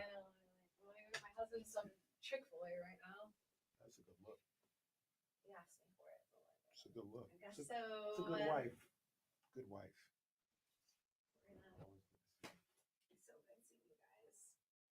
I'm glad I got that out of the way. Getting the chatty house mad at me and they ain't mad at you. Don't do that. No, they ain't mad at you. I knew. I was like, the very next day I knew. I love you. Love you too. Thanks so much, you guys. See, this time, thanks, look, Jesse. Look, everybody, I'm opening the door. Look at that. You're so kind. Thanks, guys. Bye. Good seeing you.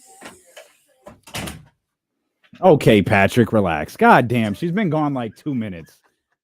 2 seconds. We all relax. Hey, that was funny when we went into the first break. She's like, well, Stephen Brown answering you. Oh, don't get caught up in the chat.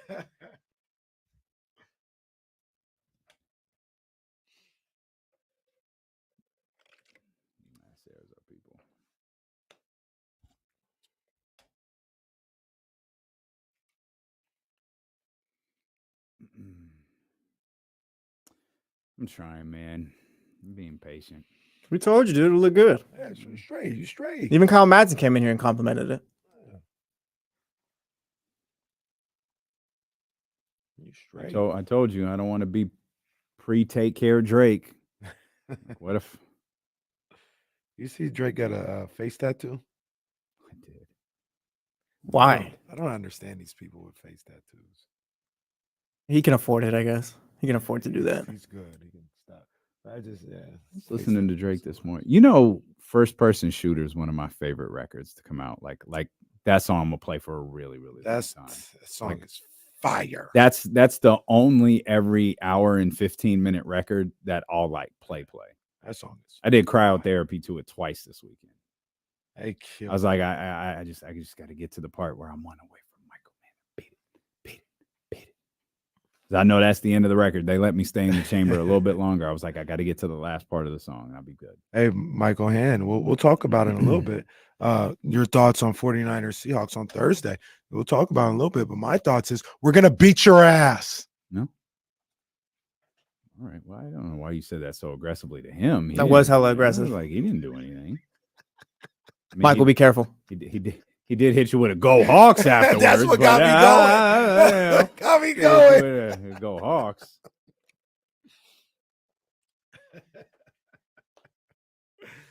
Appreciate you for tapping in too, Michael. Thank you. Thank you very much.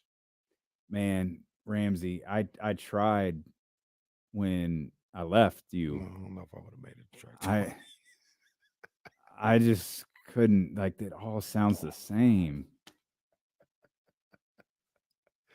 I was telling KC in the chatty house, first person shooters. That's first person shooter mode. That's the first record that's come out in a long time ago. I think this is one of my favorite records of all time. Like, I love the song that much, and that J. Cole verse is just incredible. And I'm not saying that like capping on Drake. Like Drake kills it.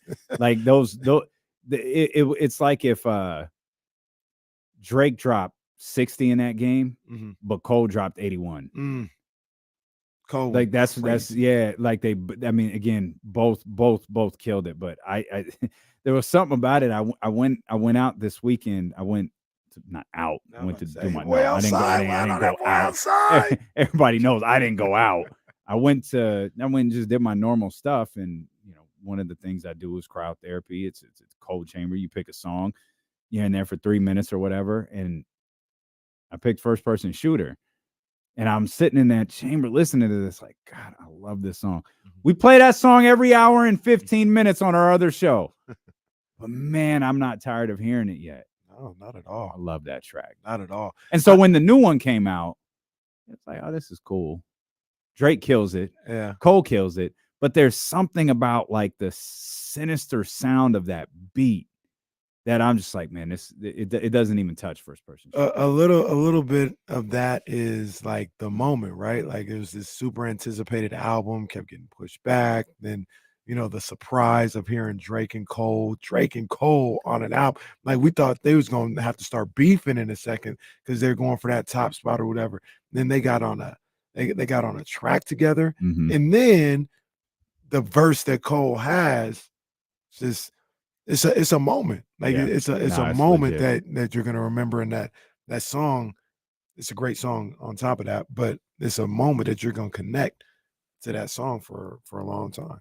I've never been hit with the Holy Spirit, but I think that's what it feels like the first time I heard that verse. When you hear a dope hip hop verse, that's where it's like, whoo. Hey, Ramsey, monitor the situation with Leezy closely. Leezy said Drake hit the game winner, though. If we've got to boot Leezy out of the chat to go think about his comments a little bit, just keep an eye on Leezy. I'm not sure he's doing okay. I wouldn't say Drake hit the game winner, but between the video and then the video is fire. His response, but his appearance on the next time they were together, he got back into the game. Yeah. He cut the lead to 5. He was down 20. He cut the lead to 5.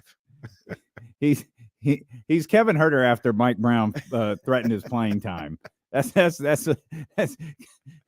J. Cole is Mike Brown, and he threatened Drake's playing time, and he came out like Kevin Huerter did the last couple of games. We got our man Steven here, 916-909-1320. Steven, what's happening, baby? What's cracking, D-Lo and Casey? How y'all living?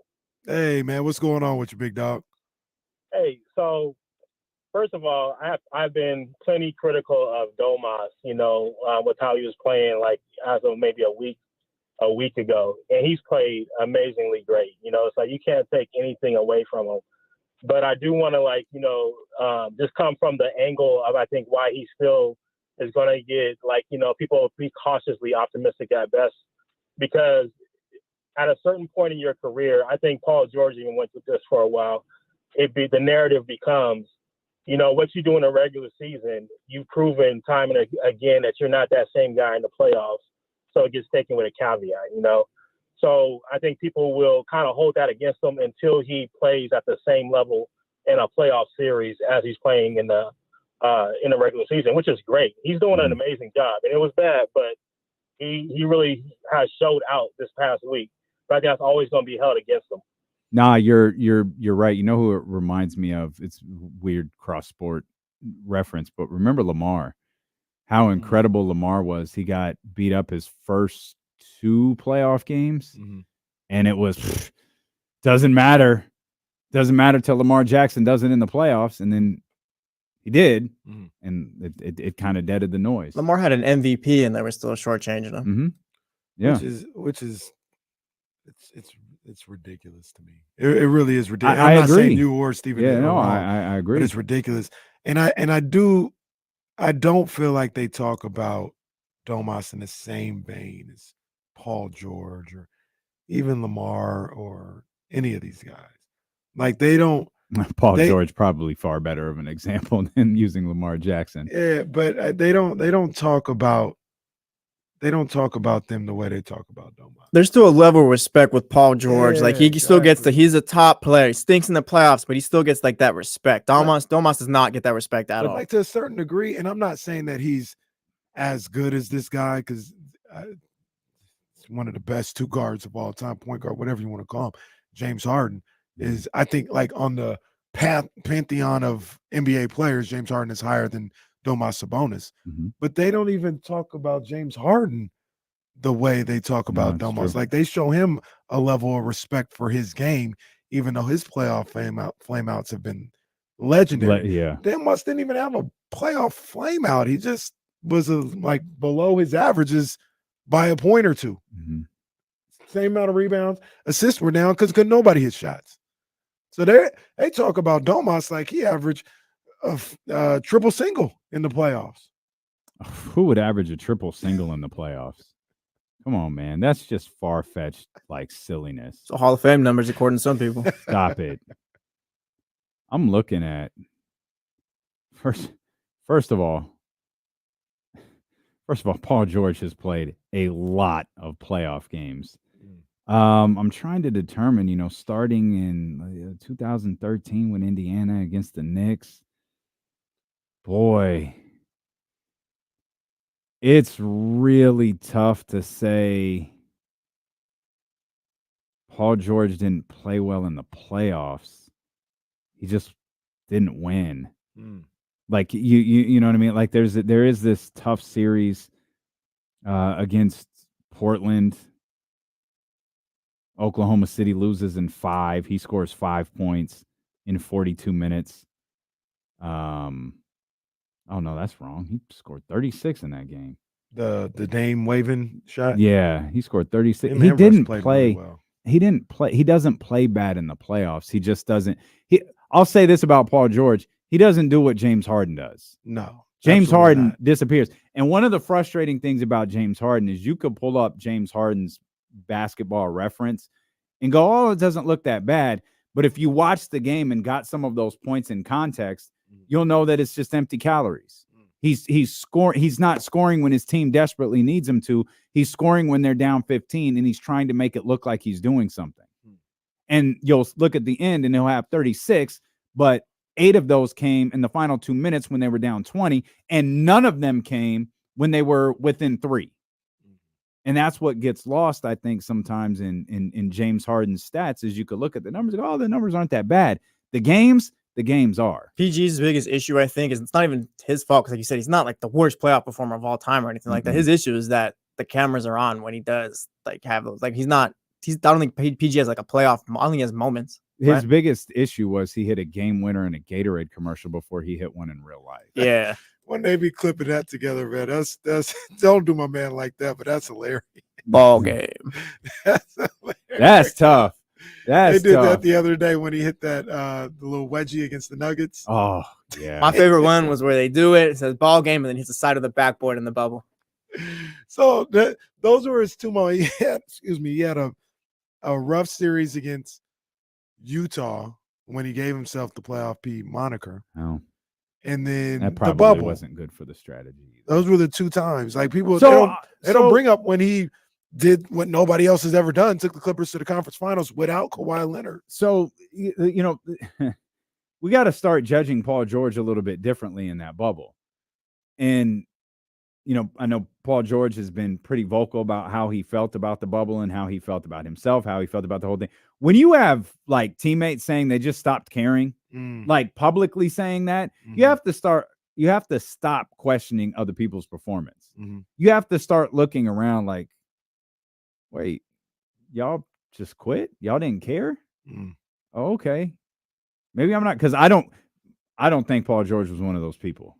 I do not. No matter what Paul George was going through in that series, I don't think it was that. No, it definitely wasn't that. In my opinion, it wasn't that. And our guy Aldrin, first of all, that was Kenny who said PG led the Clippers to the Western Conference Finals without Kawhi. I'm not smoking anything. That's exactly what happened. Kawhi tore his ACL in Game 4 of the second round series against the Jazz.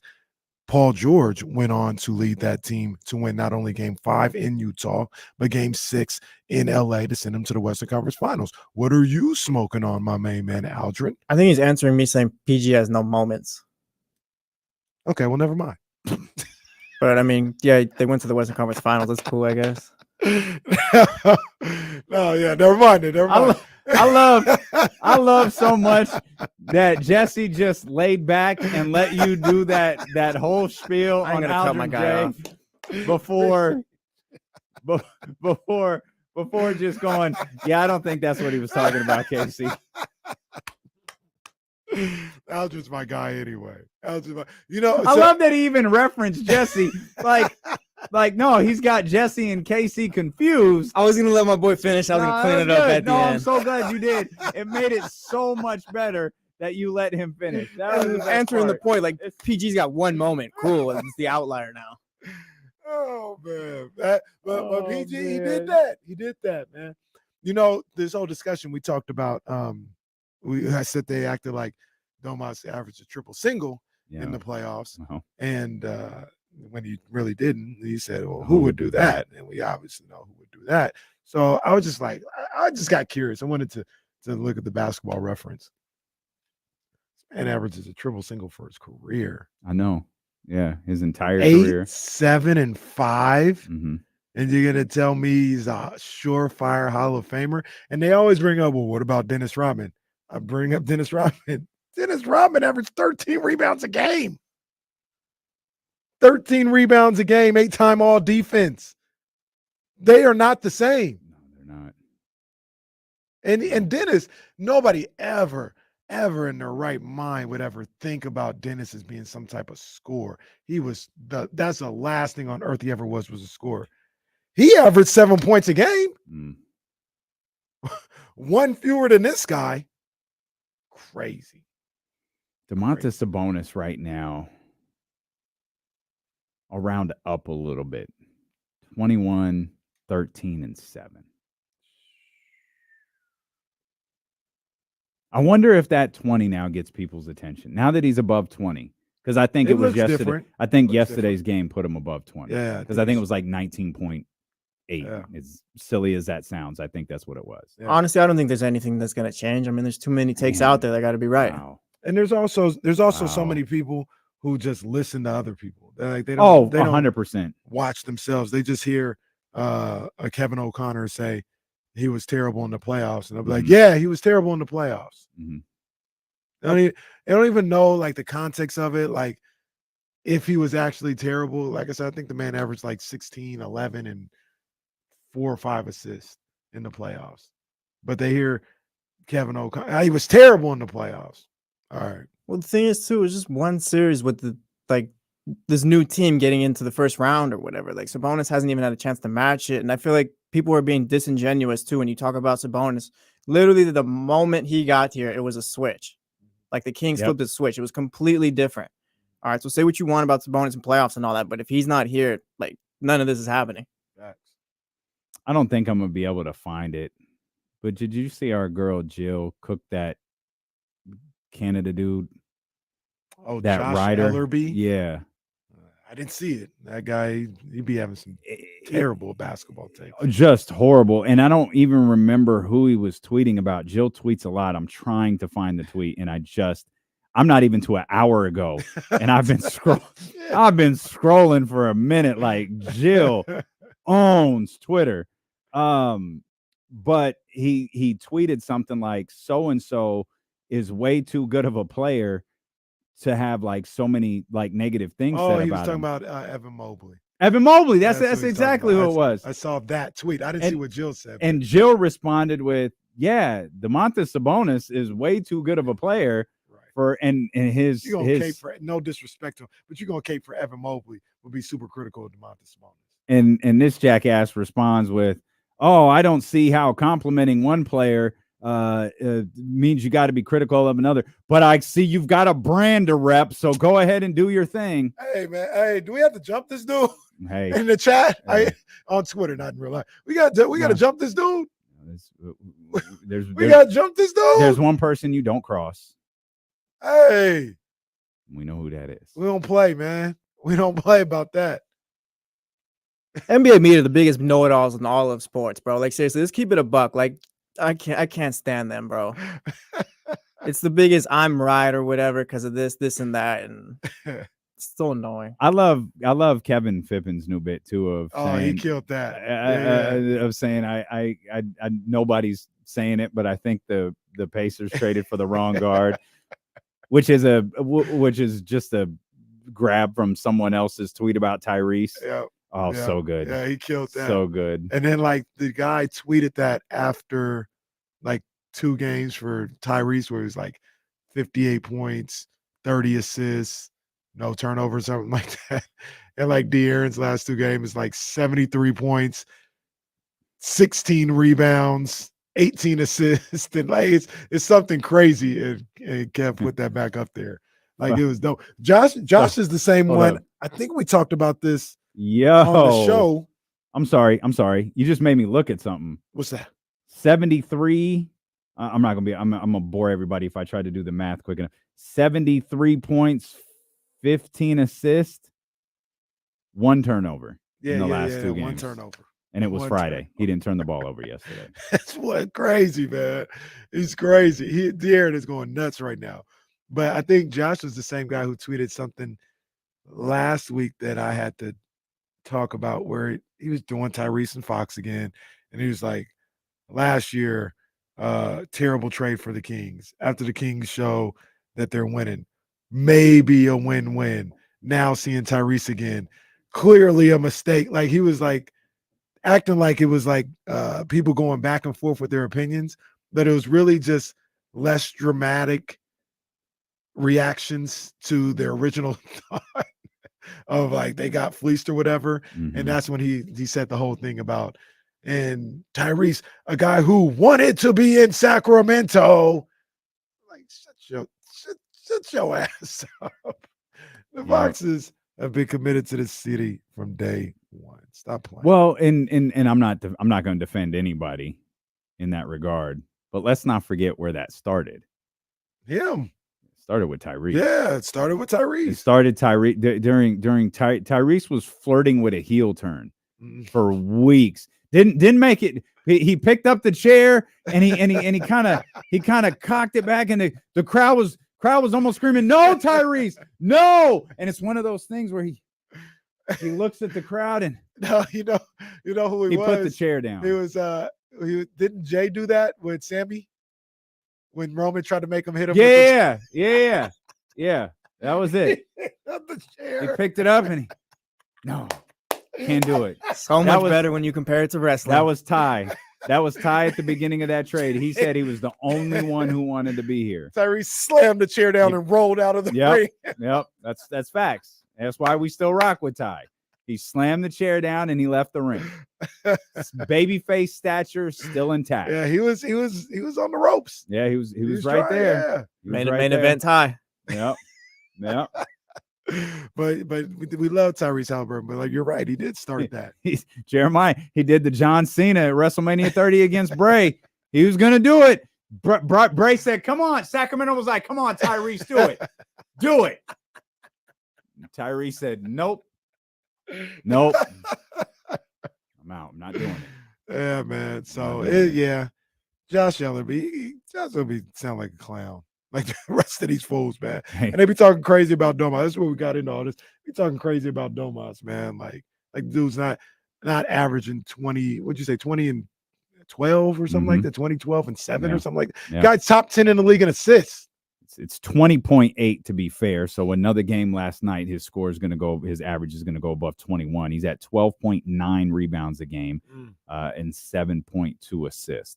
That makes me want to look up something really quick. These dudes like honestly don't like basketball. And they talk in narratives, which is just insane. They don't talk hoops. They don't talk basketball. They talk in narratives. Right. Like, yes, he's doing this, but they played this team. Or yes, he's doing this, but playoffs. Domas is behind one person as the league leader in rebounds. Who's the one person? I don't know. Pretty easy. Jokic? Yep. Domas is behind one person in passes per game. And he's above another. He's behind Jokic. He's above the assist leader, who's Tyrese Halliburton. Goodness gracious. Y'all love numbers, but you don't want to actually look at them. Crazy. It's a narratives game now. It's crazy. And when they try to trash Fox in the Tyrese comp, they'll bring up his 6 assists per game, not realizing Ty don't have another 6, 7, 8 assists per game guy. De'Aaron got a 7 assists per game guy on his team. In fact, he damn near has 2 of them. He's got Domas, and then he's got his boy from Kentucky off the bench, who's got to be at like 5 or 6 assists per game right now. Tyrese, which I will look up. With all due respect to him, is almost like I hesitate always saying these things because you still have to be an NBA player and like an elite NBA player and get these things done. Like I'm not sneezing at it when I say this, but it's almost like what happens with Luka sometimes. You've got the ball all the time. You make all the decisions. Yes, you're going to score and get the assists. Like all the time. Same thing that used to happen with James Harden when he was in Houston.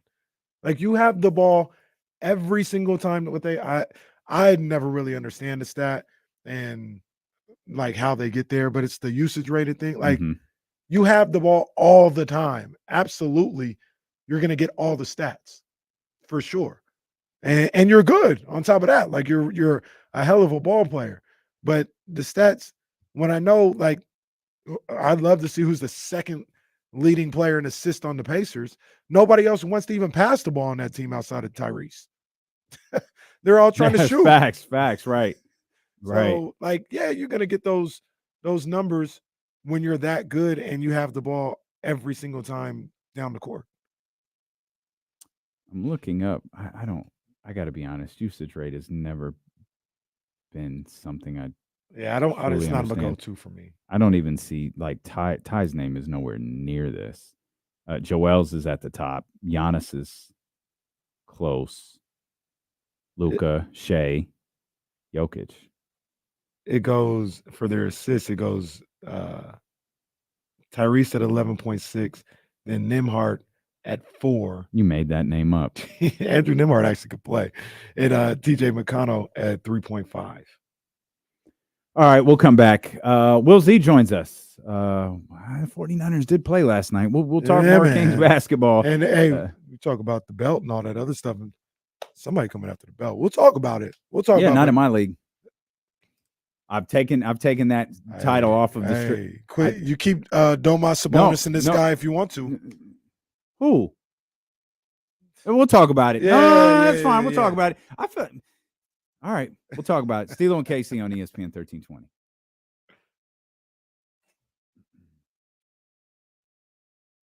No, NFL. Yeah, I think mine might be staying the same. Oh, De'Aaron got my belt in the NBA. Hell yeah. I guess Jokic probably still has mine in the NBA. De'Aaron, for reference, I'll say this on the thing too. Tyrese 11.6. One other person over 4 or at 4. That's Nembhard. On the Kings, there is 1, 2, 3 guys with 5 assists or more a night.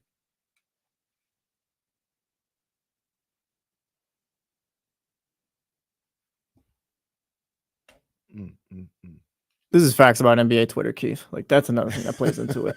Like dudes are not serious at all. That's not the national media's issue because I don't know what their issue is honestly, but yeah, NBA Twitter's trash. Sometimes. No 13th round today. Boxing has come to a screeching halt. Although I did see something where I mean we can mention it. I don't want to say I don't care what happened. Bud Crawford would have won that fight regardless. But is there something going around that Errol Spence went in that fight with broken ribs? Have you seen that? I haven't seen that. Left it with a broken face. It definitely did.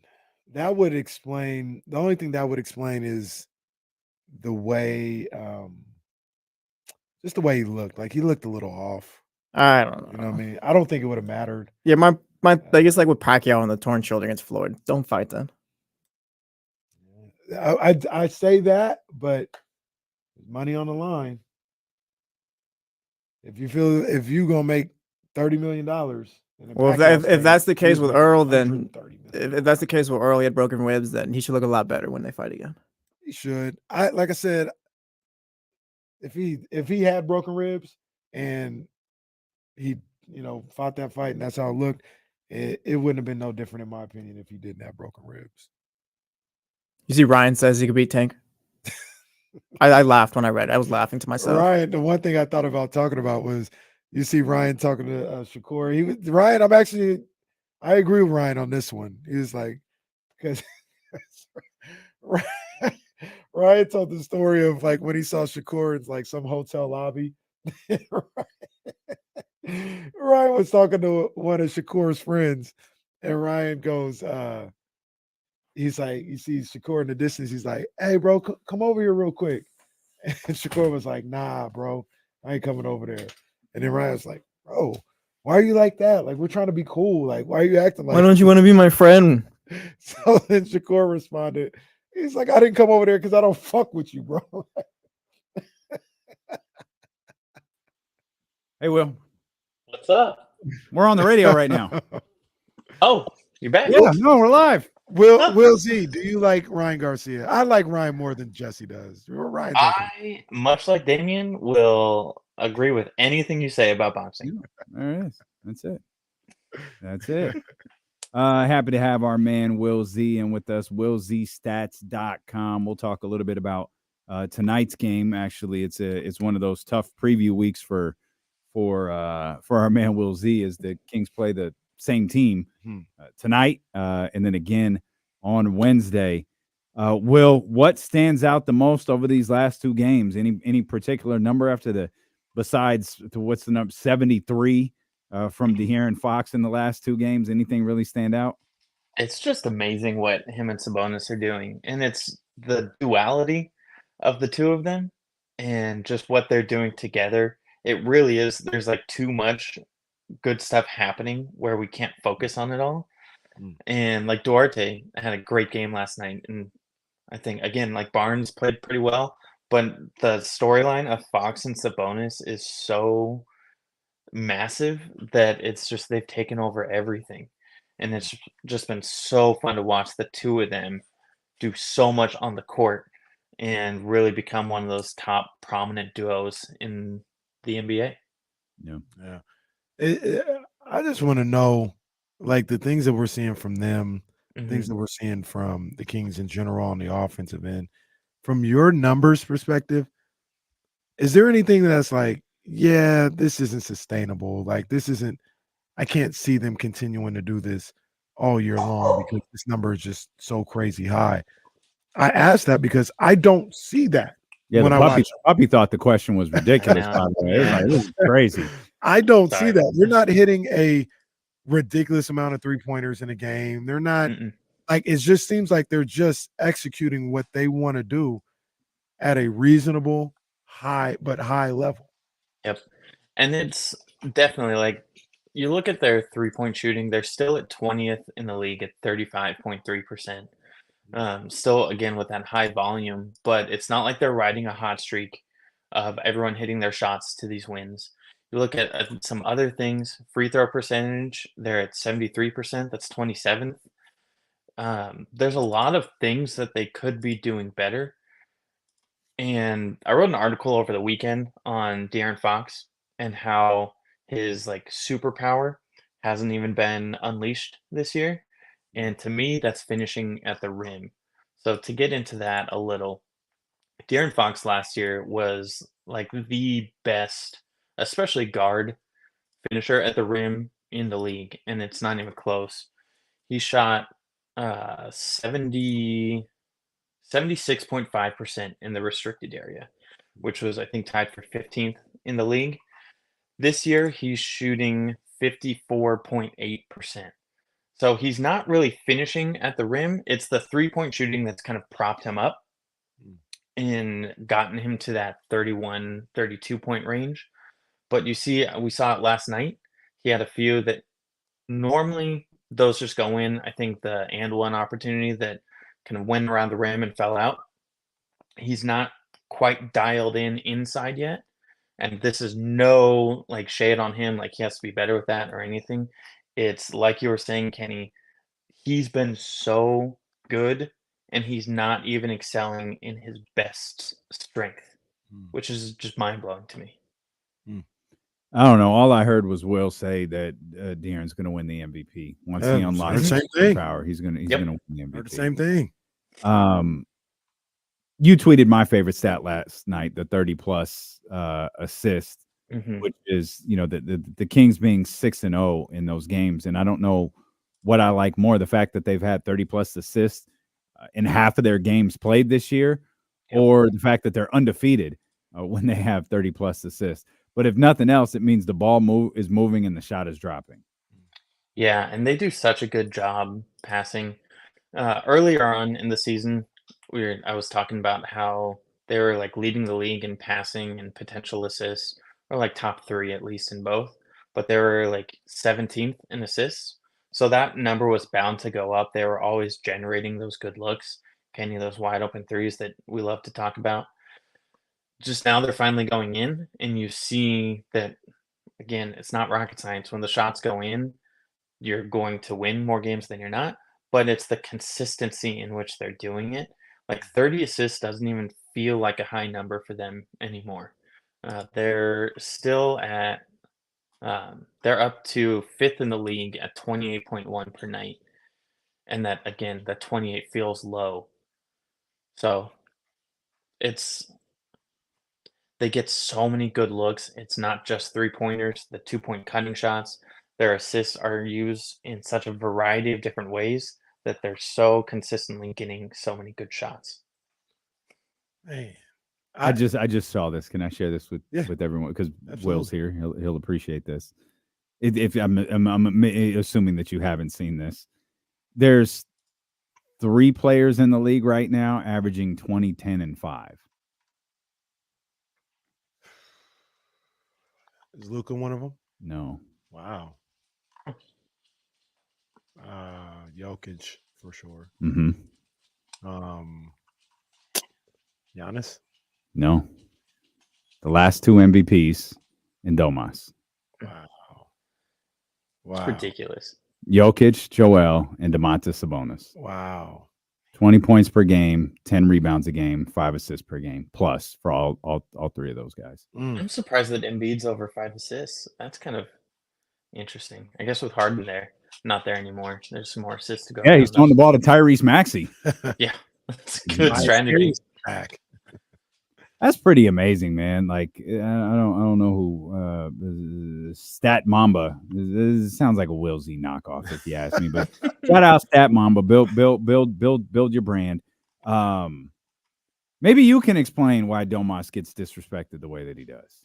I like your theory. I think it's the scoring, that he just doesn't have that like high volume scoring that people love. He does it with percentages.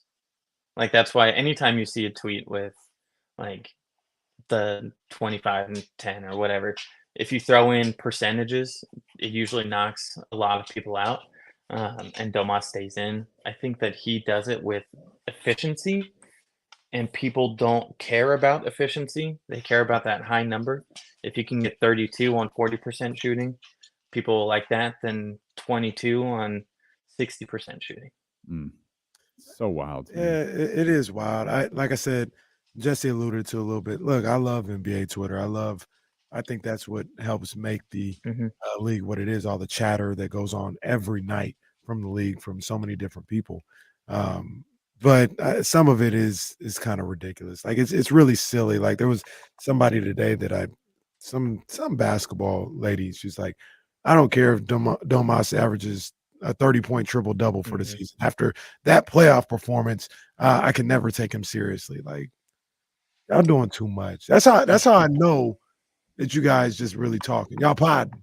Because, like, you're talking about that playoff performance like he was the worst player of all time. Like, what are you talking about?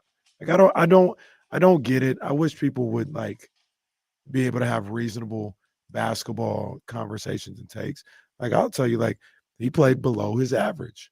I expect him to play better. He didn't shoot the ball particularly well in that series. He's got to be better next time they're in the playoffs. And that's that. That's not an indictment on who he is as a player, if he's good or not, or anything else like that. He had a below average series.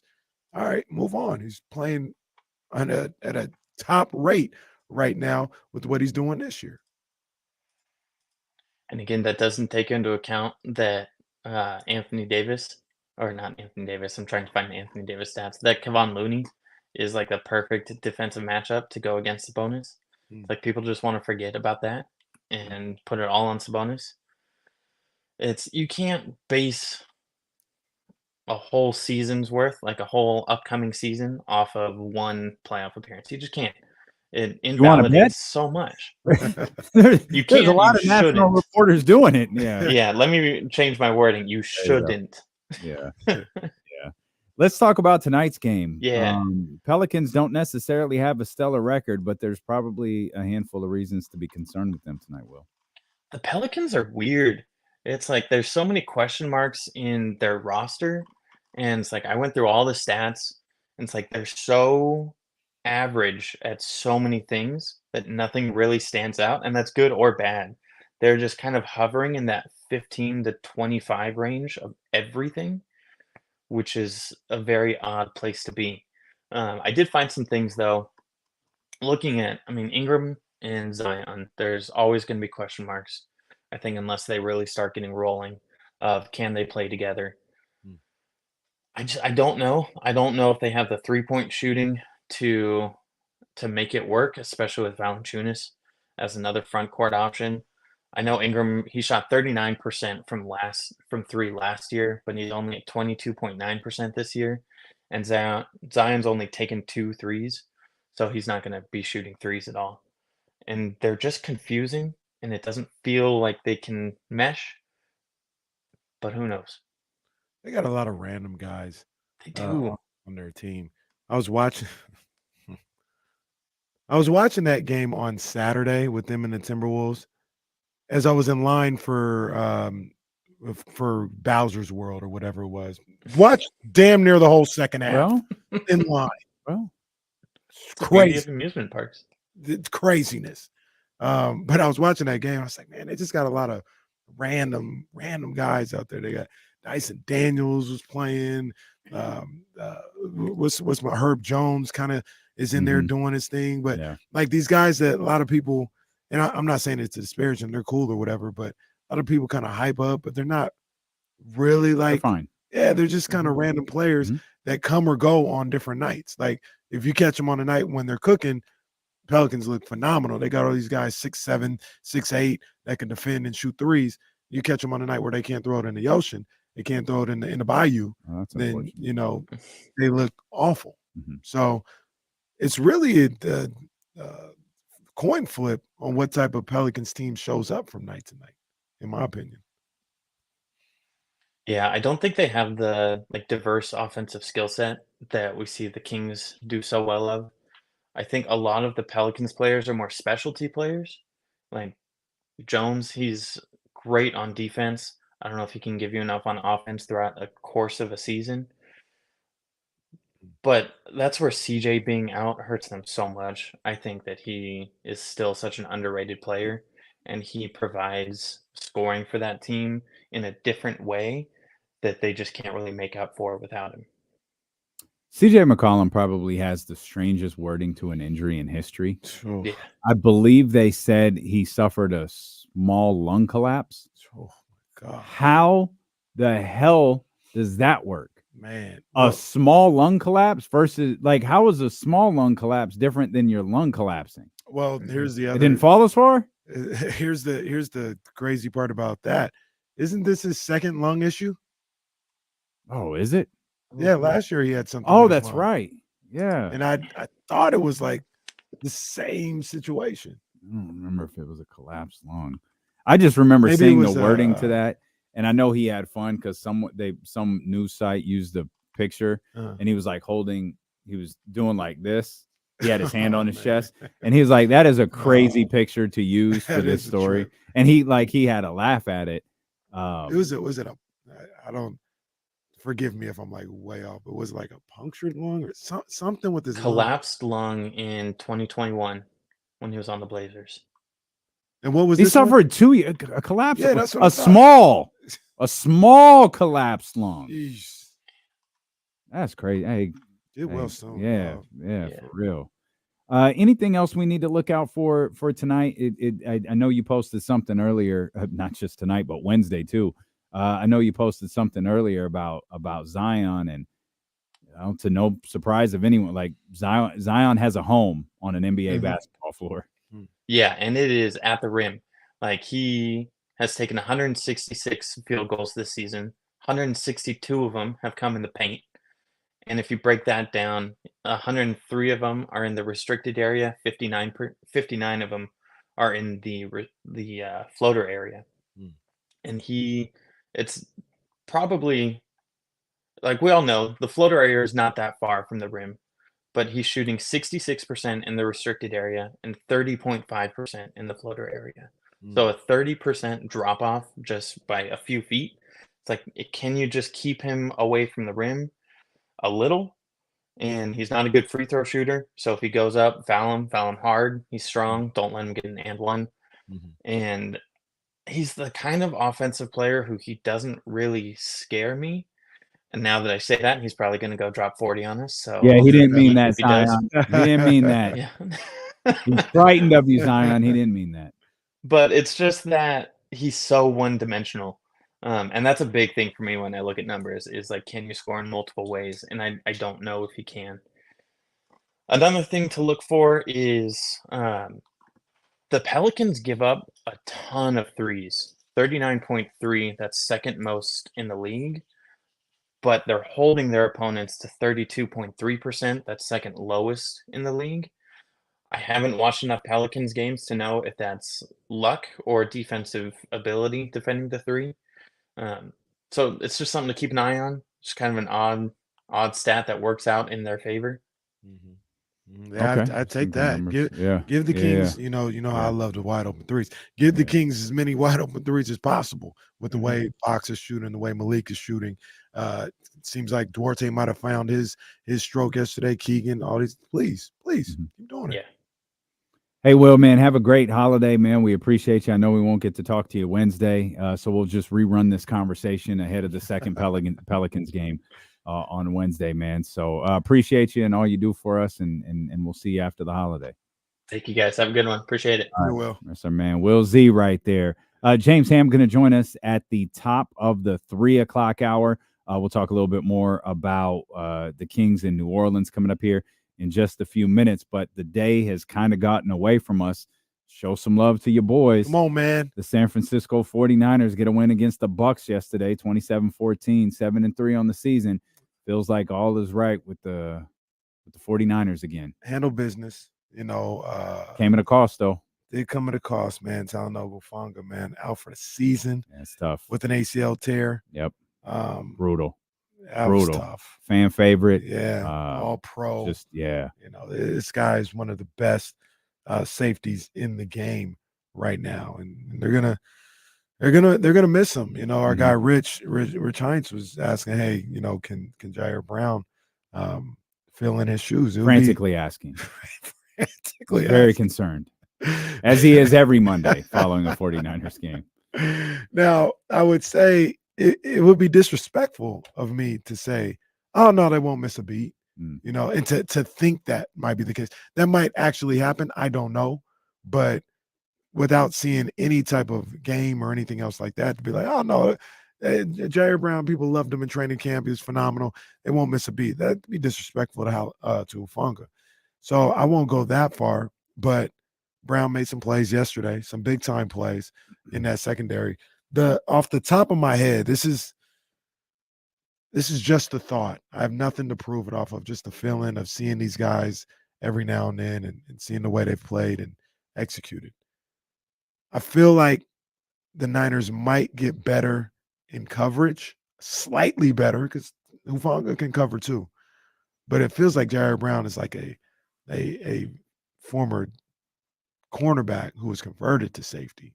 I don't know any of this to be true. I'm just looking at the way he plays and his track record and thinking that could be the case. So he may be a little better in coverage, but they're not going to have as stout help against the run and tackling in the open field as Hufanga gave you. So we'll see how that plays out for this team. But losing Hufanga is not okay. Yeah, certainly tough for San Francisco, and it's not just the plays on the field. Like this dude is a bundle of energy. As I mentioned, he's a fan favorite because of how hard he has played. Really, not just this year, really over the last couple of years. Absolutely, he is an absolute fan favorite. So the 49ers losing him, brutal, absolutely brutal, and you wish the best for him, but you got to feel good. With this, it's football. Injuries come along with this. But if you want to remain optimistic about where you're going forward, man, Brock Purdy had a near perfect game yesterday with 3 touchdown passes, 0 interceptions, and only a handful of incompletions. Man, he looks sharp. Well, this is one of the things I was talking about before the break. I mean, Brock Purdy. And like I said, maybe it's one of those things like we talk about MVP discussion. Yeah, you can discuss it. He's not actually going to win it. Brock Purdy should be in discussion for at least my belt, the KCC. I mean, this guy is killing. Isn't this like the 4th game we've had of Brock Purdy where it's like, damn, he was damn near perfect. Yeah, he's had a couple. So why can't, I'm not saying you saying he can or even you, Damon, but why can't he win MVP? Because I feel like his numbers, they're all near the top of the NFL as far as quarterbacks. Like he's up there. I think he can. Yeah, there's no reason he can't. After yesterday, before last week, I got you. I was saying like I don't think they'd give it to him after just another performance like that. And you talk about if he's able to do that twice against Seattle, beat Philly, and the numbers stay. I think James had mentioned on the Insiders. I was thinking about it myself. He's on pace for like 4,500 yards, 30 plus touchdowns, less than 10 interceptions. Yep. If he does that, and they're the number 1 seed. Hell yeah. It's an MVP caliber season. So sticking with that still, like, how come he wasn't then, like, even leading up to this game? Because his numbers, like, weren't, like, he didn't have bad, like, his numbers have been near the top. Yeah, I think there's a lot of DeMontis Sabonis vibes. People don't believe in him. Like, for a different reason, obviously, but I just don't think people buy it. People, in DeMontis Sabonis' case, it's this alleged playoff failure that he had. In Brock Purdy's case, it's Kyle Shanahan who gets the MVP. Kyle Shanahan is his weapons around him. And like now quarterbacks are, like, how many times did Patrick Mahomes get punished for having the most dynamic wide receiver perhaps in the history of the NFL on his team? Along with the most dynamic and maybe best tight end in the history of the game. Right. As well. Ever? Never. And I'm sorry, does Andy Reid suck? Right. No, Patrick, we like, people like to pick and choose. And you know what it is? We talk about this in the NBA all the time. It's the not knowing. Brock Purdy came out of nowhere and everyone was confused by it. So they've got to come up with these stories and these narratives that they share. It's as Jesse said this earlier, it's a narrative-based business. There's no reason Brock Purdy can't be MVP. There's no reason Brock Purdy can't have the strap, the KCC title. There isn't. There's literally none. Yeah, absolutely none. Just like there's no reason CJ Stroud can't be in the MVP conversation. For sure. Like that's for a sure. Another win right yesterday. Now. Yeah, absolutely. And that's why he has my belt, like I said on Friday. Before y'all tried to Jack Tunney this thing and send it into a tournament. The belt is up for Your grabs belt tonight. is up for grabs tonight And because I you won't think, put it around the waist of Patrick Mahomes. Look, or you won't put it around the waist of Brock Purdy. I think Brock got money in the bank. Might. Brock might have money in the bank. How far is Philly? He's ready. It's 2 weeks away. Oh, boy. He might have that money in the bank, boy. In my elimination chambers, Tua survived so far, so we'll see what happens tonight. Oh, He hasn't been pinned yet. He hasn't been pinned yet. Tua survived the elimination. Hasn't been pinned yet. he came into. He was number 1. He was number 1. He was out there first. He hasn't been pinned yet. Okay. All right. Yeah, no, Brock is like, I'm going to put a whole number on it or whatever. He's an upper echelon quarterback in this league. Absolutely. He's an upper. This Absolutely. is who he is. This isn't, he's just playing well or anything. The Niners, somehow, some way, they got one. They got one. Brock is that type of quarterback. This is crazy to see. Crazy. Completing 70% of his passes also. That's the other thing. Yeah. Like he's hitting the passes. And any metric that you want to put out there, he's one of the top quarterbacks in the game. He is legit. And one of the things that I also think about, somebody said a long time ago, when thinking about like how a team feels about a quarterback or anything else like that, he said the coach will tell you in his play calls. Like because the whole argument back then was Alex Smith, like, do the 49ers believe in Alex Smith? Do they believe they can win a Super Bowl with Alex Smith or whatever? He's like, just look at the play calls. If they're running every time on first and second down, and if it's 3rd and 8 and they're running little tunnel screens or a draw, they don't believe in him. They just don't want him to mess it up. And if you look at the way Kyle Shanahan calls plays for Brock Purdy, a lot of the time yesterday, first and second down, drop back, empty backfield, do your thing, Brock. This is because he believes in him. He believes in what he's shown leading up to this, shown in practices and all this other stuff. He says, Brock is that dude. He tells you with his play calling that he believes Brock is that dude. So they're back on track for what they're trying to do. And I came up with something yesterday. I know James Ham coming at 3:00. We got to get back into the Kings for sure. But when we come back, can I tell you a little something that stuck out like a sore thumb to me that I don't know how to play this. Actually, I do know how to play this, but I don't know how to play this. Sore thumbs really stick out too. Like if you were walking by somebody with a sore thumb, Well, NFL Network thought Joe Burrow had a sore thumb. Well, they're like, look at his hand, swollen. Look at it. No, it was his wrist, sir. Okay, yeah, I wanna hear that. I want to mention this. There's QBR and there's quarterback passer rating. Why they're different, I don't know, but they are. Quarterback passer rating, which is what the broadcasters were making a big deal of yesterday. Talking about he's perfect. He's got a perfect quarterback passer rating. All of that. This year, he's had 6 games in 3-digit territory, which is high level. They've only played 10. Right. Which you could put the rest of this together. Yeah. In the 4 they didn't, they've won 1. In the 4 that he didn't, they've won 1. And he had a 93 against the Rams. Damn. The other 3 were disasters. He actually one of those was the Cincinnati one. Actually wasn't a disaster rating. And I know we got to go, but the crazy thing about that is, I thought his only bad game of the year was Cleveland. The other 2 games where Cleveland was a big reason why that was a bad game. And the other 2 games where he lost and he threw interceptions, I thought he played well in those games. So for context, his lowest quarterback rating, except for the Cleveland game, was against Minnesota. It was 81.5. The Cleveland game, 55.3. We'll come back. James Ham at the top of the hour. Steeler and KC. There's something sneaky. ESPN 1320. Sign the contract, big boy. Sign the contract. You guys ever seen that Mike Tyson? I don't think so. Remember that guy, the big black guy who was like it wasn't UFC, but it was kickboxing and boxing in a boxing ring. Big black guy. Okay. And they had Mike Tyson there. Chemo? No, I forgot his name. It wasn't Kimbo. It was I forgot. Not Kimbo. Never mind. Go ahead. But Mike Tyson got in the ring in one of his fights, and they were like trying to hype it up, like, you guys need to fight or whatever. And then he's like, yeah, I want to fight you, Mike. And Mike gets Mike and says, sign the contract, big boy. Sign the contract. I love Mike Tyson. That's funny.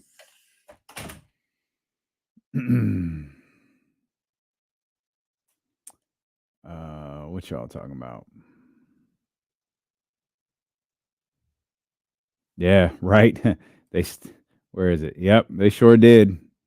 Could have won that game. No, Ramsey, I didn't make it to Stanford yesterday. I didn't make it to Stanford, no. I watched. I was tapped in. It was they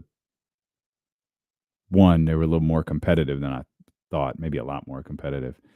Yeah, that was a tough one.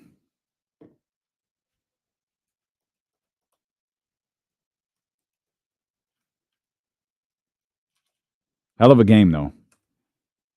Hell of a game.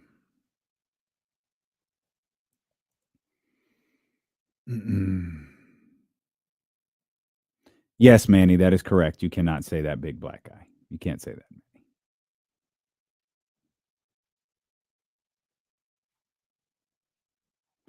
Yeah, man. I'll actually be watching just because Jesse has convinced me CM Punk's going to show up. Well, they've convinced me CM Punk is showing up. What is the main event of that? Is it Roman and LA Knight? No, Roman beat LA Knight. Is it maybe the War Games? No, it's thing? a War Games. That's right. Yeah. That's what. Oh, those can be tough to watch. It was dope seeing you out there yesterday, Steven. Thanks for the beer. Appreciate that. Oh, good stuff, man.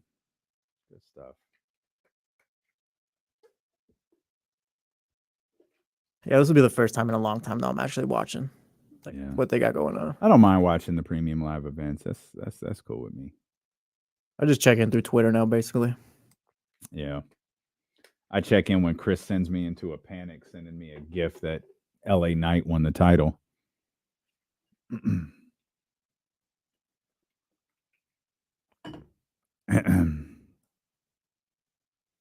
Well, that's true, Dr. David. The Rock is coming back also. So that's a good point. That's a good point.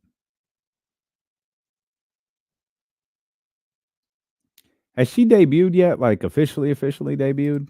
I don't think so. I don't think so either. I know she's been on TV, but like has she been in front of the crowd? Oh, appreciate you, Michigan. Thanks, man. As Ramsey was quick to point out, it wasn't cold enough to wear that, but I knew it looked good, and I knew we had to take pictures. So I was rocking it, man. Appreciate you, bro. I'm over. Yeah, the wrestling fans in the chat. Do you guys like AEW? Because it seems kind of off on Twitter from what I see.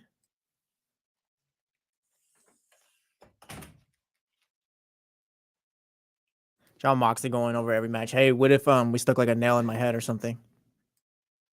Yeah, right. I meant to quote tweet this when you made the tweet, but AEW on life support. What did I tweet? Rhonda. Bro, they give big WCW vibes. They're on life support. In fairness, that wasn't AEW. It was ROH. Oh, I thought it was AEW. No, I thought that was AEW too. Never mind. It was Ring of Honor, but Ring of Honor, AEW owns Ring of Honor. Tony Khan owns Ring of Honor, but it is different. They're still on life support though. They might be. No, I don't think they are. I don't think they're going to go away because there's just too much invested in it. But it's ugly right now. Oh, Kimberly. Hey, not a shout out to the organizers of the Maui Invitational, as for the first time in my memory, it is not at Chaminade College. Isaiah Thomas also pointed that out on Twitter today. Why? Yeah, he's all, why are they're not doing the courts there? Why are they trying to kill us? Like, not that I'm not down for this. They sent us, like, Kim just sent an invitation for like dinner with Dana and the crew on Thursday, December 7th. And it's like, cool. That's awesome. We'll be at Sky River, like, starting at 11. That fucking dinner better be at SR Prime. That's what I'm saying. You better put that bitch at SR Prime.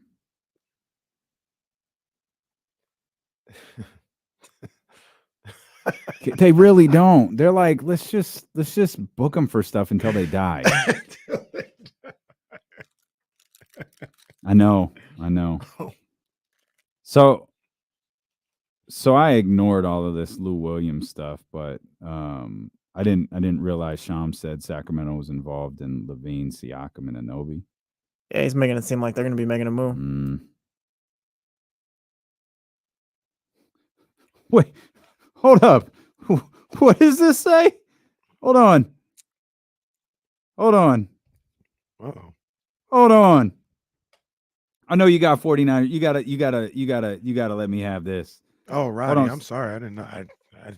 I didn't know. Fires moved it. Well, hope everybody's all right. Or things rebuild or whatever.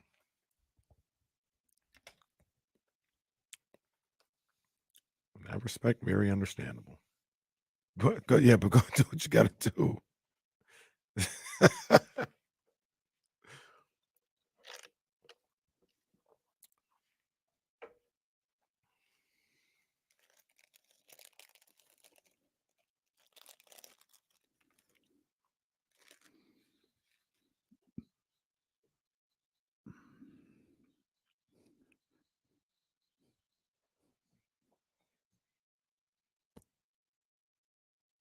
I know you got something, and you gotta share the tease on the 49ers. Yeah, good. I just this popped up from Bleacher Report, and I had to. I know.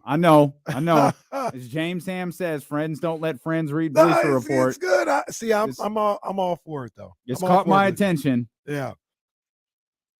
the push notification from Bleacher Report said, Kings need help offensively. And I thought, all right, it worked. You got me. Yeah. I'm going to click it. Sometimes it happens like that. I'm going to click. While the Kings rank 4th in the NBA in assists per game, this number could actually be much higher if Sacramento was even an average shooting team off the catch. The Kings rank dead last in catch and shoot effective field goal percentage and 3-point percentage, even with players like Kevin Huerter and Harrison Barnes on the roster. This guy's talking. There's enough ball handlers and playmakers with De'Aaron Fox, Domantas Sabonis, and Malik Monk, although the reserve core could use one more dead-eye shooter who can space the floor and get a shot up quickly. Sacramento doesn't need to make any earth-shattering moves at the deadline, yet it should be on the lookout for a low-cost sniper should one become available. Who wrote I don't this? know. His name is Greg something. I'm coming for you, Greg. I don't know. You know who might fit that spot perfectly? Trey Lyles. It sure feels like if the Kings could land a guy like Trey Lyles, he could help with this. Also feels like we're doing a bit much here with the Kings averaging like what is it, 126, 127 with Fox? Right. This is where analytics make you an idiot. Well, you said it best. I'm sorry. I couldn't wait. I had to share that with the world. And as David Jackson says, Shavano, come on home. Need a flamethrower. Impact 316 calls it what it is. Stat hoeing. I mean, all right. You talked about it, Jesse. These guys even goofy. Even watch not just the Kings. Do they watch any basketball at this point? Like, are they watching any basketball? Or are they just reading box scores, reading other people's tweets, and then putting stuff out? Everyone, not everyone, obviously, but NBA media, like everyone is the smartest person in the room. Everyone's got a stat that's gonna like I could find any stat in the world to back up whatever narrative I want to push. Yeah. That's honestly what it is. That's 100% true. Facts. All these guys think true because they got access to whatever. Like, I don't know. It's crazy.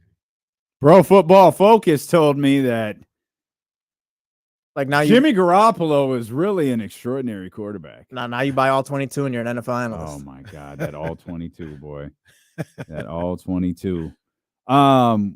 James is going to join us in a few minutes. What did you have before the break? So, I was thinking about some things, looking at the standings for the NFC, playoffs, seedings, all that other stuff. I said this last year, and I don't really know how I feel about it, what I want to do, like how I'm looking at it, whatever. And I also I want to be careful with this because when you hear it, it's going to sound very Windhorse-ish. Oh. I think the 2 or the 3 seed in the NFC is the sweet spot. Preferably the 2. That is very Windhorsty. Yeah, I know. Because the Kings are the mark. Wow, look at you. I know. Look at you. And I hate to do that. I apologize to Coach Chris. Yep. I apologize Detroit. to our guy Will. Yep. You know what I mean? Yep. I apologize. But there's 2 things there. There's 2 things. Okay. And I'll come around and explain it all at the end of the day too. Right now, last year I said the same thing.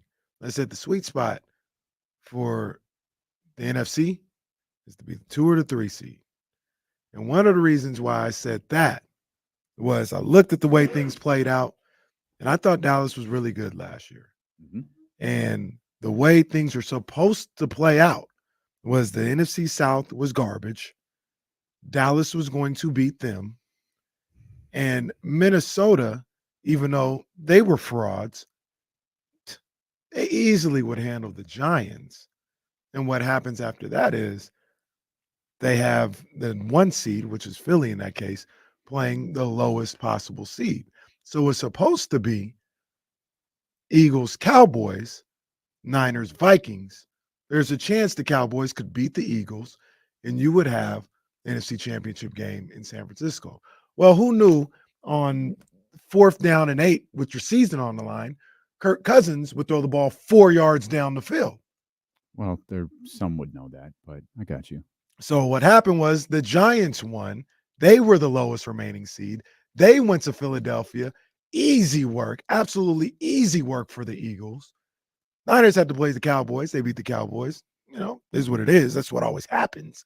But in turn, Niners then had to travel in the NFC Championship game, and they faced a damn near arrested Eagles team because that Giants team was so god awful.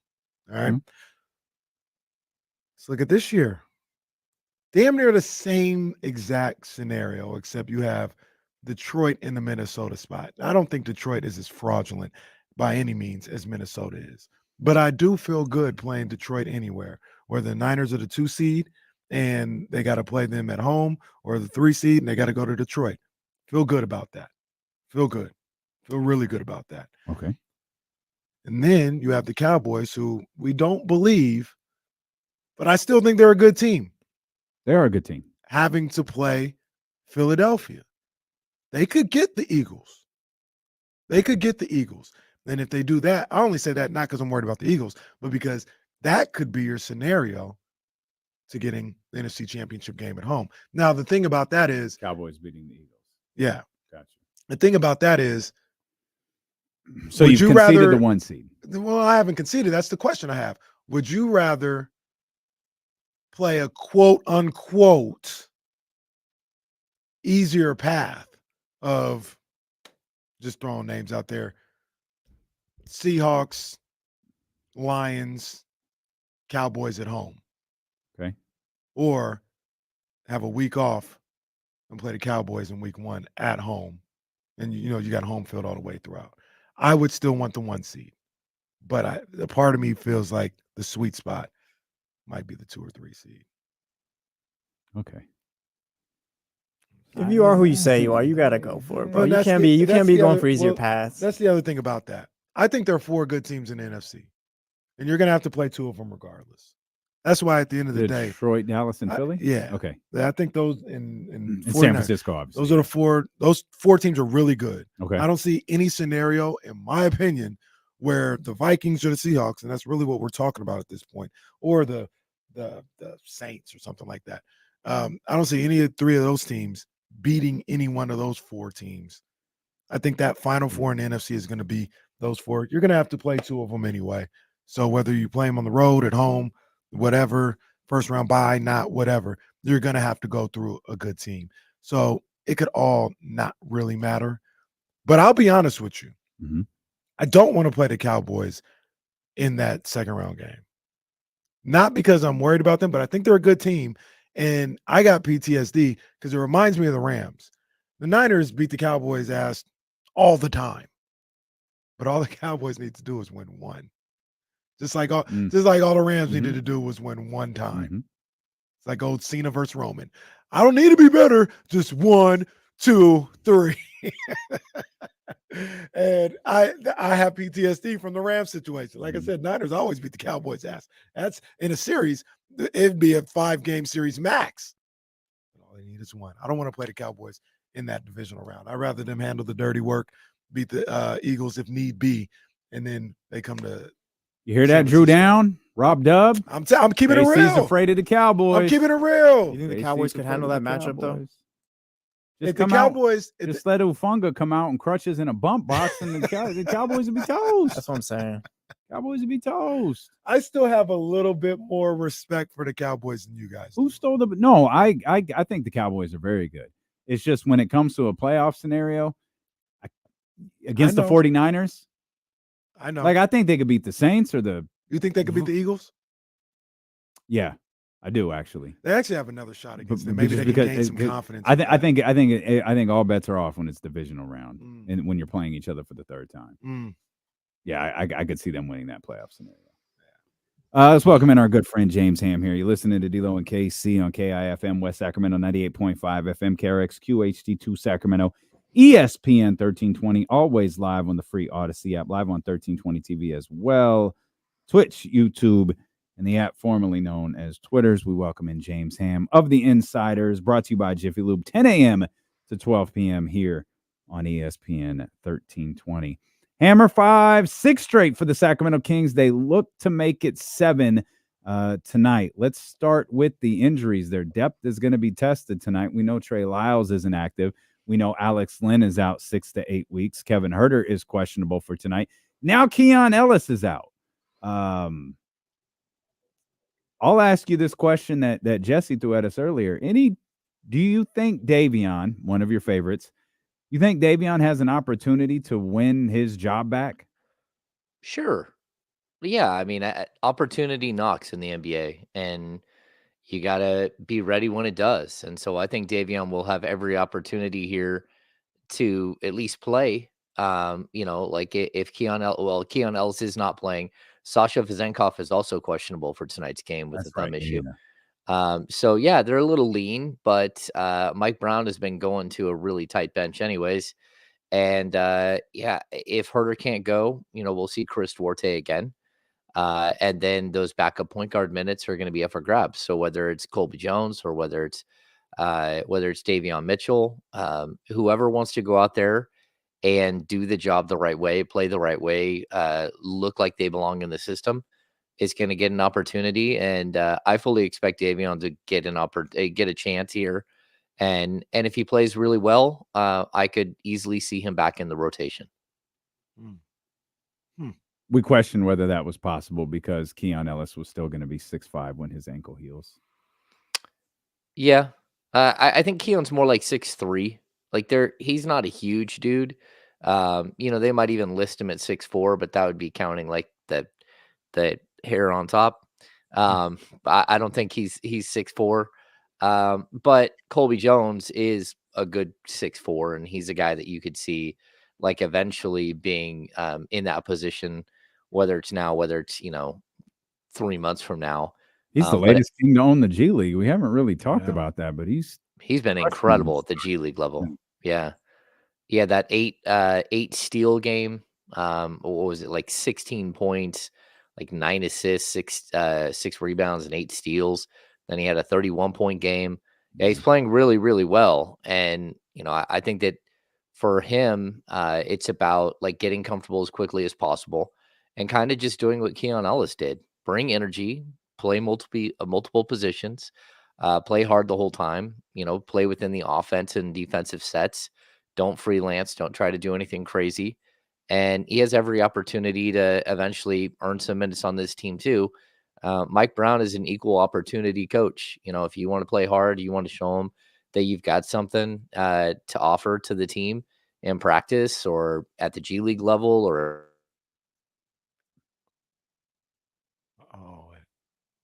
Wow, it's official. 3:05 early. Wow. And shout out to the Chatty House because they were on it. They were on it quick. Early. And they was like, yo, what's happening today? That is an official ham freeze at 3:05 on a Monday.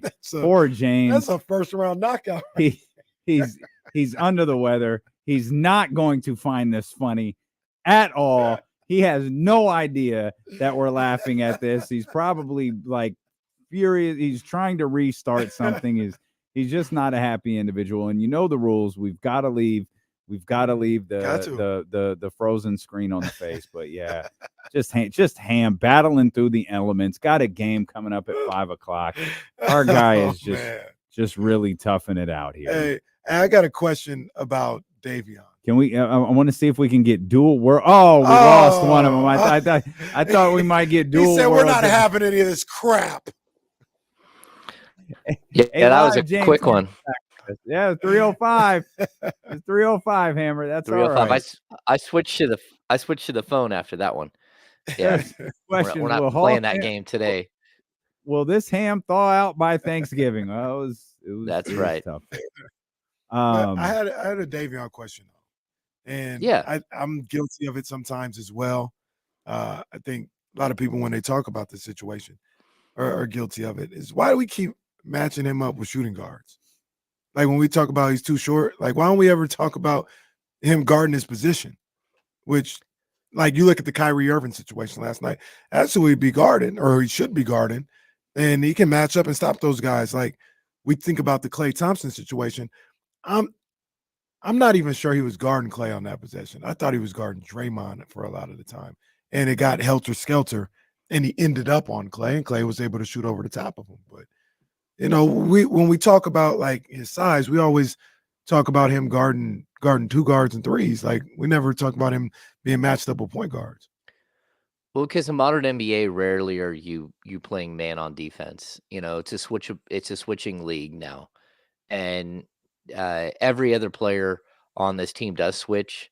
And I would even say when he's playing alongside Malik Monk, like Malik is the engine. You know, he's the backup engine to De'Aaron Fox, and that means that Davion has to take the tough guard. He's the defensive player, whether it's, you know, a 6'5" guy, a 6 foot tall guy, whatever it is, he's got to take the toughest cover because Monk is out there running the offense and expending all of his energy on the other end. So it's not the easiest thing for Davion, but that's where it comes in when I've talked about, like, he's just not a multi-positional player. And that's really tough in the modern NBA. You know, 6 foot tall guards, it's tough being the 6 foot tall guard. So you got to be able to play as many positions as possible. You got to defend multiple, different types of people. And you might be right about the Klay Thompson thing, but again, that's sort of my point. My point is that you're going to get switched onto somebody, and that's just the way the league works. And But go ahead. I was just say, to that point, nobody attacks Davion. Like, what you're saying is Davion is guarding, let's just say, Paul George, and they look at it like, oh, hey, we got Davion, little dude, on Paul George. Get out the way. He's too small. They always, if Davion's guarding Paul George, they go find who Malik is guarding instead of screen and roll so they can get Malik on Paul George. Like, nobody attacks Davion Mitchell, height or not. Yeah, I mean, I get what you're saying there. They do shoot over the top of Davion, but like, that's kind of the league. Like, you're going to get switched on to somebody, and while Davion is a great man on defender, like, the league isn't a man on defending league as much as it is a team defending league. And I would make the argument that Davion, while an incredible on ball defender, is not a very good off ball defender. He really does struggle to chase. He struggles to, when the ball is somewhere else, to keep his attention span on the player he's guarding. He's got beat on backdoor cuts plenty of times in his career. And that's not to say that, other players don't do as well, but he's always been an excellent on-ball player, whether it's on the offensive end when he has the ball in his hands, or on the defensive end when, the ball is in front of him. And that's why I've always compared him a little bit in that way to Tyreke Evans. Evans could defend anybody that was right in front of him. But as soon as the ball started, bouncing around on the offensive end for his opponent, like, he would get lost in the shuffle. And that's where I think Davion, again, I think he fights. I think he tries his best, but it's not easy. We've seen Mike Brown put Davion Mitchell on Luka Doncic, who's 6'7". Like, that's nearly impossible for him to stop. And you put him on him because, number one, you need to eat some minutes, but also you need your other players that are scoring and being that offensive push to have a break and not have to play defense and offense for, 33 minutes or 36 minutes. Hammer, we saw Chris Duarte play 32 minutes last night in the absence of Kevin Huerter, and for me, I thought it was a really incredible showing from him. What did you think of Duarte's minutes, and what could that mean for him moving forward?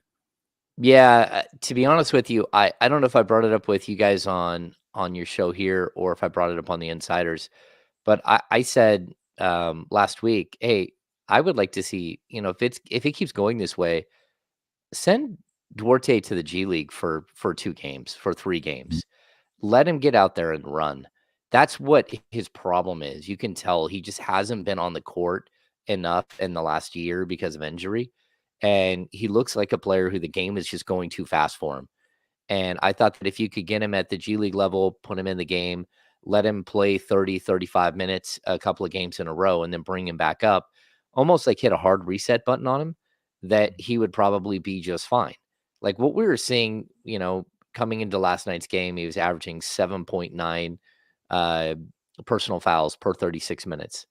Like that means he can't stay on the court. Not only is he getting his own personal fouls, but he's also getting team fouls and getting you into penalty all the time. And to see him go out there and play, 33, 34 minutes, bring something on the offensive end, hit his shots, move without the ball, and then on the defensive end to really give you physicality and to play without fouling. I think, what did he have? 3 fouls in 33 minutes. Like that was a huge like day for Chris Duarte. And the whole time I've been looking at him as a player who needed that. He needed a day where he just got to be the guy and he didn't have to look over his shoulder or anything else. Just go out there. Don't try to make some sort of strange impact. Just go out there and play hard. And sure enough, you get him out there for an extended period of time. And I thought he was excellent. He gave you everything you needed. The 8 rebounds, 4 assists, like a couple of steals, everything he did, I thought was big thumbs up. And it's good to see because he's a player that throughout an 82 game season, man, you're going to need Chris Duarte. He's a good defender. There's a lot to like about what he brings to the table. Plus, he's young-ish. He's like 26, but only a third-year player. You have him under contract on a really bargain basement deal for next year, like $6.5 million. Like this is a player that you should be able to put in your system and develop and have him be like one of the cogs in the wheel.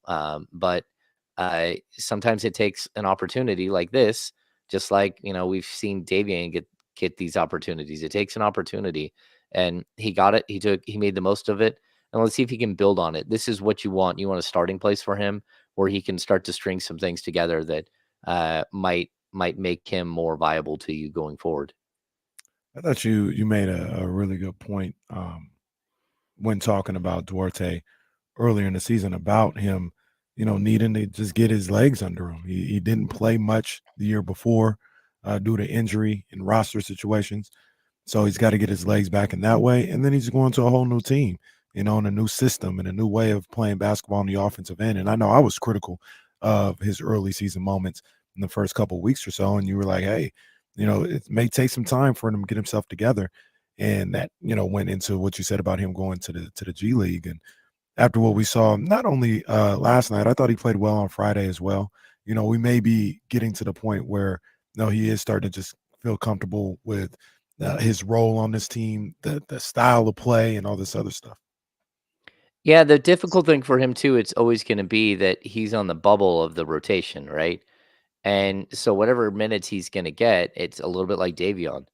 Like you can't just sit there and worry about how many minutes you're going to get. You got to get out there and play, and play smart. Don't go out there and like I told Kyle today is like he's out there like kung fu fighting. You're like, what are you doing, man? Like we have JaVale has minutes like this too, where you're just shaking your head like that wasn't part of any plan that anyone wrote up on any board anywhere, not even once. And so when you're watching Chris do some of these things, you're like, okay, this is just like him trying too hard. And he needs to relax. He needs to have an opportunity to settle in. And you're right, getting to know your teammates. Remember, like teams bond on road trips.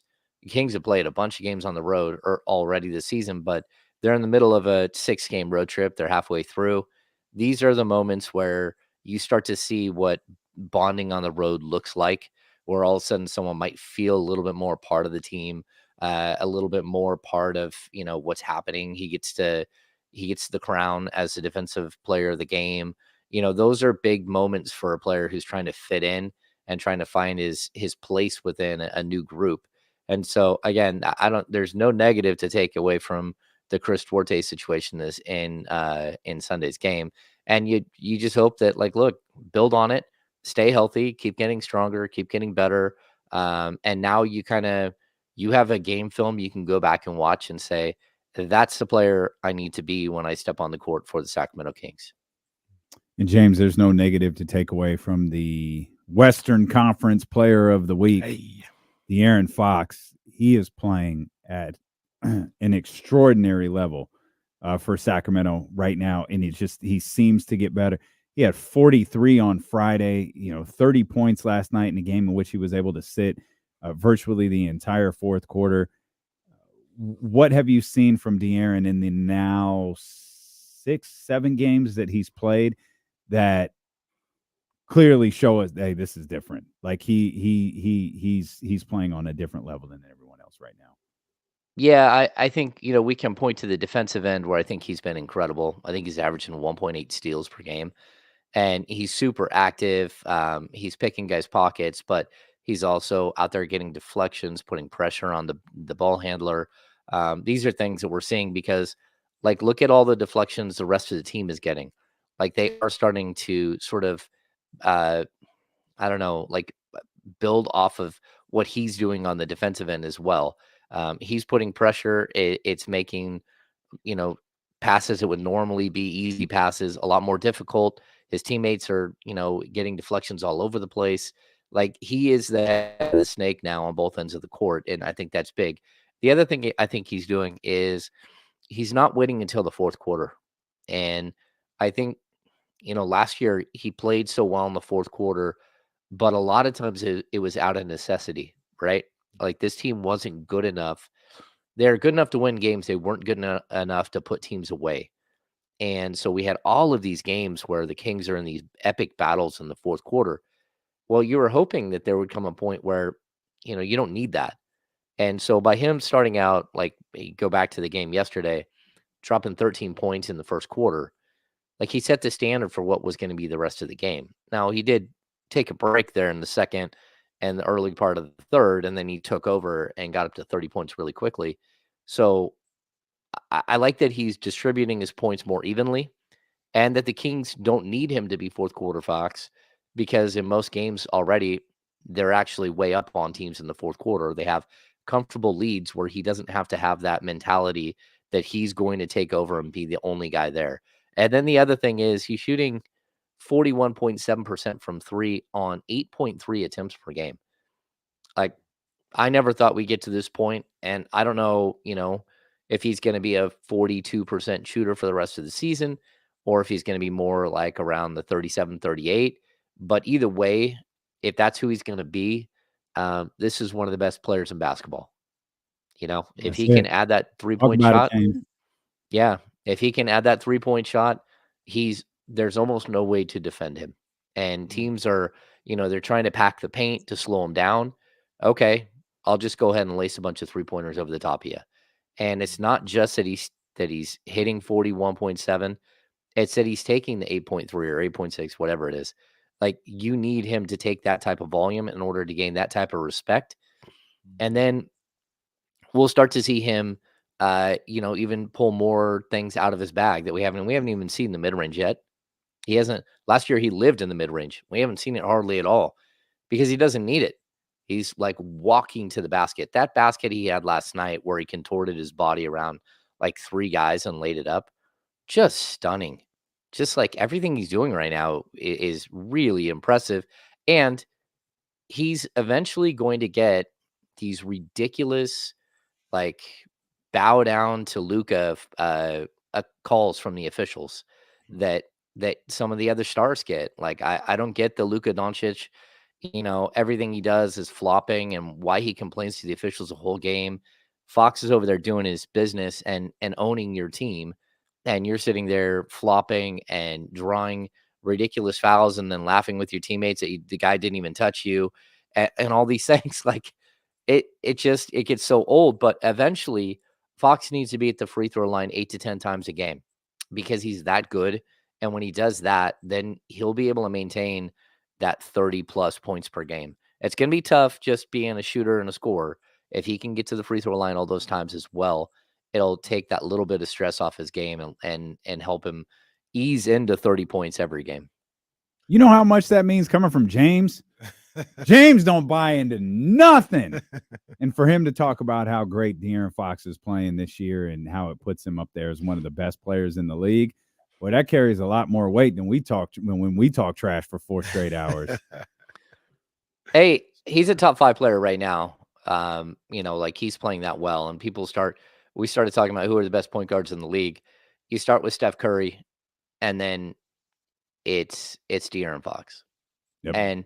And that's even debatable because at this point, one guy can lead his team to victory and the other one can't. One guy has got a team that's marching along with him. Another guy's trying to drag his team with him. But we're seeing the ascension of a player, which, again, I didn't know that we would ever get to see this point with Fox. I thought the 25 point per game probably would be like a really, really high spot for him. And he could probably get up to 28 points per game, but would you be a better team? And now we're looking at like 30, 32. You're like, okay, this could be sustainable. Like he's playing that well. He's just, blowing the doors off people. Like he just can't stay in front of him. And then on top of that, it's just, he's got that little bit of edge to him that makes him great. And so now you see it. And it's cool to watch the progress of a player, the progression from the time he's a 19-year-old kid until the time, he'll be 26 early next month. Him and Sean Cunningham share a birthday. I think it's like December 21st or December 20th, something like that. I do not know Sean's birthday. Well, it's easy because I just look up when De'Aaron's birthday is. Oh, Yeah. Yeah. So, and, it's not, I don't have to remember birthdays. You guys have to remember that. Me and my wife share the same birthday, so I don't have to worry about remembering birthdays at all. Yeah. And our oldest is a week off of ours. So, see, December 20th. There we go. Thanks. Thanks, Shady House. But yeah, like we're getting to see a player become a star.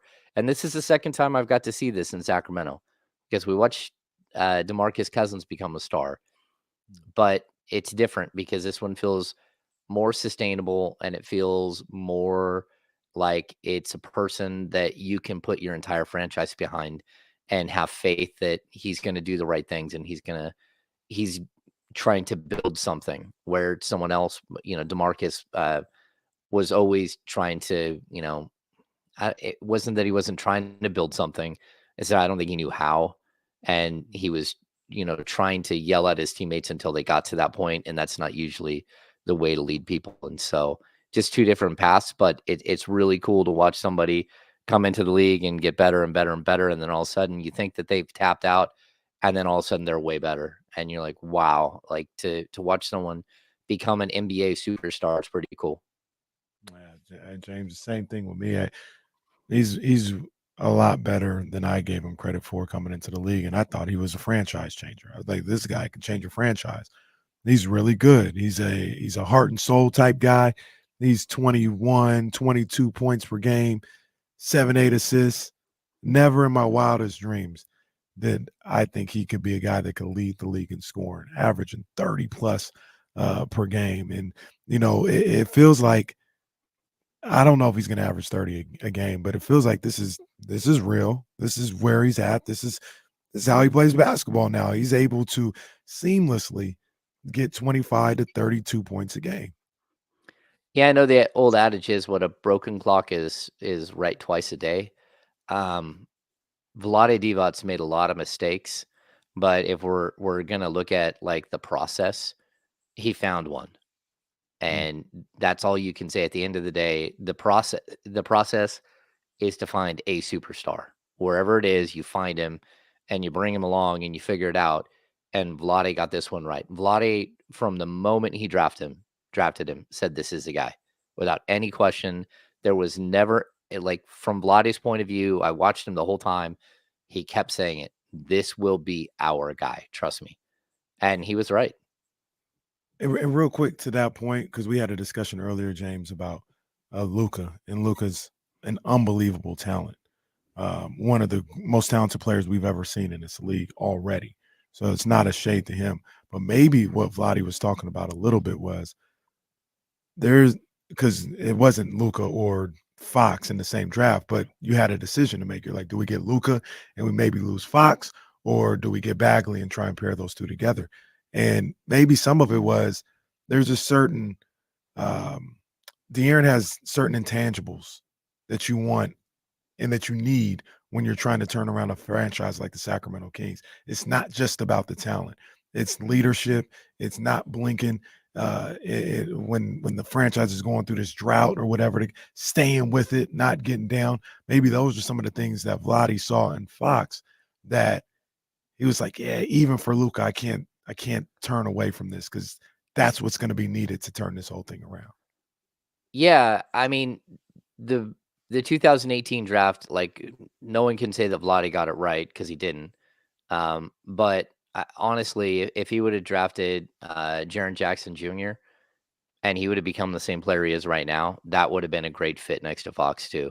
He just chose the wrong guy, and I can see why he did what he did. They had no interest in DeAndre Ayton at all. But like looking at the other group of players, Trae Young would never have fit with De'Aaron Fox and Luka. I think he's right. I don't think it would have ever worked. Although we did see last night when Kyrie and Luka are rolling together, like it's some pretty incredible stuff. Those are two of the greatest shot makers we've ever seen.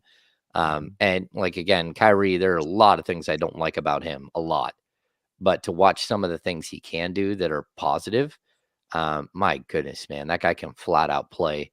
And, but you can see where it just would take a specific type of thing to work out for Fox and Luka, and that probably wouldn't have ever happened. Especially if you were just you would have handed the game over to Luka, and Fox would have probably been lost in the process.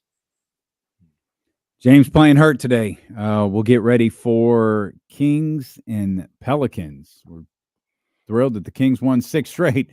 They're going for number 7 tonight. 7. I want that TC number 7. Going for 7. Match last year's win total. We'll talk about it with our insider from the Insiders, James Ham with D'Lo and Casey. Return here on Sacramento Sports Leader, ESPN 1320.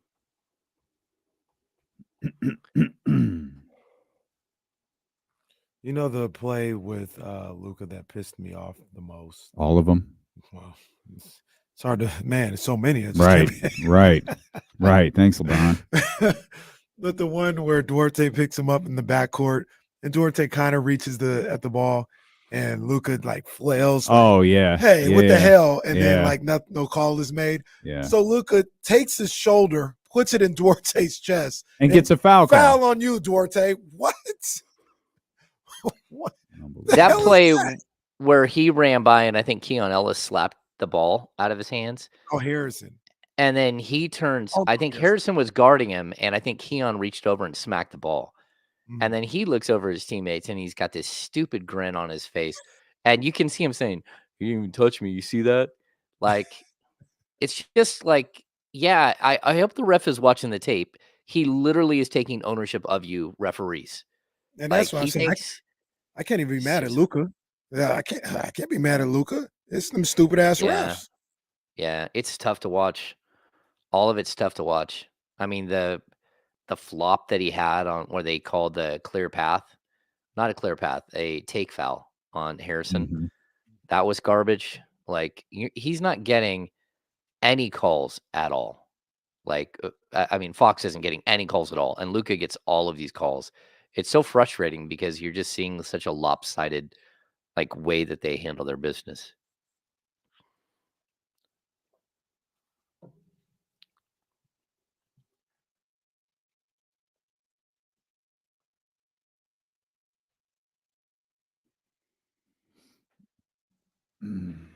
Feeling all right, James?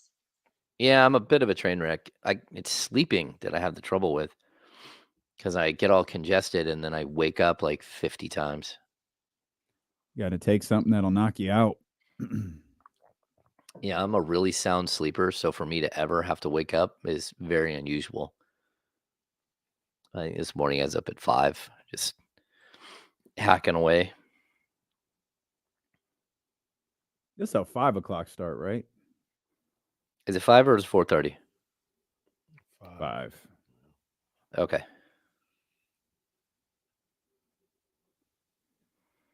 Oh, man.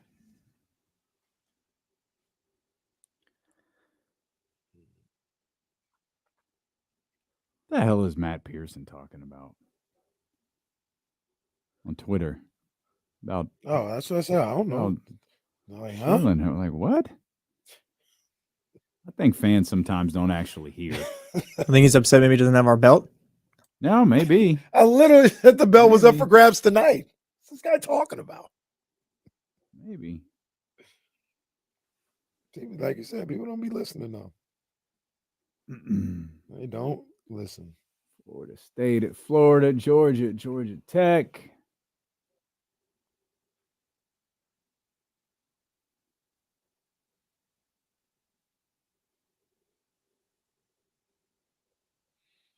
Someone said Jalen looked like the new boyfriend in a 90s sitcom. And now I can't unsee it. Yeah, you're looking like Shamar Moore. Yeah, now I can't unsee it. Now I'm like, well, that is an accurate description.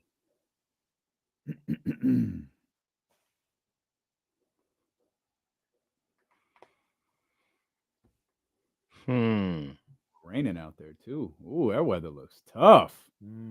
Goodness gracious. That benefits the Eagles. They got the running game. That weather looks tough. I got a big fantasy football game tonight. Is it playoff? No, it's not playoff time yet. No, but it's getting close, and I need Mahomes. I've got Mahomes and Rice against Travis Kelce. I'm down by 6 points, I think. Chris Berman's still kicking.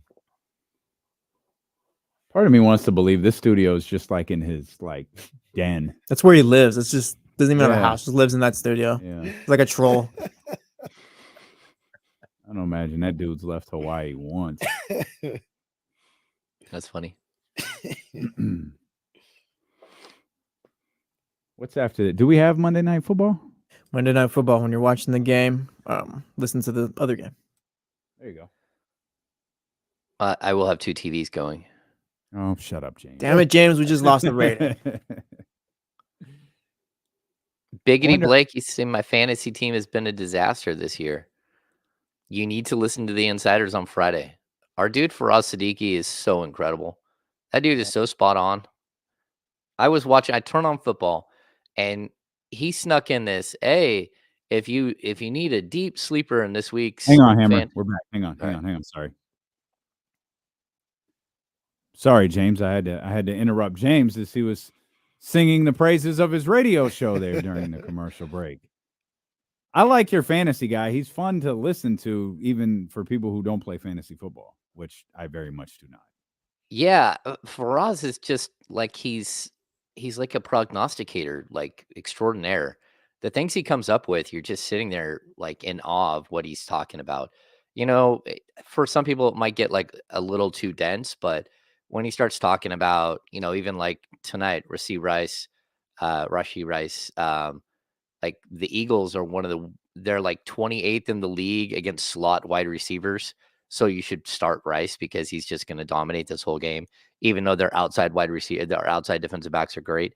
But yeah, he had snuck one in this weekend on Friday. He said, hey, for any of you guys out there who need a really, really deep, wide receiver pool because of all the bye weeks and injuries and stuff, you might want to pick up Rondell Moore because he's probably going to do something this weekend. Boom. The first play of red zone is Rondell Moore scoring a touchdown. You're like, what the world? Like, how do you know this stuff? Yeah, he's good. He's really good. Did you take it as his advice? Did you get those points? No, I already have 8 wide receivers. He told me which of the 8 to start for sure, which of the 4 to start. But yeah. In the meantime, I'm 7-4 in my fantasy league. I haven't paid attention to it not once. Skilled fantasy guy there, Kenny Caraway. Well, you talk about having the right wide receivers to start. We know who won't start ever, and that's Malik Monk. In the midst of all this, De'Aaron Fox, top player in the league, Domantas Sabonis can't possibly be far behind him in that category. is the fact that Malik Monk has actually elevated his game from last year. He was a great playmaker last year. He seems to be an even better one this year. And he has anchored this team through the different injuries that the second unit has had, the starting unit has had. He continues to be the anchor for this squad, and his production might be a little bit underappreciated right now because of how all the guys in the starting lineup are playing. Yeah, I think he's been absolutely tremendous. We started the season with the Kings shooting like right around their first or second and 3-point attempts, but like 27th in and 3-point percentage. They're slowly picking that up. They're up to 19th. They're shooting 35.3% as a team. And a lot of it is Monk, who is shooting a career best 41.7, and he's tied with Fox at 41.7. For me, like the game against Dallas, like it got a little dicey there in the third quarter, and the things were like kind of spinning out of control a little bit. And Malik Monk came in the third and just like boom, boom, boom, hit a bunch of threes in a row and ended the game. And it went from like a really close game to, oh, this thing's over. Like it does. He just looks like he's worked so hard on his 3-point shot to be consistent. And when he's squared to the basket, it feels like every single time it's going in. And the cool thing about him is he's one of the Kings only have a couple of guys who can really create, and he's able to shoot the three, creating off the bounce. He can use a screen or just as a set shooter. But man, he's providing so much for this team right now. He's always the energy guy, but I even liked him getting the tech in this last game. Go ahead and talk a little bit. That's fine. I'm a fan of what he's doing on the court. He just brings so much energy, and like, look, this team is built the right way. Like Malik is one of their top, probably 3 or 4 players, but the fact that he's their 6th man is just perfect. He's perfect for the role. I hope he embraces a role. I hope he wants to do it long term, and doesn't get some dreamy eye thing about going to being a starting shooting guard somewhere. What he's doing right now, he can make a lot of money doing it, and he can do it for a long time. And that's probably something that he should, really, really look long and hard at, is staying in Sacramento as a 6-man extraordinaire, because he's always going to get his minutes. He's always going to get his shots, and he knows he brings something special to this team. We got good Harrison Barnes yesterday. I want to shout that out because he was active and he was somebody that you took notice of him being out there. 12.6 assists, 4 rebounds. 6 assists is impressive. 4 rebounds, I'll take it. Obviously, I'll take the 12 points. But once again, when I watch him, it's a little bit beyond the stats for me personally. I just need to know you're out there. The James Ham check in. Let me know you're playing tonight. And he's done that in the last few games. He did that Wednesday night against the Lakers as well. And I think him checking in has kind of been maybe a little overlooked in the 6-game winning streak. Yeah, I think if you really look at the way that game opened up last night, the beginning of the game, you saw HB playing the Kevin Huerter position. He wasn't running to the corner. He was running to the elbow, and he was part of the DHOs. He's part of the 2-man game. And we got to see that, like, look, he can still do that stuff. He's just not getting the opportunity. And I thought it was a really smart move, because what Mike did with that was he allowed Chris Duarte to go kind of get his feet comfortable in the game, kind of, get warm in the game by playing in the corner and waiting for the corner 3, and just kind of slow down a little bit and think about the game and get calm. And they used HB on that high pick and roll, the high screen, the high DHO. And I thought he looked every bit the part of the player that we've seen the last 5 years in Sacramento. And it just really does tell me that it's not so much about Harrison as it is about the development of Keegan Murray, the development of De'Aaron Fox, the development of Kevin Huerter. And, at some point, we'll look back at this and go, okay, he really wasn't, he was probably exactly what you needed. He's just a stabilizing force. He plays defense. He played really well on the defensive end, and he has a couple of games here. He's played really well on the defensive end. But he also hits his shots when he gets them. And when you need him to go in and get a couple of buckets, or when you need him to get a couple of assists, I thought he was one of the catalysts for the ball movement. And the Kings moved the ball so incredibly well, but early on it was him, and that's kind of a surprise because he's not a big assist guy. But to see him sit at 6 assists was pretty strong when he's averaging 1.2 coming into that game. Kings are cooking offensively. There's no doubt about it. But the conversation around them on the defensive end seems to have changed quite a bit. Especially, I mean, mainly amongst Kings fans, because Lord knows the people who write about the league aren't watching and paying attention. Is that the catalyst to everything else we're seeing, what they're doing on the defensive end? I pointed to the Fox play last night where he dove on the ball and hit I can't remember who, but hit them in that's who I thought it was too. Hit Domas in transition and got everyone running up the floor as he was still picking himself up off the ground. Is that a reach, or is defense really fueling what this team is doing? Yeah, I'm not sure if it's fully defense fueling because a lot of teams are shooting around 40, 48, 50% against the Kings. Numbers. But I will say that the way that they're rebounding on the defensive end, the way that they're finishing possessions, the way that they're getting deflections and steals is huge. So while they are allowing teams to shoot a pretty good percentage, they're also getting a lot of turnovers, and that's good. So it's sort of a hidden stat that, when you turn the ball over, you don't take a shot. And so you can have a high field goal percentage, but lose by a bunch because you turn the ball over 20 times. And, we saw it against San Antonio where they have 20 steals in that game. It's either that game or the game before. Another game. Yeah. Yeah. So when you have, that was against the Lakers, right? Mm-hmm. Yeah. When you have 20 steals against a team, that's insane. Like that's happened like a handful of times in the franchise's history. So like if you can get out there and be aggressive, so maybe it's not that they're just this lockdown team, and maybe teams still have confidence in them. Because a lot of defense can be like a self-fulfilling prophecy thing where teams come in knowing that you're a bad defensive team, so they all kind of get up for it and they all hit their shots where they normally wouldn't because they're just feeling that like they're going to have a big night. And so part of the, like, maybe eventually the field goal percentage against will start to trickle down a little bit as they get more and more consistent with what they're doing. Now they're the 85 Bears. 85, 2000 Ravens. Yeah, 89 Pistons here. Hey, what did you think about Keegan Murray the other day?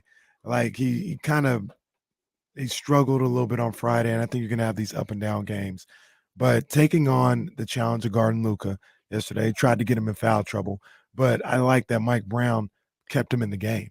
Didn't probably said something along the lines, you're gonna have to learn how to play and guard in foul trouble. So go out there and don't foul out. And he answered the challenge. He answered the bell. So is it more of the same that you're seeing from him, or is there a little bit more, a little bit extra that you see every game from him on both sides of the ball? No, I saw a little extra. I think that's what I said in my 6 quick thoughts. A little extra. Like you saw him. I thought he was physical. I thought he was a presence. Then, he missed a couple of 3-point shots, started going at the rim. He hit the floater. You're like, hey, like what's going on here? He's starting to show the array of shots that he has.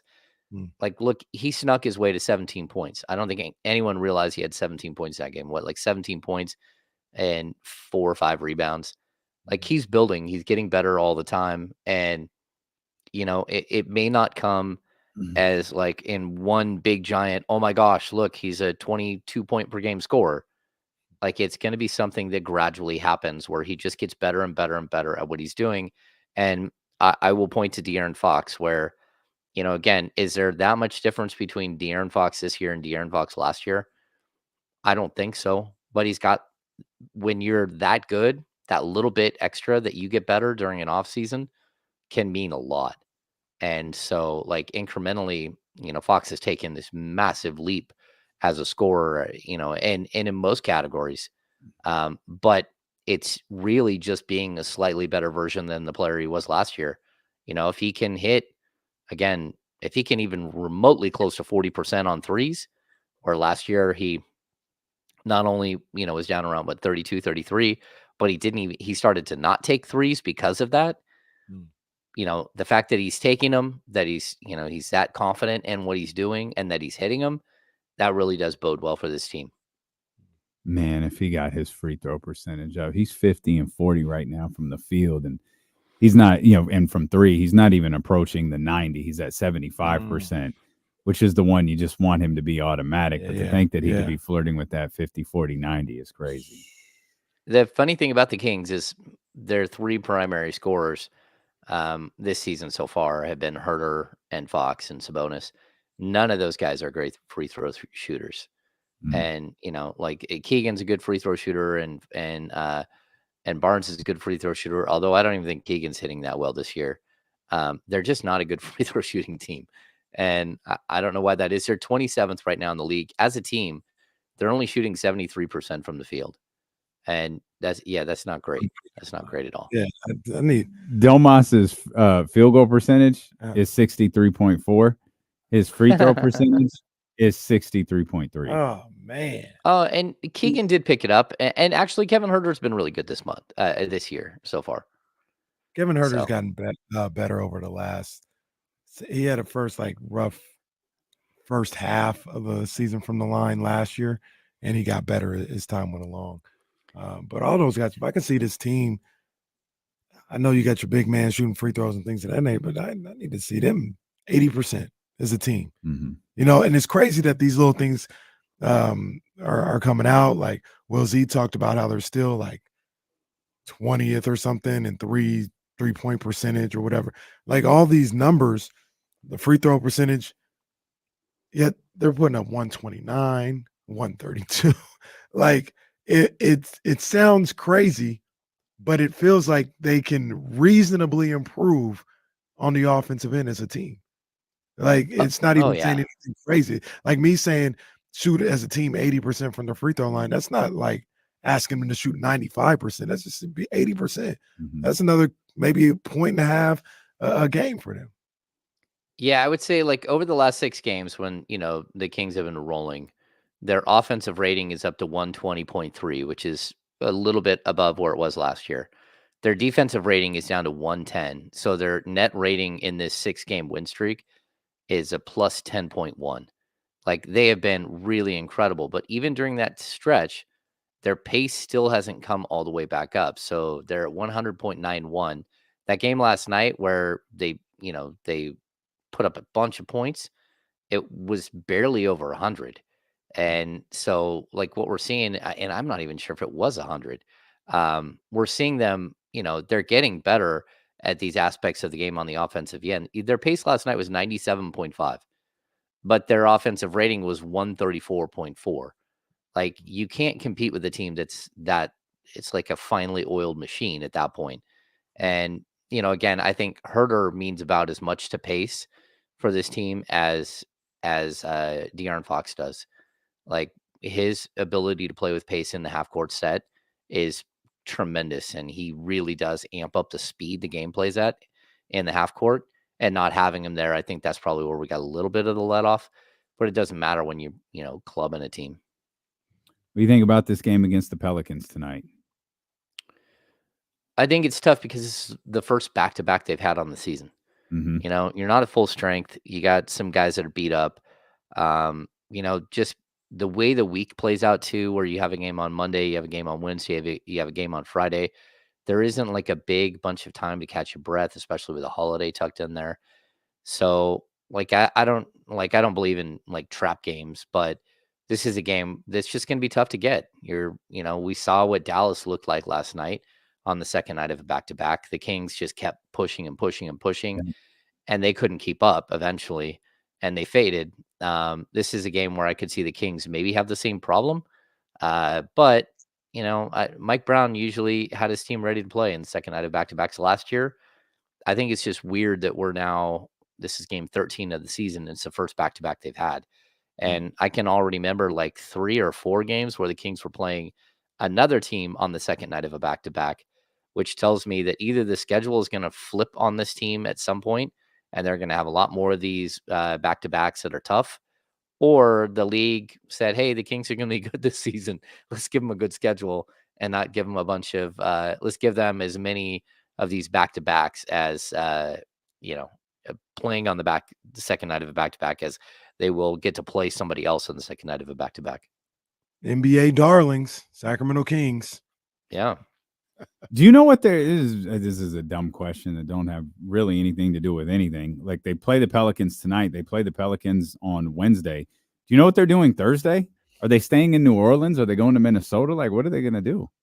Yeah, I'm going to guess because of air travel and all that craziness that they'll probably fly out of New Orleans and head to Minnesota on Thursday and figure out some spot to be at all day on Thursday. And it's always possible that they do stay another night in New Orleans and then fly out Thursday evening.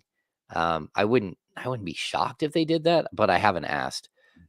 New Orleans is usually a pretty fun place to hang out. And so I could see them hanging out a couple of nights there.